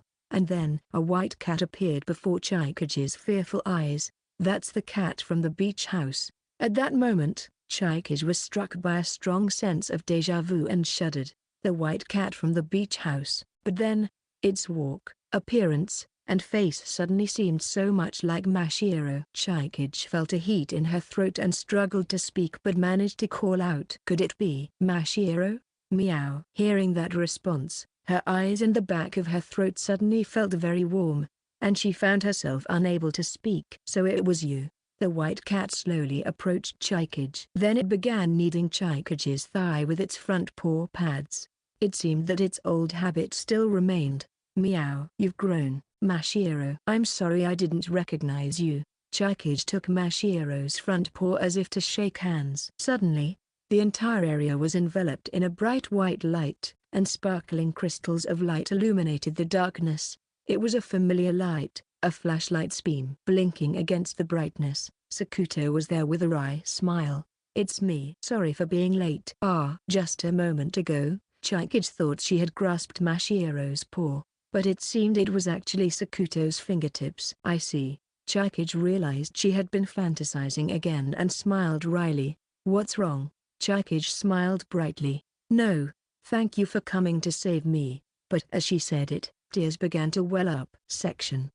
Can I tell you a story? As Sakuto carried Chikage on his back along the mountain path, she softly began to speak. What is it? Actually, Chikage started to recount her recent fantasy. She told Sakuto about how the grown-up Mashiro had appeared before her, and he listened quietly. Ever since Mashiro disappeared, I wanted to become someone who could protect others. Like a hero? Not something so grand, but I suppose I wanted to be someone strong, kind, and confident. Chikage let out a wistful sigh. But it seems I still can't do it. Why? Even now, needing to be carried on your back. I'm no good without Sakuto-kun or Hai-chan. Always needing to be protected. It's pathetic. As Sakuto tried to tell her that wasn't the case, maybe that's why Mashiro got sick of me and ran away. I deluded myself into thinking Mashiro came to my rescue and even made up such delusions. Chikage said with self-mockery. Sakuto quietly opened his mouth. Is that really the case? Huh? Chikage isn't useless at all. When Sakuto addressed the tabby cat peeking out from the collar of his t-shirt, it meowed in agreement as if to concur. See, even this little guy says so. Thanks to Chikage, this one was saved, and it's not just him. I think there are many who have been helped by you, Chikage. Not to mention the help at the beach house, but Hikari and I are always being helped by Chikage too. Is that so? Sakuto said with a bright voice. Yeah. But soon after, Sakuto's expression turned vague, and he pondered. You know, about how I managed to find you, Chikage. It was Hai-chan who narrowed down the location, right? That's part of it. But I found the exact spot because I heard a cat meowing. Sakuto looked at the tabby. That meow, it wasn't from this one at that time. Eh? That means there was another cat there. I felt like I was being called, so I went, and then there was you, Chikage. At that time, Chikage had muttered Mashiro, but it might not be entirely a fantasy. Sakuto let out a faint smile. Maybe Mashiro really did come to help you? They were nearing the mountain's exit. Several red lights were spinning around. Police cars and ambulances must have arrived. Before joining the others, Sakuto spoke quietly once more. I think I might understand Mashiro's feelings. Mashiro's feelings? Remembering the words of the old woman, Sakuto said, it's a local legend in this town that cats who live with humans for a long time come to have human emotions. Inversely, I think it's a warning that humans must understand the feelings of cats. Sakuto continued, so I don't think Mashiro left because Mashiro disliked you, Chikage. Sakuto thought it was a ridiculous fantasy, but as he remembered the dream he had the night before, he said, maybe he just wanted to grow up quickly and run freely through the flower fields, you know? Exclamation mark. Suddenly, Chikage remembered the time she put Mashiro in a pet carrier and went to the flower fields with Hikari.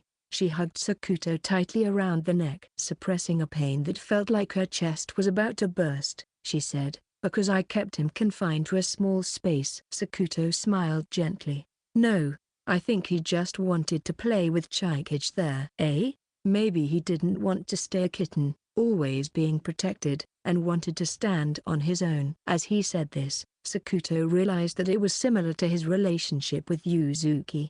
Just like you reached out to Mashiro, Yuzuki reached out to me. Yuzuki's small hand might have been a thin spider's thread descending from the sky. Yet, in Sakuto's heart, he still felt it was a hand of salvation. If he hadn't taken that hand, there would be no Takayashiki Sakuto as he is now. It's not good to always be protected, to stay as I am. I wanted to change because I feel the same as Mashiro, to become equal with someone important to me. I thought I had to change myself. In my case, I wanted to be a hero who could protect others. And then the spider's thread snapped. But instead of falling headlong, he realized that he had become not the hero he wanted to be, nor the original robot, but the ordinary human he truly wanted to be. Reflecting on it now, he felt that not being pulled up was actually the right thing. Above all, there is now, the slightly unusual, noisy, and fun days with Chikage and Hikari. A new place to belong. Maybe Mashiro has found his next place to belong? I think it's better to believe that he's living happily there. A grown-up Mashiro would probably be happier that way. right? Why? Sakuto smiled. If I were Mashiro, I'd still consider Chikage as someone very important. At that moment, Chikage suddenly remembered Yuzuki's words. It's a bit different from buttoning up wrong.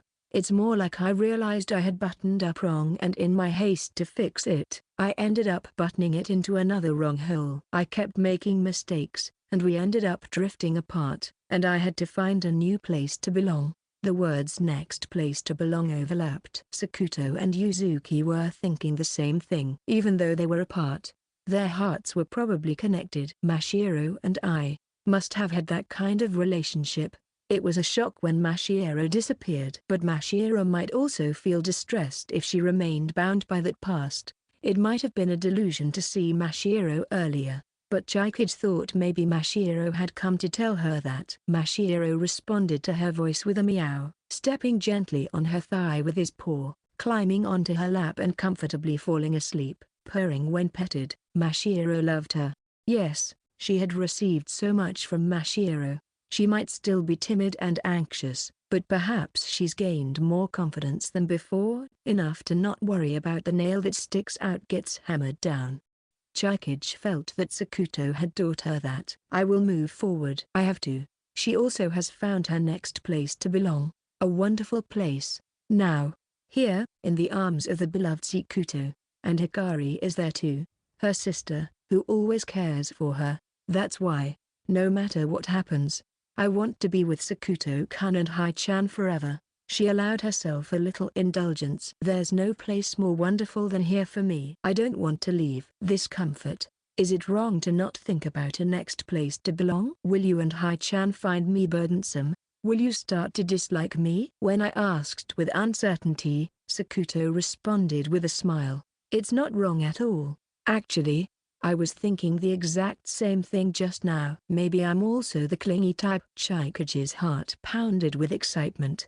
Then, as if the fog of confusion and dark emotions that had been building up inside her were clearing away, her heart felt lighter. Ah, how fortunate I am. Savoring the moment to herself, Chikage pulled Sakuto's arm closer and closed her eyes contentedly. Epilogue. Will you stay by my side? Sorry for causing a commotion yesterday. In the afternoon of the third day of the trip, as soon as Chikage arrived at the seaside house Karen with her leg bandaged, she bowed her head to Matori and Yuzuki. Yesterday's turmoil had involved the local people, and the conscientious Chikage had been going around the town, apologizing to everyone involved. Chikage wanted to visit a few more places afterward. Sakuto and Hikari, of course, intended to accompany her, but they were inwardly anxious. Even though it was only a minor injury, she was still hurt. Despite this, Chikage felt the need to make these rounds diligently, not the type to just lie down and rest. It's fine, as long as you're safe, Matori said with a grin. Seriously, you're lucky it was just a bump and a bit of bleeding, huh? If it had been a worse spot. Chikage grimaced with a wry smile. Yuzuki, about yesterday. Before Chikage could finish, Yuzuki, with tears in her eyes, hugged her. Chikage, ahaha, I'm fine now. I'm sorry, it's my fault. You already said that yesterday, right? If you blame yourself, it hurts me too. In fact, Yuzuki had visited the hospital with Matori yesterday. She had been informed about the injury and the test results, but Yuzuki had cried her eyes out, and in the end, she had to be comforted by Matori on their way back. So, I hope you're happy that I'm safe. No, I'm the one who should be sorry for worrying you. Sakuto was watching the two embrace from a distance when Hikari quietly spoke to him. Yuzuki-chan kind of reminds me of the old Chie-chan, huh? She blames herself for things that aren't her fault, and she only direct anger and sadness at herself. Yesterday, Sakuto had learned from Hikari. Her name was Mashiro. Chie-chan named her, but about 3 months after we started keeping her, she escaped from Chie-chan's room and disappeared. I see. Chie-chan blamed herself, but I don't think it was her fault. Of course, I understand the feeling of responsibility as a pet owner, but Hikari looked down. I also feel like if I had been there, maybe I could have done something. It feels like I've put a burden on Chie-chan, and it feels suffocating. Hikari gently took Sakuto's hand. It wasn't the usual lover's touch, but more like she was seeking a place of comfort. After that, Chai-chan became stiff and cold like she is now. I might be overthinking, but I feel like her awkwardness with people is because of the loneliness of losing Mashiro. Hikari then smiled, but after she met you, she became softer and warmer, like she is now. That's why I'm really grateful to you. Thank you for being there for Chai-chan, Sikuto. And while we're at it, please take care of me too, okay? I haven't really done anything deserving of thanks. On the contrary, I always feel that I should be the one expressing gratitude. As he watched Chikage tenderly pat Yuzuki's head with a gentle smile, the expression seemed especially mature to Sikuto. Hey, Sikuto. What is it? When did those two become so close? Chai-chan isn't using formal language with her anymore. I'm not sure. Sikuto was a bit surprised by this unexpected development, but perhaps those two just clicked. However, he felt a complex mix of emotions. He was happy, but how should he express this feeling? He couldn't quite place it, but he felt a sense of embarrassment. Huh? Is that okay? She's still using formal language with you, Sikuto. Has Yuzuki-chan gotten ahead of you? What? Hikari was grinning, and Sikuto looked troubled. The two of them were slowly getting back to their usual banter. While they were doing so, Chikage suddenly looked at the entrance of Karen and said, "Huh? We're missing one." With that, Sikuto and the others looked towards the entrance. Confused, Maitri spoke up. But everyone's here, right? But the white one. Everyone was puzzled. I haven't seen a white one from the start. Yuzuki spoke up with confusion, and Maitri nodded in agreement. Tabby, mackerel tabby, calico, black. Those are the only four that are always here. But Sakuto-kun, there was a white one here the day before yesterday, right? Sakuto closed his eyes and tried to recall the memories from the day before yesterday. He also tried to remember if there was a white cat in any of the Polaroid photos inside the Karen shop, but no, there wasn't. Hikari, do you remember? Nope, I don't think I've seen a white one either. Actually, I haven't seen a white cat at all since coming to this town. Is that so? Chikage looked unconvinced. Then maybe it was just my usual fantasy. Sorry for causing a fuss again. As Chikage gave a wry smile, Maitri laughed and said, "What are you talking about? A white cat?" Sakuto tried to remember again when, "Sure is lively here." Suddenly, the old woman who had disappeared before appeared out of nowhere, startling Hikari and Chikage. Since Sakuto had met her the day before, he wasn't as surprised and asked, "Gani, why are you here?" "Why? I'm here to help, help, because I own that beach house over there." "What?" Sakuto and the twin sisters were utterly astonished. "The manager is my grandson, but look, my name is written on that sign over there." "Karen is my name, Kazuka Karen.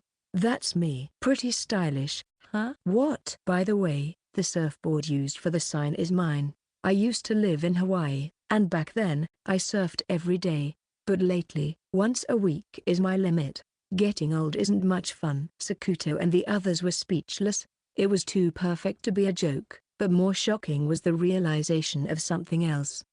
Kazuka-san, could it be Grandma? At that moment, with a voice as bright as two-tone colors, Maitri ran over to Grandma Karen and high-fived her with a cheer. "Yay, did you come to help out? I thought it'd be busy today. Plus, spoiling my great-granddaughter is an old person's privilege." "I'm so happy." "Thank you, Grandma." While Maitri's character collapse was one thing, Sakuto and the others were simply dumbfounded by the rapid-fire truths. "But it makes sense. I thought she seemed familiar." Then Sakuto remembered another question he had. "How did you know about Chikage's name and that she's a sister, and also about Hikari's name and their last names?" "I always keep up with the information about the school my great-granddaughter attends." "Look." Grandma Karen pulled up YouTube on her smartphone, and what was displayed was the Arashiyama Academy Broadcasting Club's Aragaku channel, which she had properly subscribed to. "I see." The twin switch prank episode right before summer vacation. Exactly. With that realization, Sakuto let out a big sigh. "Right, have you made your choice yet?" "Choice?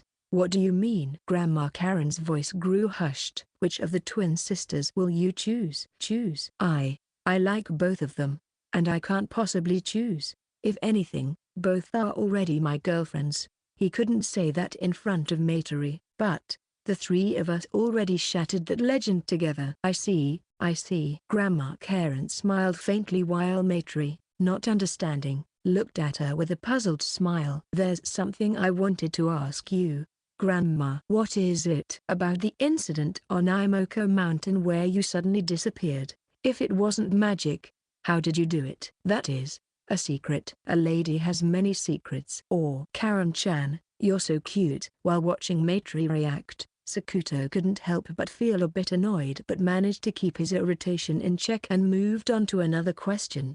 Then, what did the legendary cat of Futagoko Town look like? And while we're at it, if you know the house where the legendary twins were born, please tell me. Grandma Karen nodded thoughtfully.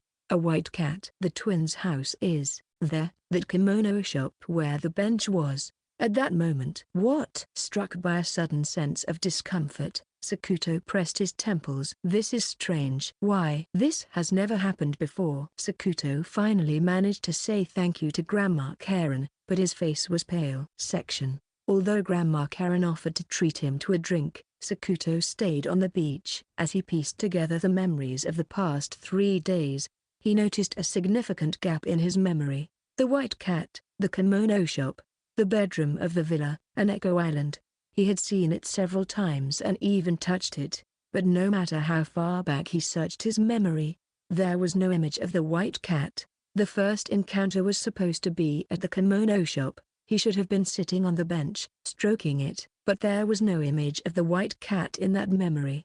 From the beginning, there was nothing there, and he only had a memory of stroking empty space. The second time was in the bedroom of the villa. Right before that, he had a dream of a flower field, but that's not important right now. The third time was on an Echo Island. He saw the white cat, tidied up the shrine it led him to, and prayed. Yet, despite that, the image of the white cat he was supposed to have met 3 times had vanished from his memory. He couldn't even recall its voice. Or was it never in his memory to begin with?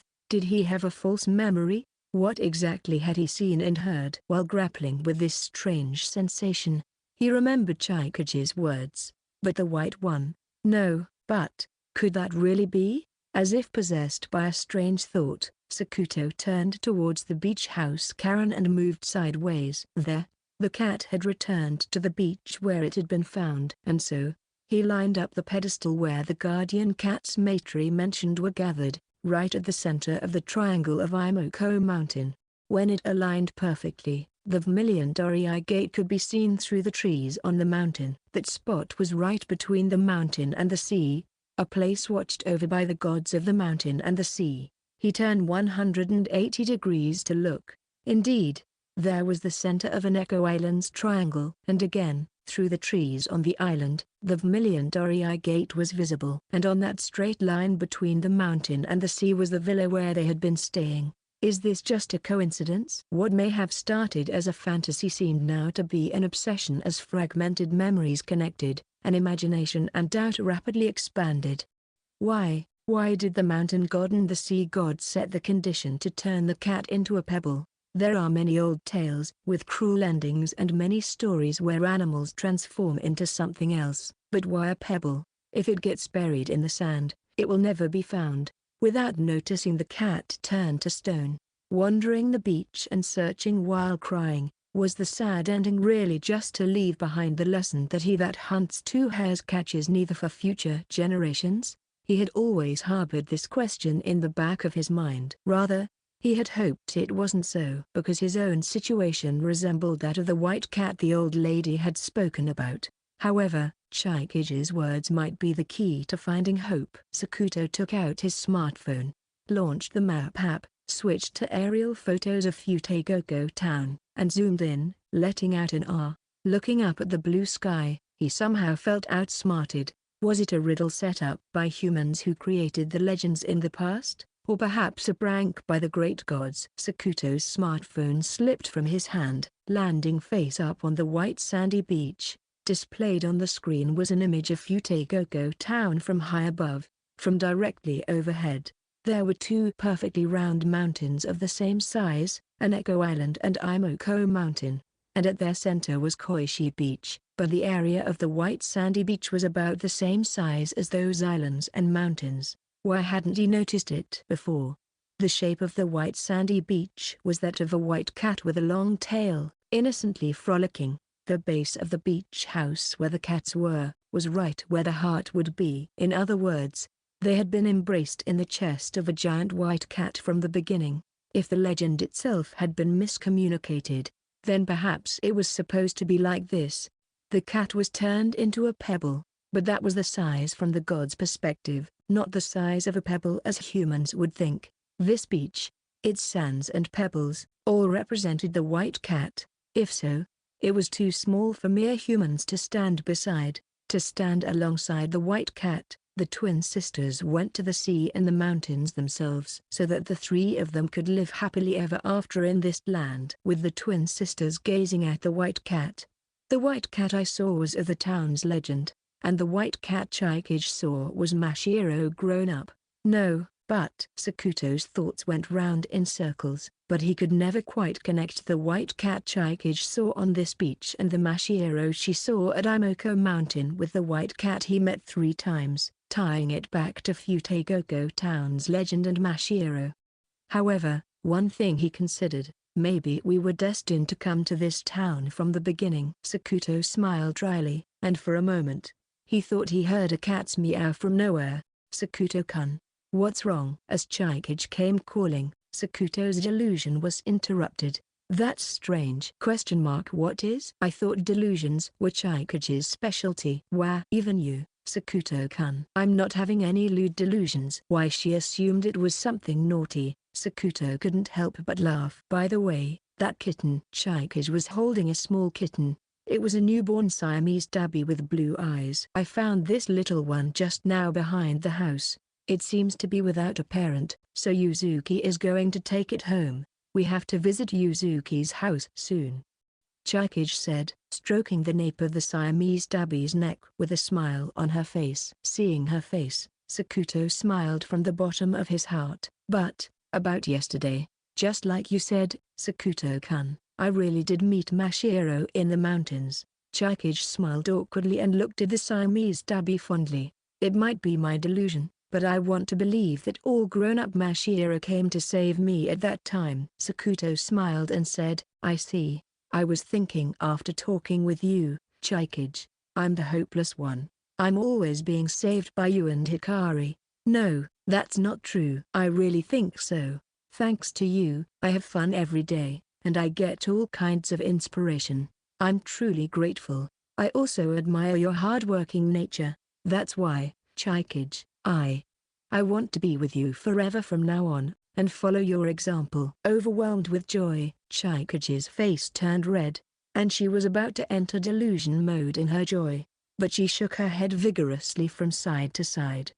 Of course, I'll keep working hard. Please let me stay by your side, Sakuto-kun, forever and ever. She said this with a beaming smile. Section. The first round of the Pocky-less game. Yay! Can't we at least play with Pocky? On the train ride home, while the twin sisters were unusually excited, Sakuto looked tired. He was also relieved. Somehow, it felt like the usual dynamic among the three. Listen up, the purpose of this game is, well, to kiss. Yeah, I kind of figured that much. Why did Hikari explain something so obvious so carefully? But what if we mess it up? Yeah, I think it'll probably be okay. We start from the shortest route, where the lips touch. Sakuto didn't understand why Chikage looked anxious. I mean, if that's all there is to it, it just turns into a game where we kiss and it's over. I really wonder if there's any point in making it a game format at all. Okay, I'll start first. Wait, Hikari, the first round ended. Just before the kiss, Sakuto got embarrassed, and Hikari won. The second round is my turn, right? Chew. The second round ended. They both got embarrassed this time, so it was a draw. What is this game? So, the third round is between me and Chie-chan, huh? Ugh. That's the one thing I wanted to avoid. Then don't push yourself, Chikage. And Hikari, can you listen to what I have to say? With Sakuto in between them, The twin sisters placed their hands on each other's shoulders. As he watched the cute pair blushing in front of him, Sakuto thought to himself how adorable the scene was. "Okay, let's go, Chai-chan." "Yeah. Come here, Hai-chan." Thump thump, thump thump. "Stop right there." Sakuto interjected his right hand between the faces of the twin sisters. "Eh? No. I'm the one who's supposed to be surprised. Can you both tell me why you're more embarrassed with each other than when you're with me?" "Because it's our first time." As he gazed at the blushing twins, Sakuto let out a deep sigh. And so, the 3-day trip became an unforgettable experience for the three of them, filled with heart-pounding excitement and suspense like they had never known before. Chikage, who was not fond of cats, overcame her fear and made a friend named Kusanagi Yuzuki. In a way, it was Chikage who came out on top in the end. The future of the three, now bound by a strong bond, is not yet to be told here. After all, summer has just begun. There's still plenty of fun times ahead. When we get back, should we get even more lovey-dovey? Next time we could go to the pool or a fireworks festival. I agree. Sakuto-kun is okay with that, right? We won't get stranded next time. Faced with the cute twin sister's plea, Sakuto bashfully nodded with an okay. Section. Hey, you started keeping a cat? Well, yeah. This was a week after Sakuto and the others' trip. In early August, Yuzuki was called by her classmate, Matsuke's shun, and they met at a cafe. "Takayashiki, is he still hanging out with those twins?" "Yeah." "Well," Yuzuki replied distractedly while using lime. Her lime conversation was with Chikage. Since then, she had been exchanging messages with Chikage from time to time. She was concerned about Chikage's injury, but it seemed to be okay now. Since Chikage sent a lime saying she wanted to come see the Siamese cat, Yuzuki decided to clean up her messy room when she got home. Somehow, she felt a strange sense of compatibility with Chikage. They both avoided talking about Sakuto without saying it, but they seemed to understand each other's feelings, making their lime conversations comfortable. "If I leave Sakuto to Chikage, he'll be fine. I hope she does her best with him." Yuzuki decided to entrust Sakuto to Chikage. She scoffed at herself for thinking such thoughts. Seeing Yuzuki's expression, Shun furrowed his brows and opened his mouth heavily. "Hey, about what happened in junior high school, aren't you going to tell Takayashiki?" "I won't tell him." "You should tell him." "Why?" "If he knew the truth, Takayashiki would." "I'm not going to tell him." Yuzuki cut him off sharply. "Sorry, I really have to go now." As Yuzuki stood up and headed for the exit, Shun grabbed her arm. "Why? It's all in the past." "Oh really? Then why? Stop being so persistent." Yuzuki shook off Shun's arm and finally left the cafe. Left alone, Shun leaned back in his chair and looked up at the ceiling. Why do you always look so bored?" The words muttered by Shun did not echo off the ceiling but vanished emptily into the air. End of Volume 3.